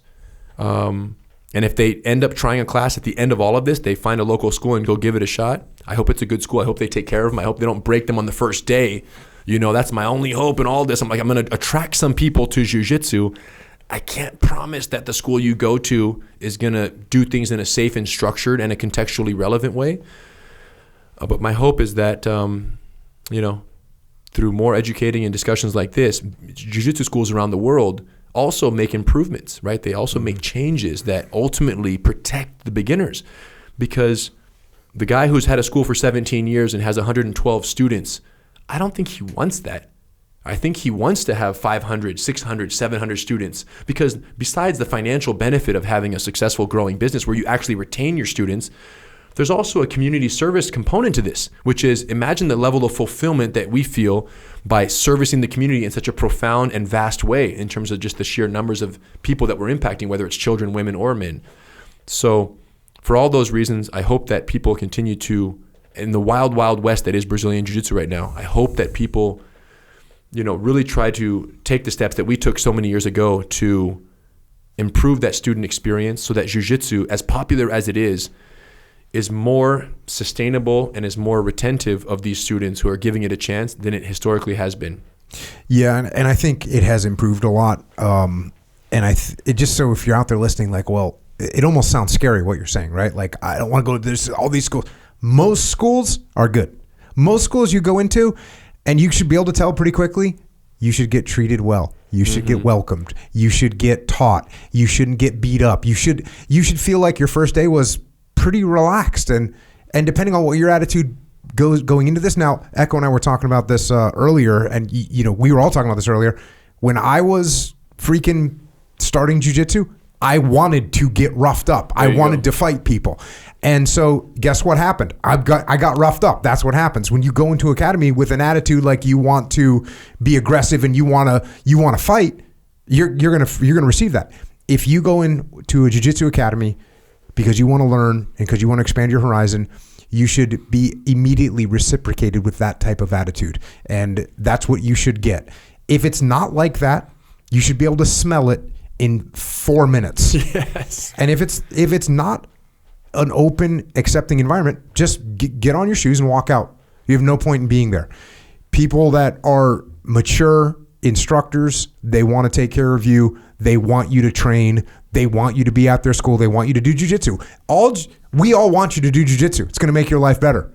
So don't be nervous. Go out and try. And the other thing is, what school should I go to? Go try, go to the schools in your area. Try 2 or 3 of them. Try 4 of them if they're there. Don't think that the first school you go into is where you have to commit. You want to go on a few dates. Great advice. Good, very good advice. Because it's a real relationship, and that's what I always say. If I don't have if I have a school there, I can tell you what they're going to teach you, and I can tell you what curriculum they're going to do and what the safety protocols are. Doesn't mean it's the best school for you. It just means I can promise that. If I don't have a school there, my advice is always this: do not sign an agreement. Do a class, and even before doing a class, I say watch a class. Yep.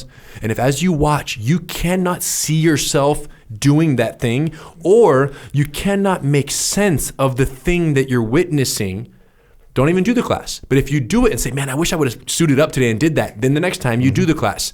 And then once you do that at 2, 3, 4 schools, then you make your decision. Who makes you feel the best? Who speaks about jiu-jitsu in a context that makes sense to you and to your objectives? Because some want competition from day one. Some want fitness. The vast majority want self-defense, at least in the beginning, to feel safer in their own skin, right? Who don't have that confidence to protect themselves and their family. And if they don't speak to those needs and wants that you have when you show up, don't expect it to change in 60 days or 6 years. That school's identity is what you see on day one. So be very careful what you trust, because if they say, yeah, you're going to learn those things later, you're going to learn self-defense down the line. When do we learn how to block a punch between 2 standing people in a violent verbal altercation that turns physical? Where is that encounter discussed? And if they can't give you a straight answer, on Tuesday at 7:30 p.m., we're going to talk about that. Be careful, because they're making promises that they can't keep. And then when you sign that year agreement, now you're financially stuck, which I've seen so many of. Dude, gotcha for the year. So just be careful what you sign. Yep. But go train jiu-jitsu, people. Go train jiu-jitsu. Does that get us up to speed? I think we covered. We covered your some of your activities. I think we're doing pretty good. Tell me about this Renergy, pink mist. The energy. Well, it seemed to have worked today. You had a lot of energy while you were here. Yeah, it kept me fired up this whole time, and I didn't know I needed this in my life. Yeah. So. Well, it's good for you. It's truly good for you. It's got no sugar in it. It's sweetened with monk fruit, which is a beautiful thing for you. It doesn't have a ton of caffeine in it. It's got 95 milligrams of caffeine. It's all good, man. There's no artificial flavors. In fact, we went to the length of, instead of putting chemicals in it to keep its shelf life, we pasteurized it. So it just gets heated up to kill whatever might be in there to keep its shelf life good. So we went as pure as we could possibly go. And congratulations. That's what we're doing, yeah. Where can people find you? We got Quick Flip. We got Sleeper Hold. We got GracieUniversity.com. Yeah, that's sort of the hub, right? That's the hub. Yeah, GracieUniversity.com for all jiu-jitsu, men, women, children, law enforcement, Gracie survival tactics, all the course dates, all the opportunities are there, all the online courses. And what I'll say to anybody out there who, right, they've heard enough of your podcast, enough recommendation to try jiu-jitsu, they're still not showing up at a school because they're scared, like we talked about in the beginning. They don't believe they can do it. My recommendation is go to GracieUniversity.com, watch 2, 3, 4 free lessons. And if you can't immediately say, wow, that not only makes sense what they're saying, I could see myself doing that, then you didn't pay anything, so it's all good. It was free. But if you see it and you go, man, I totally see myself doing this, go find a school, whether it's one of ours or any school, start learning jiu-jitsu. And if there's no school that you like, start a Gracie garage or find one near you, or just find a person online and just start practicing, going through these techniques, learning these skills. The way I look at it and the way it's kind of communicated in the Gracie family is you need to learn how to, read and write. You need to learn how to ride a bike. You need to learn how to swim in the ocean, and you learn how to fight. Like when you're a kid in this family, there's some basic skills you have to learn. And back in the day, it was horse riding too. Not so much anymore. But the point is, you just have to know some things as a human being. And the fact that so many parents allow their kids to grow up in a world where they teach them how to swim in a pool, but they never teach them how to swim in a fight. And you can drown in a street fight, in a bullying encounter, as quickly and severely as you could in a pool. So these are skills that are real, that everyone should have growing up. And the fact that some parents unleash their kids on the world without the ability to protect what's theirs, even if that means their space, right? Their state of mind, their physical possessions. When someone's going to take something from you, you should be able to say, no, you're not going to take this. And if you attempt, it's going to be a bad day for you. Simple conversation, but you can't say that unless you can back it up. And you do so with the highest level of love and compassion. And then you get the people who say, you've all heard this, I'm a lover, not a fighter. No, Jocko, I'm not going to come to the studio. I don't want to learn jiu-jitsu. I'm a lover, not a fighter. No, you don't understand. All the biggest lovers are on the mats right now. Because if you get into a fight, let's say without jiu-jitsu, either one of you studs, with your athleticism, how much of a liability are you to yourself and to the person that you fight?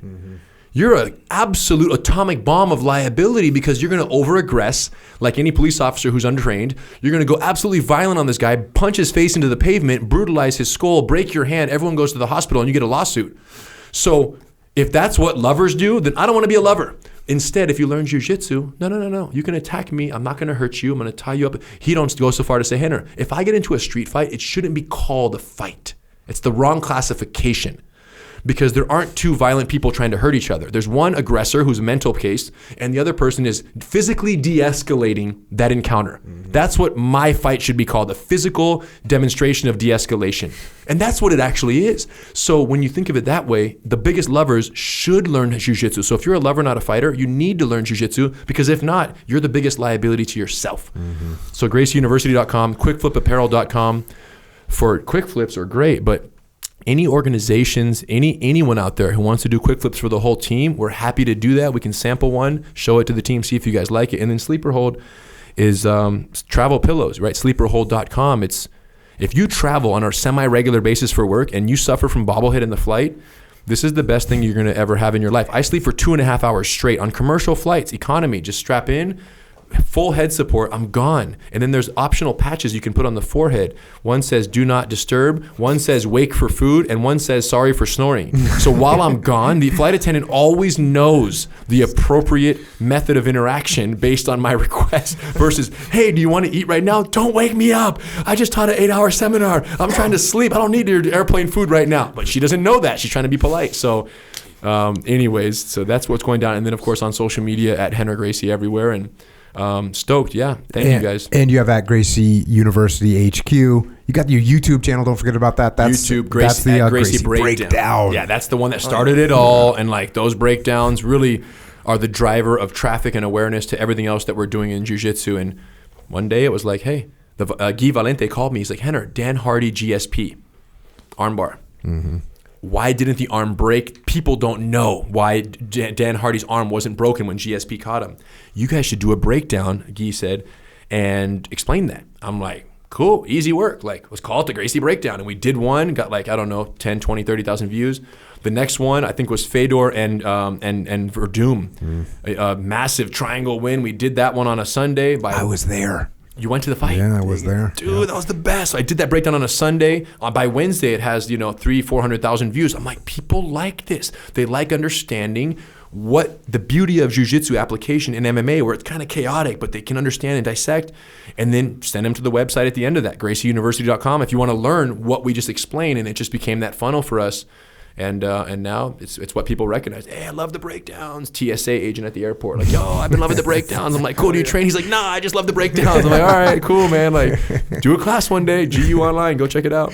Right on. Echo Charles, any questions?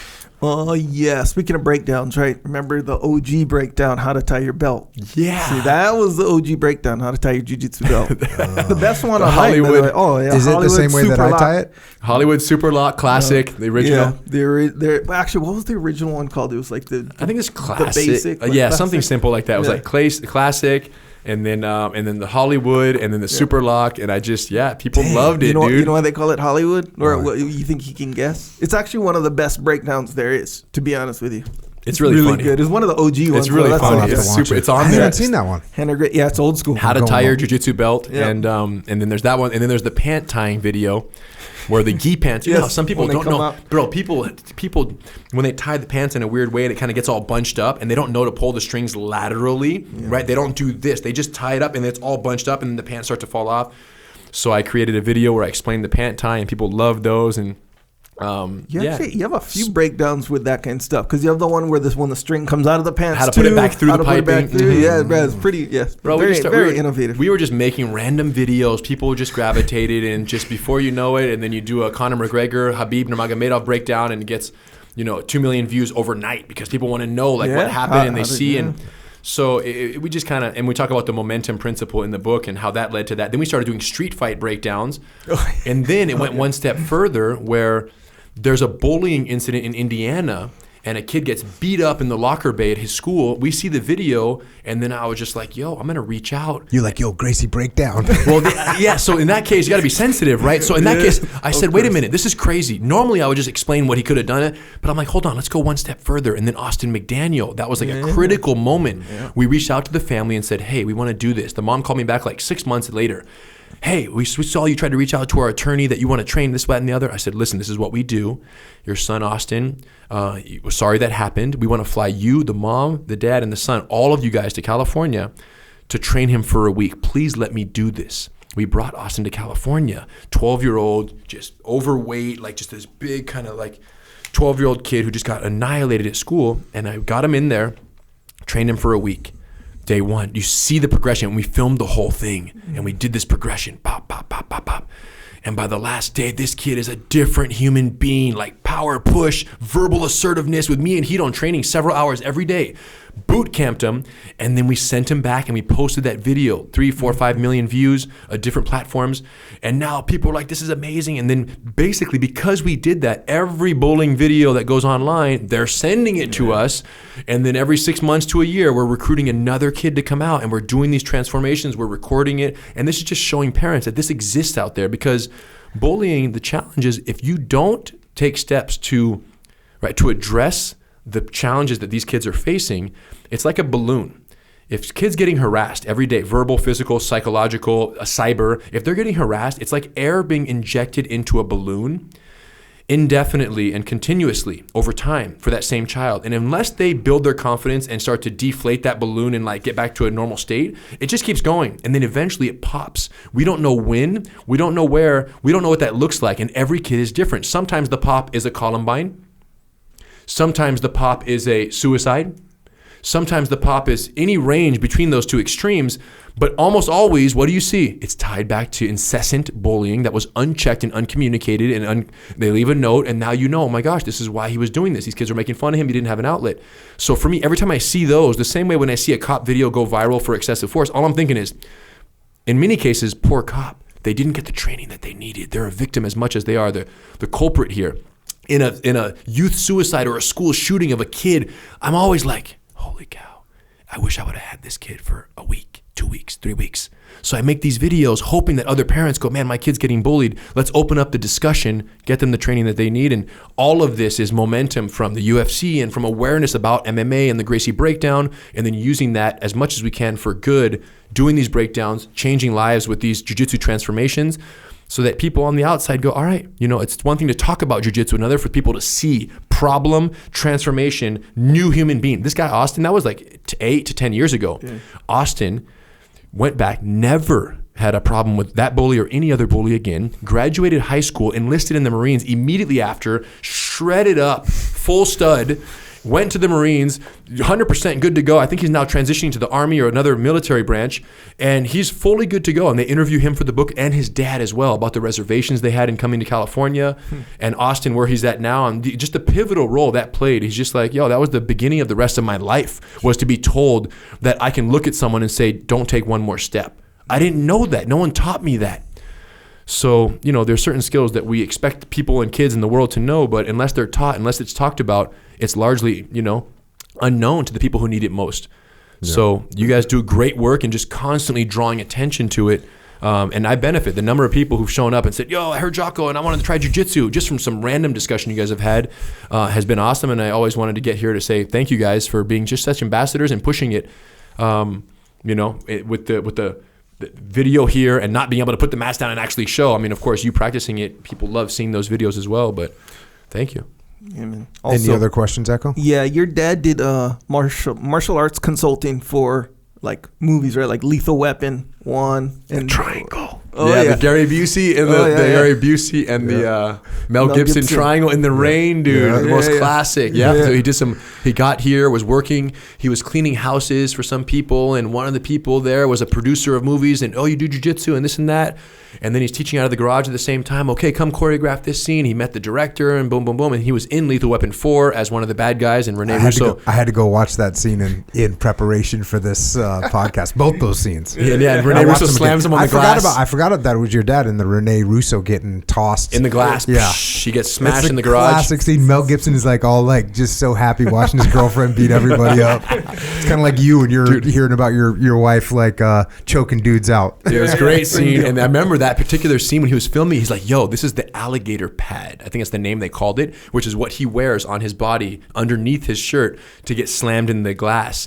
And it was like this really thin but very durable thing. And I'm like, oh, that's bad. I was like, I don't know, 12, 13, 14. And I'm like, dude, you're going to be in the movie. That's cool. Awesome. Rener, any closing thoughts? No.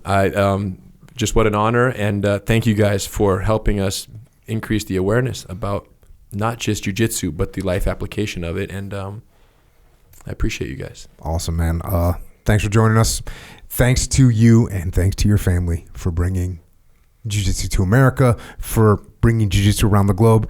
Thanks for all that you do to continue to, spread the sport, the martial art, and the philosophies of jiu-jitsu around the world. It is much appreciated. Thank you. Thank you, bros. And with that, Rener Gracie has left the building. That we could have done multiple podcasts, but still 4 hours or something like that, right? Yeah, fully. But even going deeper into the principles could have been kind of cool. Yeah, there's a few of them. I know.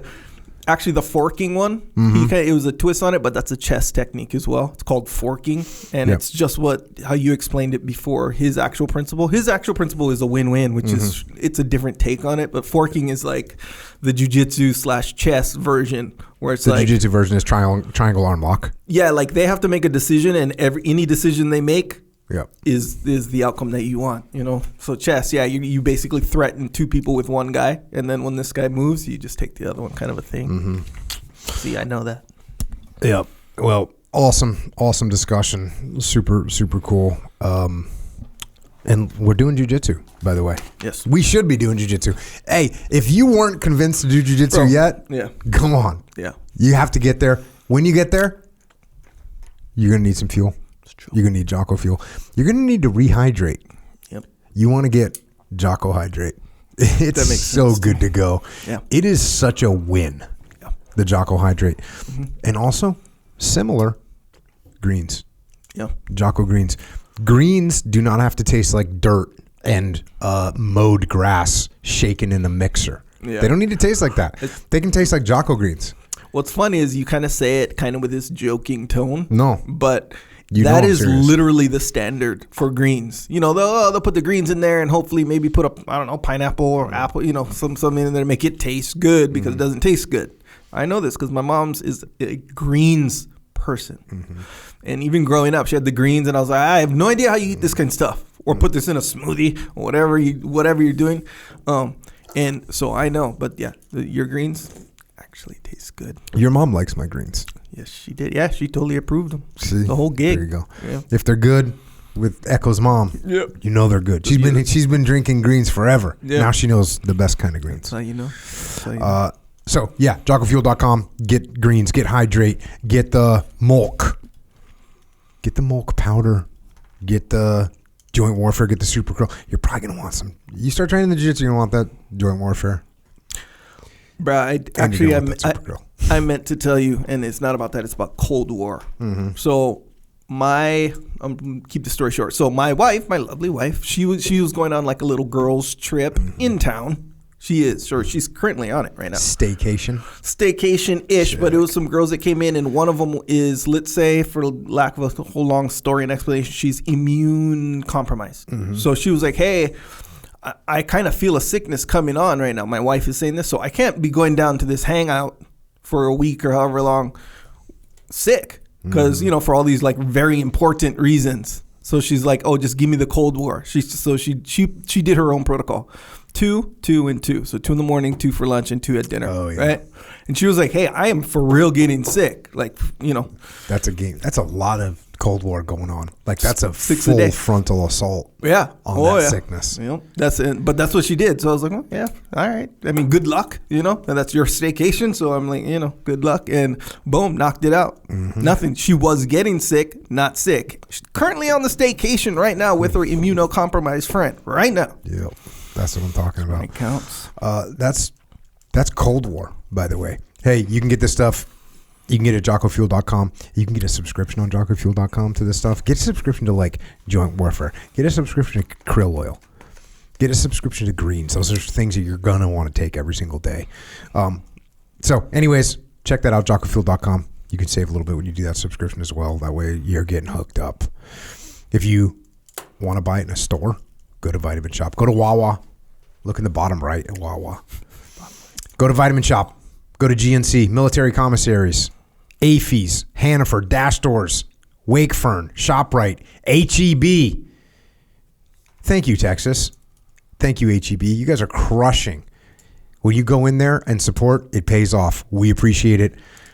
That allows them to bring even more product in, allows us to get into more stores. So thank you. Same thing with Meyer up in the Midwest. Harris Teeter, Lifetime Fitness, Shields. And by the way, small gym. We were just out at CrossFit, at the CrossFit Games. Oh, yeah. So many people came by and that owned CrossFit gyms. They're going to sell Jocko Fuel in their CrossFit gyms. Jiu-Jitsu gyms, same thing. Why not help out the people that are coming to your school or coming to your gym? If you want to sell our stuff in your gym, go to JFSales at JockoFuel.com and you can sell it. Set up a wholesale account. Oh, yeah. We'll hook you up. But we're making the clean stuff. We're making the good stuff. It'll help you in everything that you do. JockoFuel.com. Also, Origin USA. When you do jiu-jitsu, you're going to need a gi. Yep. I mean, look, there are other gis you can get. It is a thing that you could do. Wouldn't be a good move, though. No. It would be not. It'd be against the principles of jiu-jitsu. I think You'd be getting a secondary, a tertiary, just like a bad gi. Yep. Don't do that. Get an Origin gi. Origin USA. OriginUSA.com. Also, you can't go to a club in a gi. Technically, once again, you could do it. Yep. Be breaking some principles. Yeah. Some legit principles. Don't do it. Instead, get a pair of Origin jeans. Made in America. Yep. Get an Origin t-shirt. Made in America. Get an Origin hoodie. Made in America. That's what we're doing. All made in America. We got the hunt gear. We got the RTX gear, which is like your workout clothes. We got what you need, all made in America, bringing manufacturing back to America, not supporting slave labor. That's not what we're doing here. So check it out. There you go. That's what we're doing. Origin USA. OriginUSA.com. It's true. Also, Jocko has a store called Jocko Store. So this one is JockoStore.com. It's where you can represent on this path. Jiu-Jitsu path. We got some Jiu-Jitsu stuff on there. Shirts, Jiu-Jitsu rash guards on there as well. But if you just want to generally represent discipline equals freedom, you can get your, shirts and hats and hoodies.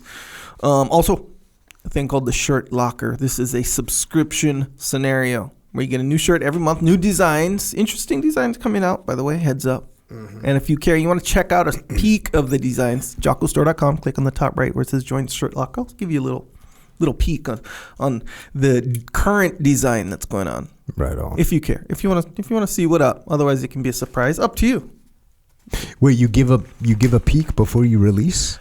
Of the month, like what's this month? August, right? Oh, so you can see what got issued. Yeah, it's called the August shirt or whatever. They have names to them too, which have layers and sort of the designs. But on the site it says the August shirt, and you can see it doesn't have the whole thing. It'll just show like parts. There's a chance. Let's say this was set up in a different way. Sure. There's if you were isolated, if you were just locked in this room all the time, yeah, there's a chance that you could be making these shirts thinking that they're cool. Yeah.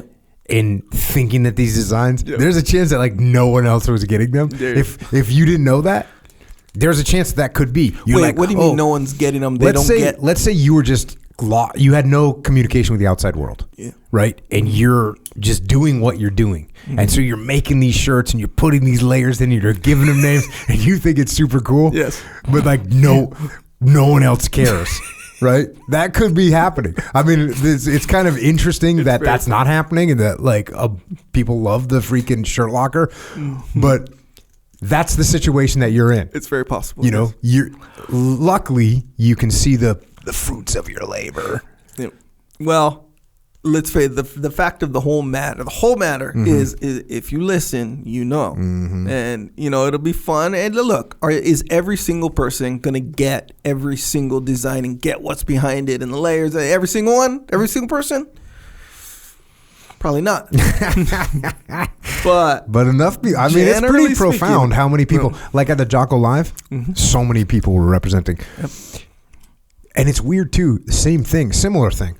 When I'm putting together what I'm going to talk about at Jocko Live, I have no idea what anyone's going to think about it. Yeah. Like I literally am I could go out there and people could go, dude, they could be walking out. You know what I mean? I don't know.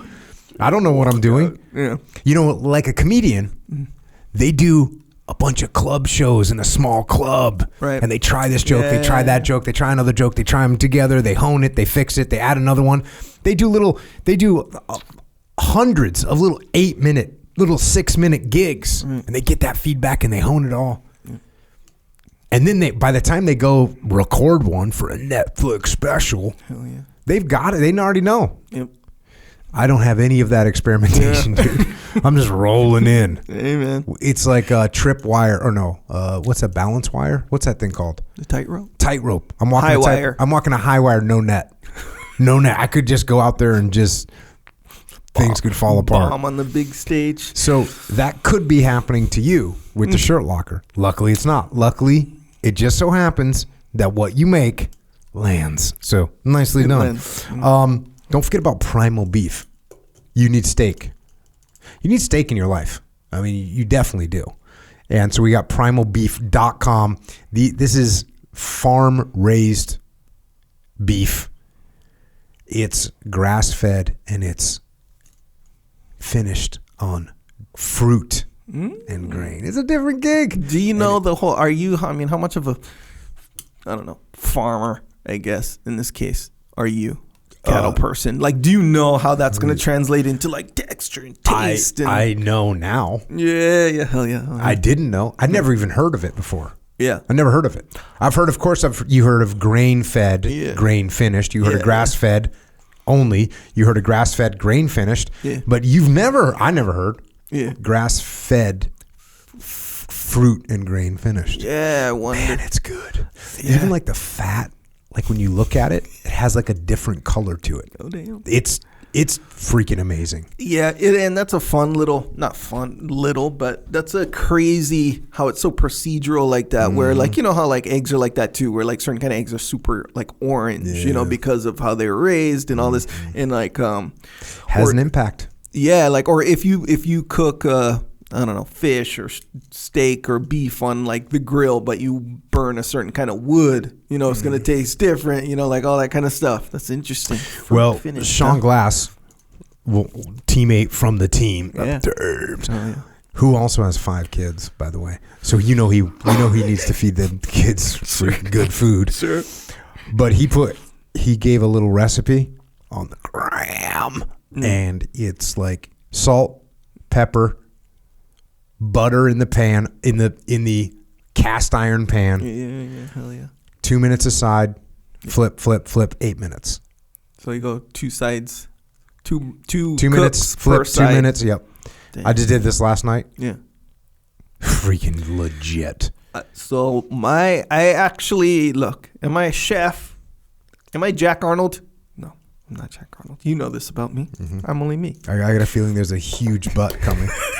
For those of you that don't know, we've never talked about this, but Echo and I have a running joke. Echo will make a huge disclaimer and then say, but, blah, blah, blah. He's going to say what he's going to say. So you're not a chef. You're not a cattleman. No. You're not really pretty much anything. I'm not a mind reader. I'm not a psychologist. You have no reason to say what you're about to say, but you're going to say it anyways. Okay, so go ahead. You're not a chef. But I do. The steak that I cook most of the time is pretty good, like restaurant quality preparation. I'm better. You're better than me, you think? Yeah. No, better than a restaurant. Oh, better than a restaurant. Okay. Yeah. So it's tough to, and now with the primal beef, it's tough. The restaurants can't compete with the grain and fruit finish. Shoot, I wonder. Actually, I'm gonna go on there. But so I will say, I have a protocol. It's 2.5, but it's only on a certain heat. I don't know the temperature of the heat. I just know you eyeball it, and it works. But that's interesting. I might do the 2 and 2 and 2 and 2. I recommend it. Yeah. I recommend it. I'm gonna do it. So there you go. Primalbeef.com. Go on there. Get yourself some steak, some beef. Let's go. Get strong. Also subscribe to this podcast. Also subscribe to Jocko Underground. Also subscribe to our YouTube channels. Jocko Podcast channel, Origin USA channel, Jocko Food channel, also Psychological Warfare, also FlipsideCanvas.com. Dakota Meyer making cool stuff to hang on your wall. Books, 32 Principles. You know the deal. Order this book, Rener Gracie. Really cool read, really good information, and really good principles. Final Spin, Leadership Strategy. You know all the books I've written. The Way the Warrior Kid books, by the way, all the bullying stuff that we talked about today, that's in the book. It's in the books. Different types of bullies, as a matter of fact, are covered in these books. So Way of the Warrior Kid, 1, 2, 3, 4, 5. Get them all. And also we have a leadership consultancy. It's called Echelon Front. Go to echelonfront.com. If you need help inside your organization with leadership, that's what we do. We have a bunch of live events as well. Our next event is in Dallas. It's sold out. The one after that is in San Diego. If you want to come out to Dago, come and get it. That's called the Muster. We have the FTX. We have Council. We have Battlefield. All kinds of stuff going on. We have a women's assembly. Our chief operating officer, Jamie Cochran, she's running an event for women September 14th through the 16th in Phoenix, Arizona. Anything you want to do with that, echelonfront.com. We also have an online training academy. Everything that I said today, talking about you can learn online, like we learned this at Echelon Front, that we could teach through an academy, through an online academy. So we have an entire series of courses that you can go through, you can learn. We have live sessions, we interact. Go to extremeownership.com. And jiu-jitsu is like a magic trick for fighting. What we talk about at extremeownership.com, this is a magic tricks, maneuvers, techniques for leadership in life. Go on there and learn about them. And if you want to help service members, active and retired, you want to help their families, Gold Star families, check out Mark Lee's mom, Mama Lee. She's got a charity organization. If you want to donate or you want to get involved, go to americasmightywarriors.org. And also, don't forget about Micah Fink up there in the mountains, currently doing jiu-jitsu on a mountain lion. And winning, by the way, heroesandhorses.org. Micah takes people, veterans, up into the hills so that they can find themselves. If you want to connect with us on the interwebs for Rener Gracie, go to gracieuniversity.com. Instagram at Gracie University HQ, YouTube Gracie Breakdown, Facebook Gracie University. Rener, he's also on Instagram and Twitter. He's at Rener Gracie. And of course, Echo is at Echo Charles. I am at Jocko Willink. Just watch out for the dang algorithm, because it is a sneaky jiu-jitsu practitioner and it will choke you out and waste a bunch of your time and take a bunch of your money. So watch out for it. Thanks again to Rener Gracie for coming out here to share his experiences and lessons learned. Thanks to the Gracie family and all the jiu-jitsu practitioners around the world out there learning and sharing the gentle art. Also, thanks to our people in uniform in the Army, Navy, Air Force, Marines, Coast Guard, who protect freedom around the world so we can live in peace. Same thing goes to our police and law enforcement, firefighters, paramedics, EMTs, dispatchers, correctional officers, Border Patrol, Secret Service, and all first responders. You all protect us here at home, and we are thankful for your service as well. And we hope that you all train jiu-jitsu. It will make you better. To everyone else out there, remember the message from the black belt, the Grand Master, the true Grand Master, Elio Gracie. You should always be learning. You have to stay humble. You have to keep an open mind. You got to try new things and learn new maneuvers. And as the Grand Master principle says, live with the confidence of a black belt. while learning with the humility of a white belt. That is a good call. And train some jiu-jitsu while you're at it. And until next time, this is Echo and Jocko